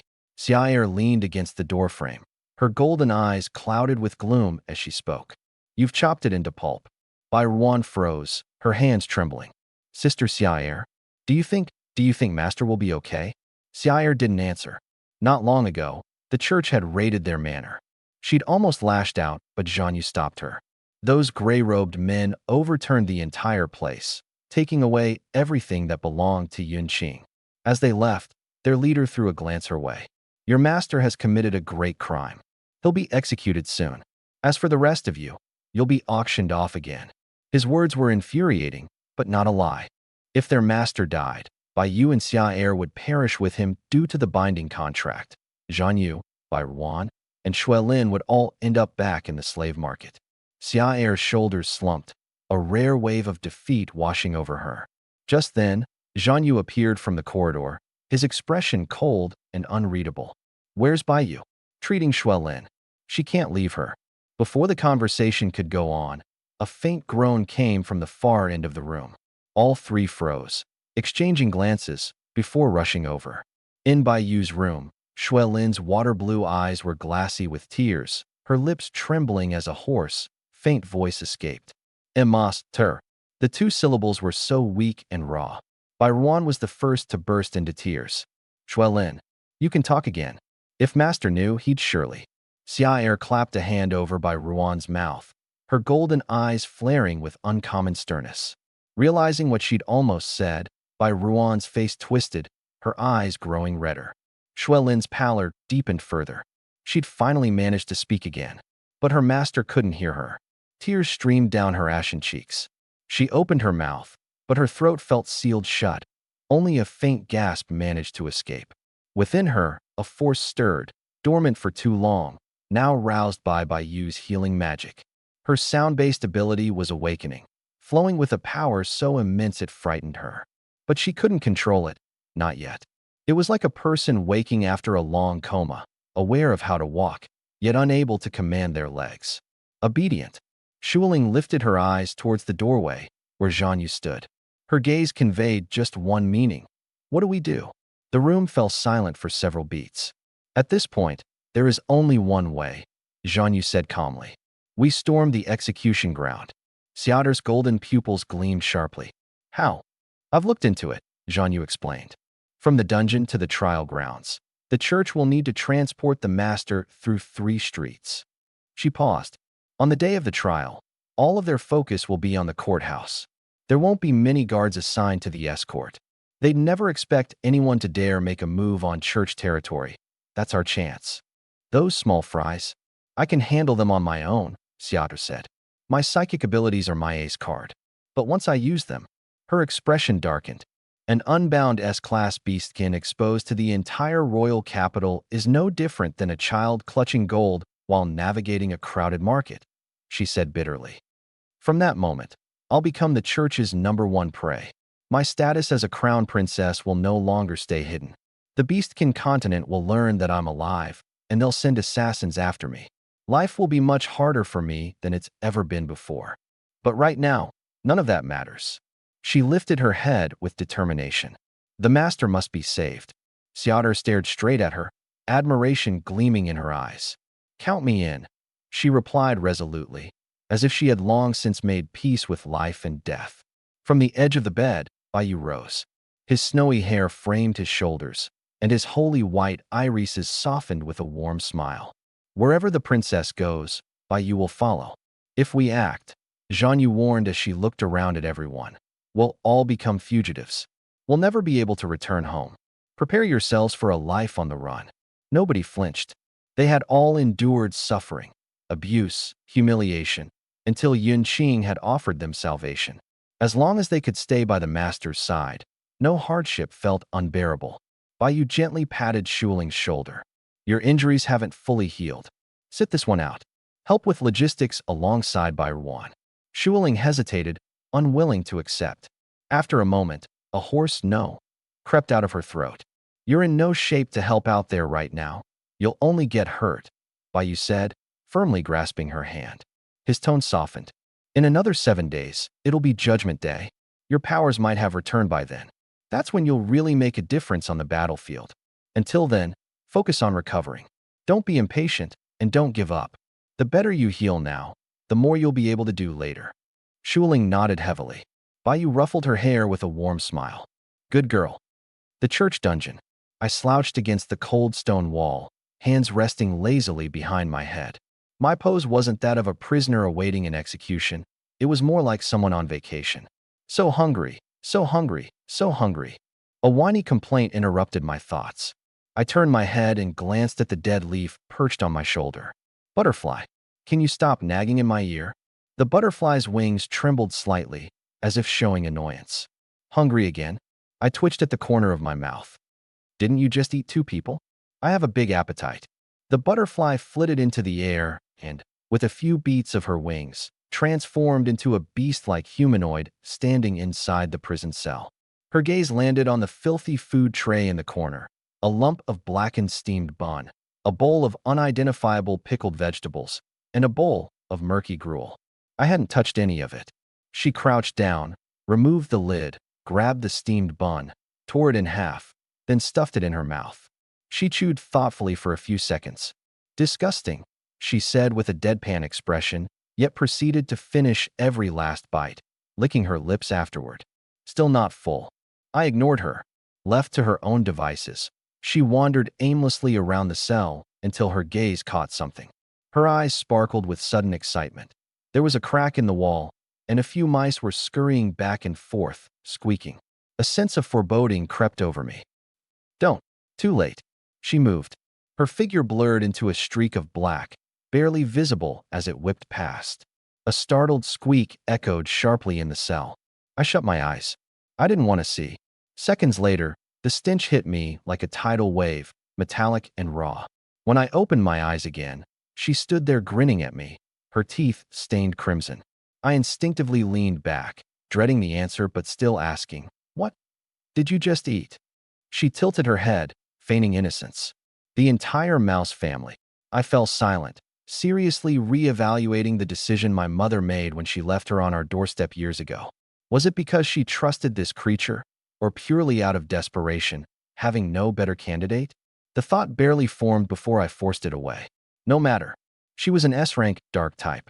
I had no room to complain. Next time, don't eat in the cell. I sighed, exasperated. The smell alone is enough to make the church think I've gone insane. She blinked at me. They won't notice. Stretching out her palm, she let tendrils of black mist pour from her fingertips, curling and spreading through the air. The sour, rotten stench filling the cell vanished completely, swallowed by the fog. My ability can devour scents, too, she said lightly. I stared at the fog as it lingered in midair, unsure how to even respond. The sound of footsteps neared. In a blink, she transformed back into a deadleaf butterfly and settled onto my shoulder. Her wings closed, still as can be. The old warden arrived to deliver my next meal.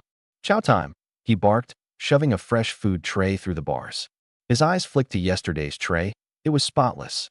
Not a crumb, not even a trace of watery gruel. He raised an eyebrow.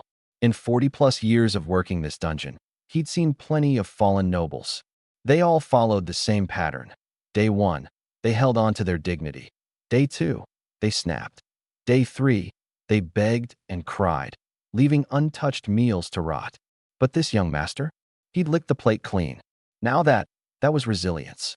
The old man straightened his back, casting me a second, longer glance. His tone shifted slightly as he said. There was an inexplicable sense of admiration in his voice. "You cleaned the plate."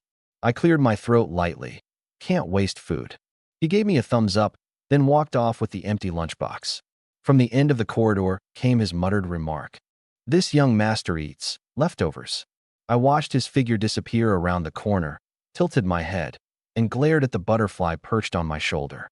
"This is all your fault. Now I'm getting judged." The dead leaf butterfly smugly flapped its wings. Only after his footsteps completely faded did I casually turn over my right palm. A faint ripple spread out from the center of my hand. Out of nowhere, an oiled paper packet materialized. The butterfly on my shoulder froze in shock. I unhurriedly unwrapped the packet. Neatly arranged slices of soy-braised beef were revealed, rosy at the cutting surface, exuding an irresistible aroma.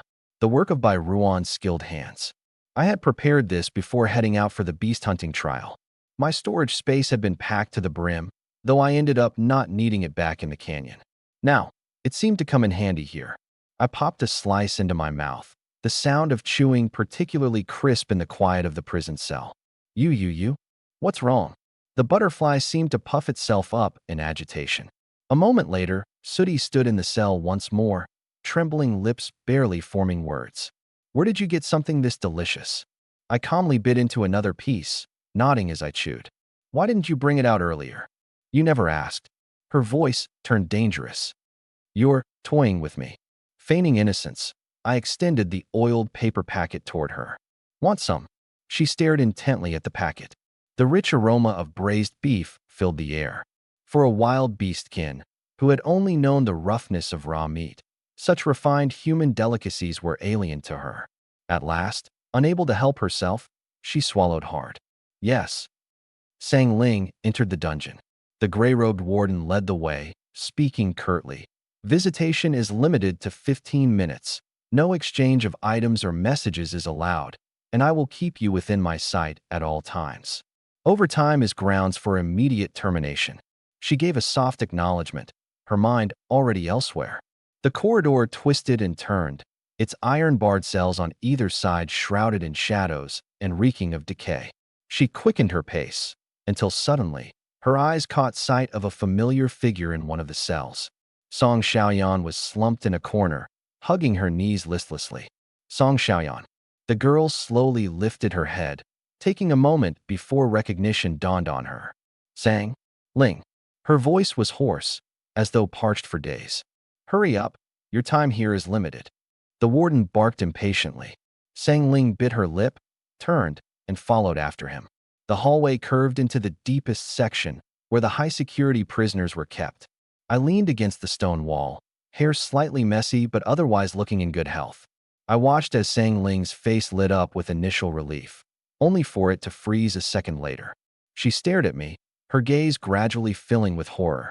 Because I was smiling, muttering to myself under my breath, and occasionally tilting my head, as if in lively conversation with someone no one else could see. Heart. But how could there be someone else in the cell? Yinqing.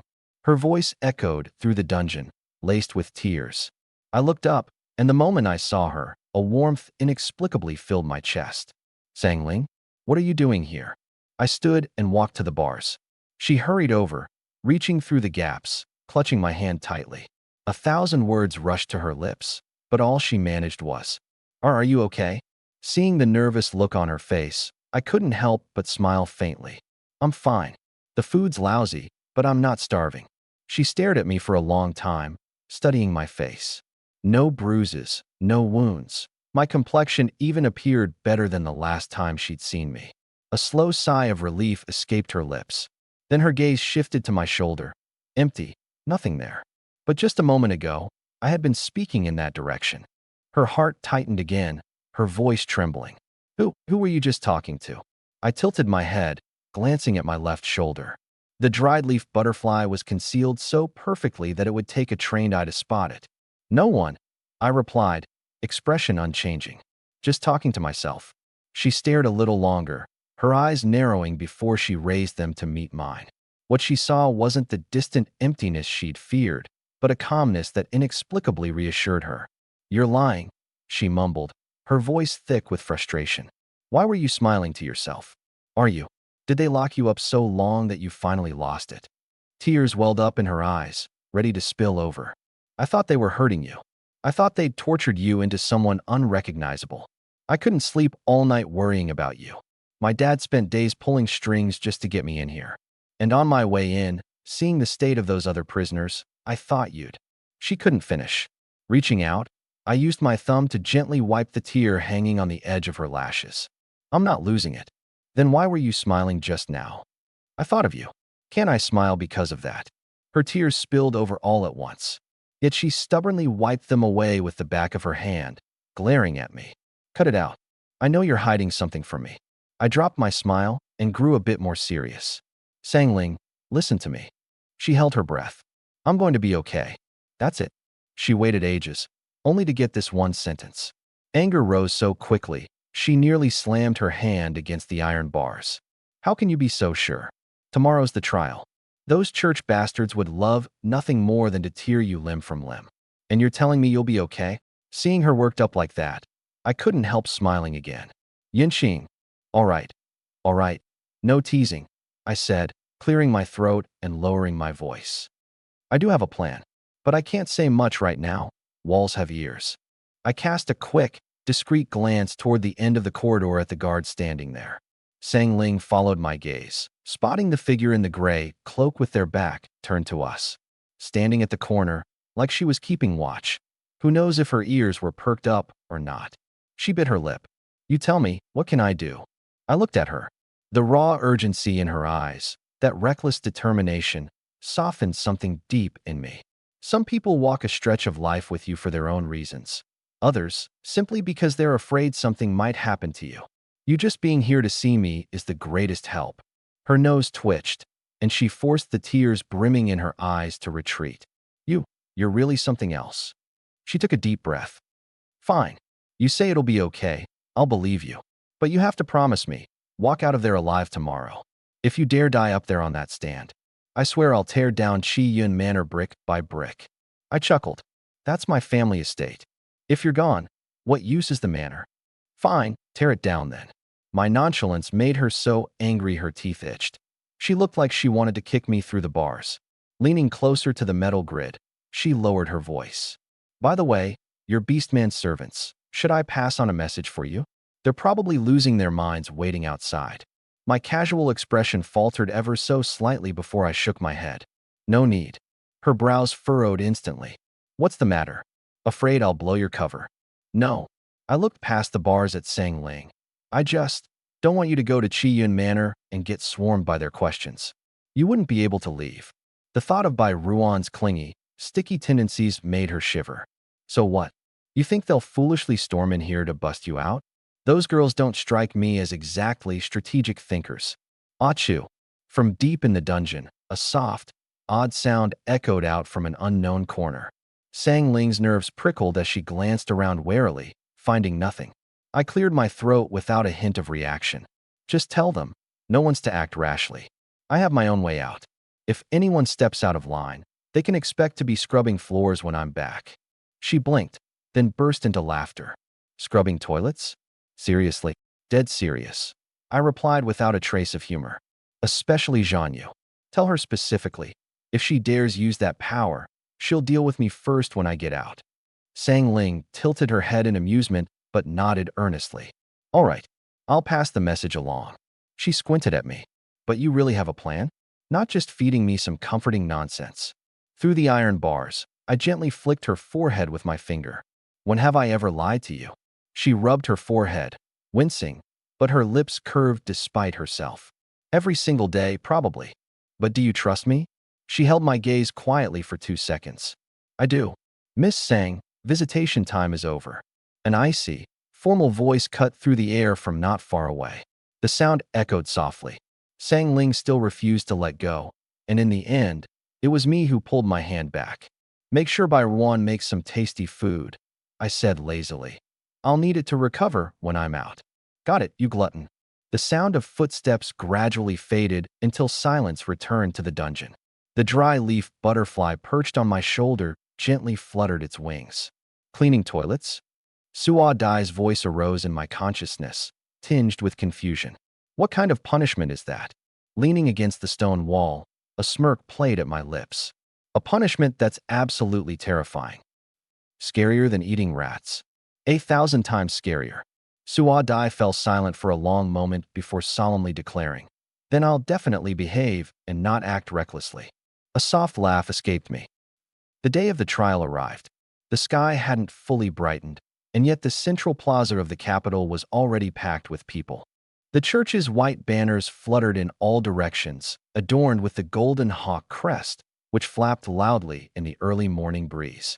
At the center of the plaza stood a tall white stone platform. At its peak was a single stone pillar, an iron chain swaying in the wind. For centuries, no one who was brought onto this platform as a heretic had ever walked away alive. Some were burned, others hanged, others beheaded. Today was expected to be no different, or so they thought. The crowd swelled like a tide. Did you hear? They're trying a heretic who pretended to be a god today. Someone pretending to be a god? The church hasn't had a case like that in centuries. I heard the person's just a teenager. A teenager daring to impersonate a god? What arrogance! Murmurs surged through the crowd. At the base of the platform, Sang Ling stood in the front row, dark circles shadowing her eyes. Li Jian clung to her arm, hesitant to speak. Ling, are you all right? Sang Ling said nothing, her gaze fixed intently on the platform above. 2 days prior, she'd gone to Chiyun Mountain Manor, spending great effort to talk down that stubborn group of beastkin girls. They had genuinely considered breaking into the execution grounds to rescue the accused.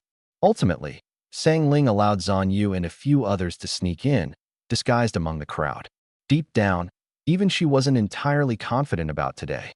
On the far edge of the plaza, Yun Buyin and Hu Lan stood off to the side, their faces grim.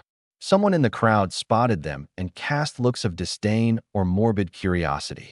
In just a few short months, the son they brought back had been captured. The church had ransacked their home, and now everyone in the capital knew that the Yun family had produced a heretic. A heretic who impersonated God, one who deceived the saintess, who committed murder in the ravine of the hunters. Every charge was more outrageous and vile than the last. That disgrace of a child, Yun Buyin growled, his face flushed with anger. We never should have brought him back from the countryside. Trailing behind his parents, Yun Lang was the happiest person in the plaza. Yun Qing was going to die, and this time, it was for real. Dead. The crowd suddenly started to stir. They're coming, they're coming. The people from the church are here. From the north side of the square, a group of knights in white armor rode in on mighty steeds, their presence commanding. Behind the knights were the gray-robed enforcers of the tribunal, and trailing behind them was a prison cart made of cold, unyielding iron. Inside the cart stood a young man. Simple clothes, ink-black hair, and gentle, refined features. Though his hands were shackled by heavy manacles, his back remained straight, and his gaze swept over the dense crowd with a calm detachment.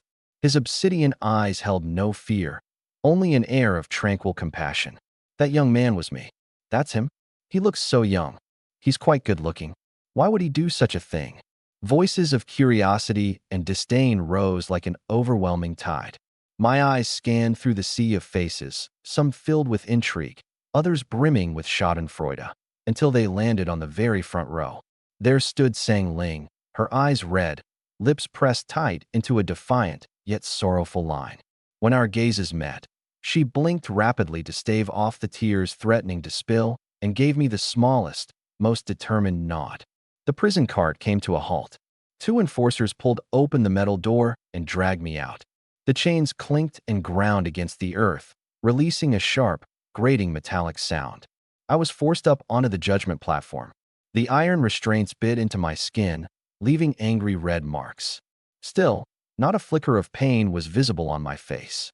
The Pope stood at the center of the platform, draped in white robes, crowned in gold, and gripping a scepter of authority. Next to him was Lin Jinghong, clad in ceremonial vestments, his expression severe and unyielding.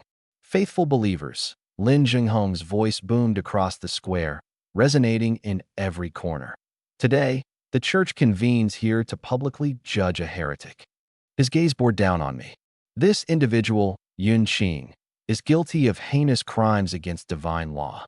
First, he sought to enlighten and redeem contract-bound beast folk, violating the core doctrines of the sanctified codex of taming and disrupting the sacred order between humankind and beastkind. Second, he harbored forbidden powers and defiled the divine gifts bestowed by the heavens. Third, during the Abyssal Rift trial, he murdered fellow group members Lin Guani and Lin Wanner, then fabricated evidence afterward to deceive the church. With each accusation, the crowd erupted in an uproar of rage. Burn him! Heretic. Anyone who defies the divine deserves death. The clamor surged and echoed, like waves crashing against the platform. I stood beside the stone pillar, my arms restrained by chains. I listened to the fiery cries of hatred, my expression unmoved. The Pope raised his hand to quiet the crowd. Gradually, the noise died down. By the laws of the Church, heretics are to face the penalty of fire, he declared, his voice carrying a sorrowful gravity. Yet the Church is merciful. Considering his youth and ignorance, should he choose to submit to the Church and repent publicly, his sentence may be lessened. Those pale gray eyes fixed on me. Yunqing, do you choose to repent? A heavy silence hung over the square. I met his gaze, and I said, confession? My voice is as smooth as jade, I said with a smirk. Why should I confess? I bind the beastkin, not with whips, hunger, or imprisonment. I make them willingly entrust their lives to me, not submit out of fear. Does that make me wrong? If this is wrong, then the problem lies with the doctrine of taming, not with me. Standing a dozen steps apart, I locked eyes with the Pope. The clamor surrounding us seemed to fade into the distance. I have a question for your holiness. Speak, the Pope said, his brow tightening slightly. Lin Jinghong's expression suddenly shifted, sharp as a blade. A heretic under trial quoting passages from the sacred text? Aloud for all to hear? This wasn't mere defiance. It was an insult. Even so, the Pope didn't show anger. Why do you ask this question? Under the scrutinizing stares of the crowd, I slowly raised my right hand. A faint ripple emerged from my palm, spreading outward. With a quiet hum, a thick, heavy book manifested in midair. The doctrine. I turned to look at the Pope. Your Holiness, do you think I qualify as one who is worthy? The square fell utterly silent. Thousands of eyes fixated on the book that had materialized out of thin air. A sinner, standing in the heart of public judgment, conjured a sacred text from nothing and recited its verses word for word. Whispers spread through the crowd like wildfire. How did he make that book appear? There's no pocket on him. A book that size, there's no way it was hidden. In the front row, an elderly woman clutched her prayer beads tightly, her lips trembling. A miracle. That's a miracle. Her small proclamation spread rapidly, igniting fervor like dry brush catching fire. The holy maiden once said she witnessed divine descent with her own eyes. She predicted the flood in the southern city. She foretold the fire at the old cathedral. Every prophecy came true. Could it be that he really is? Stop spouting nonsense. Another voice angrily cut in. Are you out of your minds? The Church would never put a deity on trial. The crowd split into two factions. One group, full of fear, recoiled as if a single step closer would doom them. The other surged forward with fiery zeal, desperate to glimpse my face haloed by the sunlight. Lin Jinghong's face darkened as he stepped forward, his voice booming with authority over the plaza. Everyone quiet. The chaos died down for a moment. He thrust his finger toward me with a rigid, accusatory motion. This is spatial magic, a forbidden technique stolen from divine authority. A space manipulator can easily hide objects in a pocket dimension and retrieve them at will. His fury was palpable. You're all being deceived. He staged a parlor trick to fool the holy maiden, and now he seeks to deceive the entire capital. The crowd buzzed with hesitation, murmuring their doubt. What he said, it sounded plausible.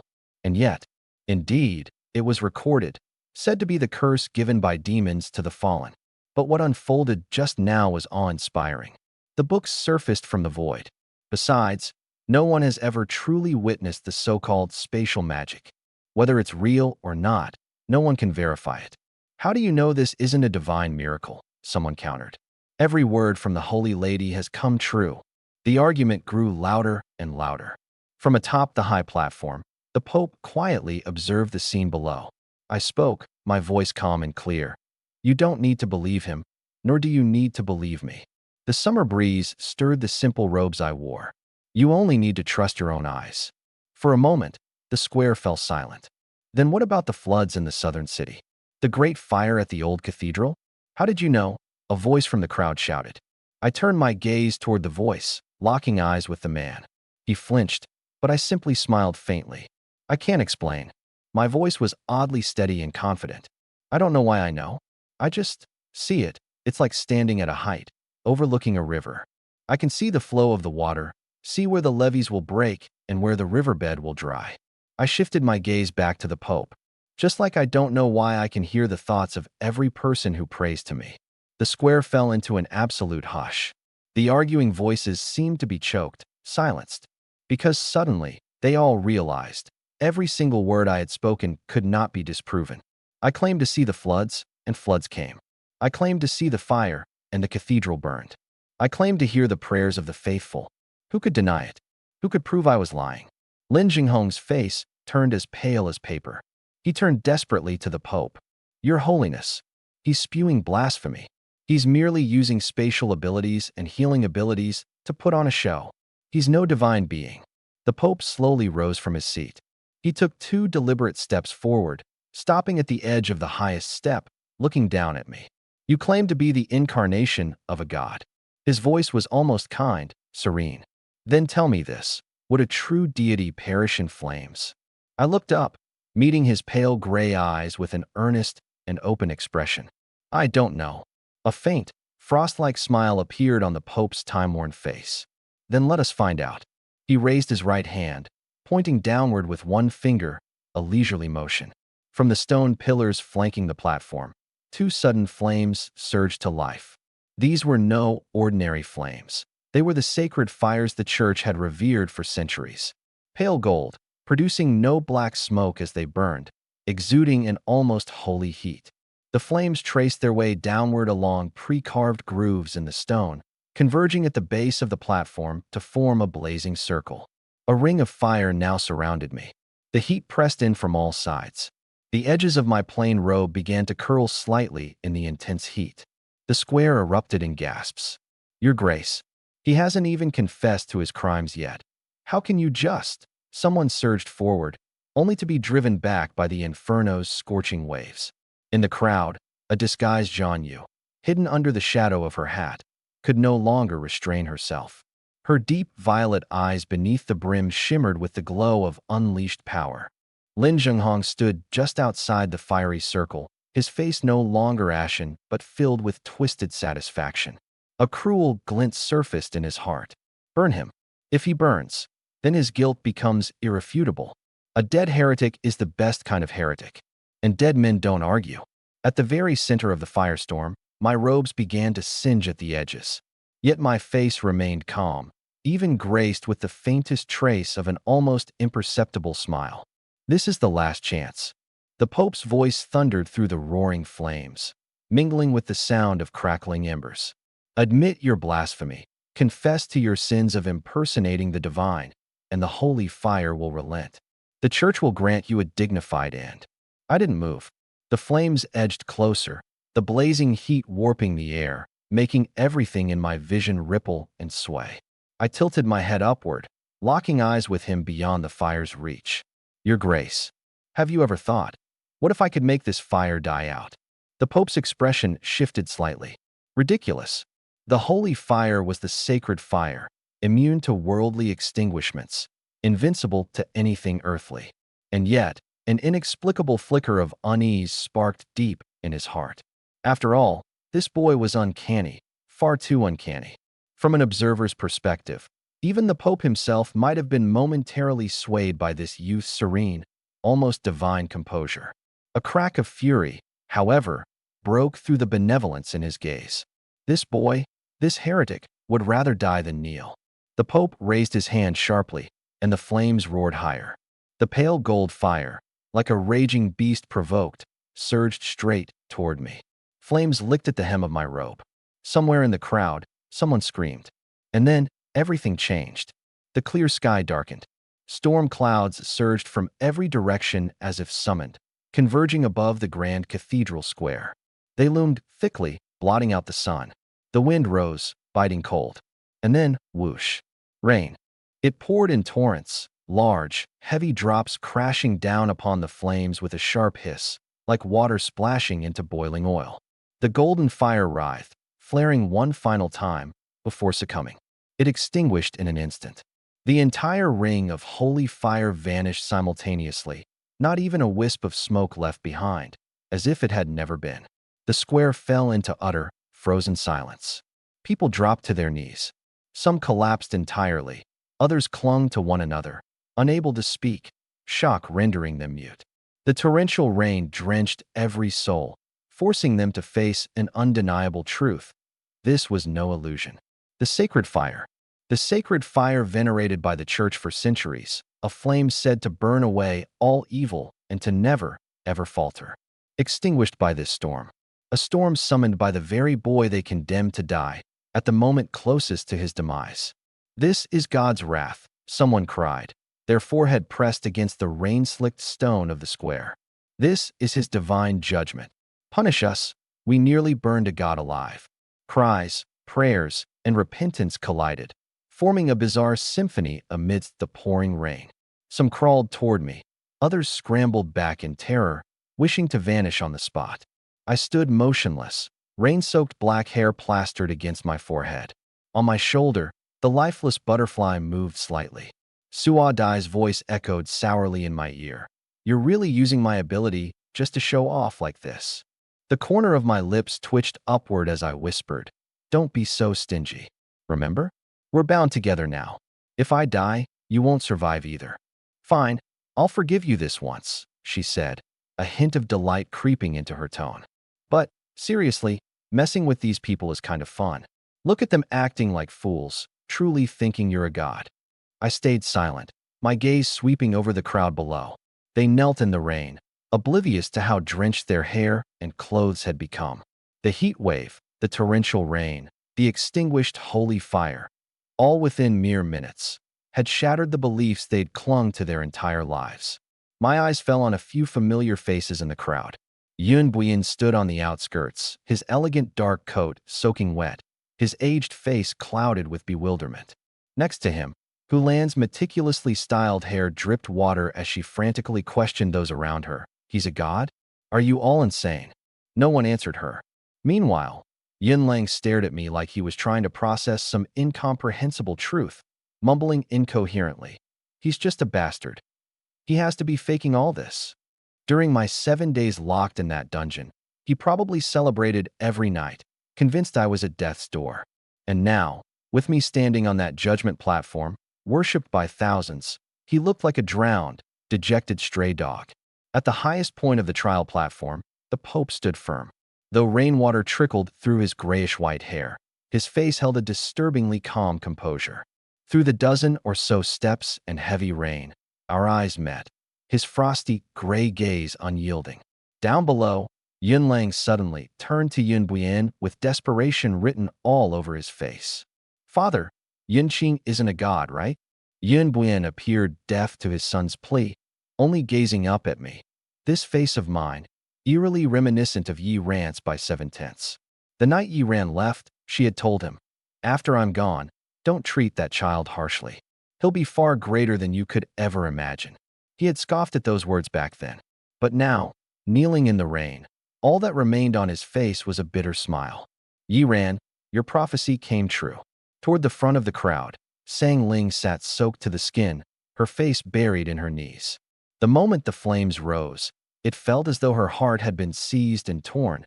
She could barely stand. She couldn't squeeze into the throng of people and instead watch from afar. Thank goodness. I was standing here, completely fine, not a single strand of hair missing.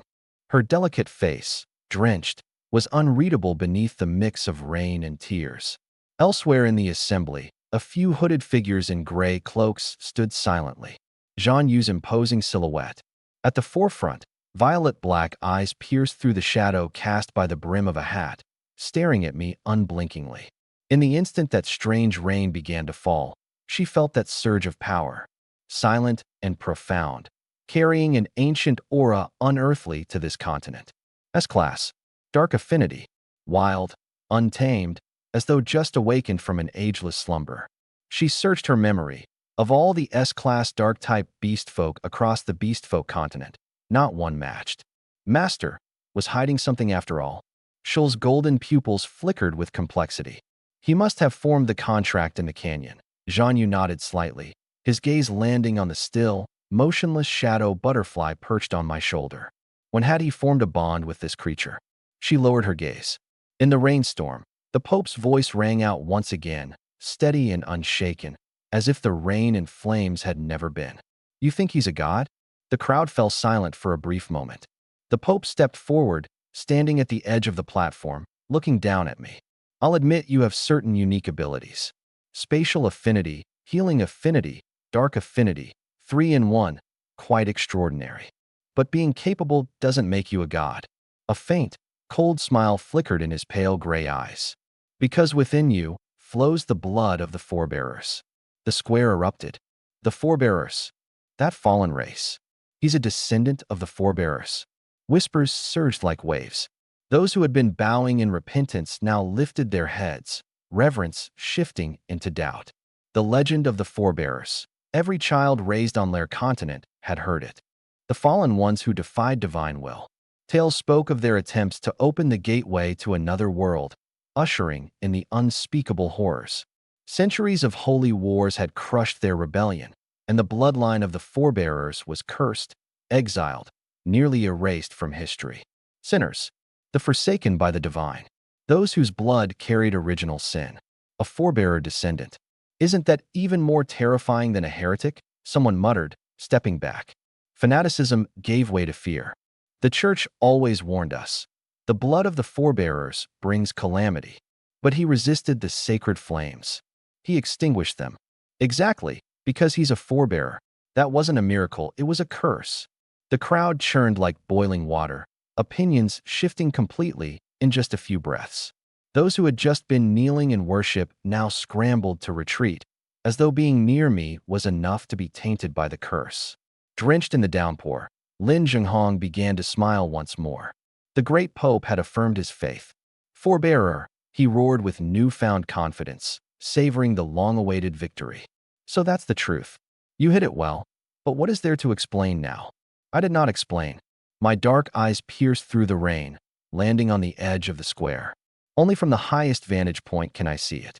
There, amidst the crowd, a young girl in a white ceremonial robe is pushing her way through, sprinting desperately toward the judgment platform.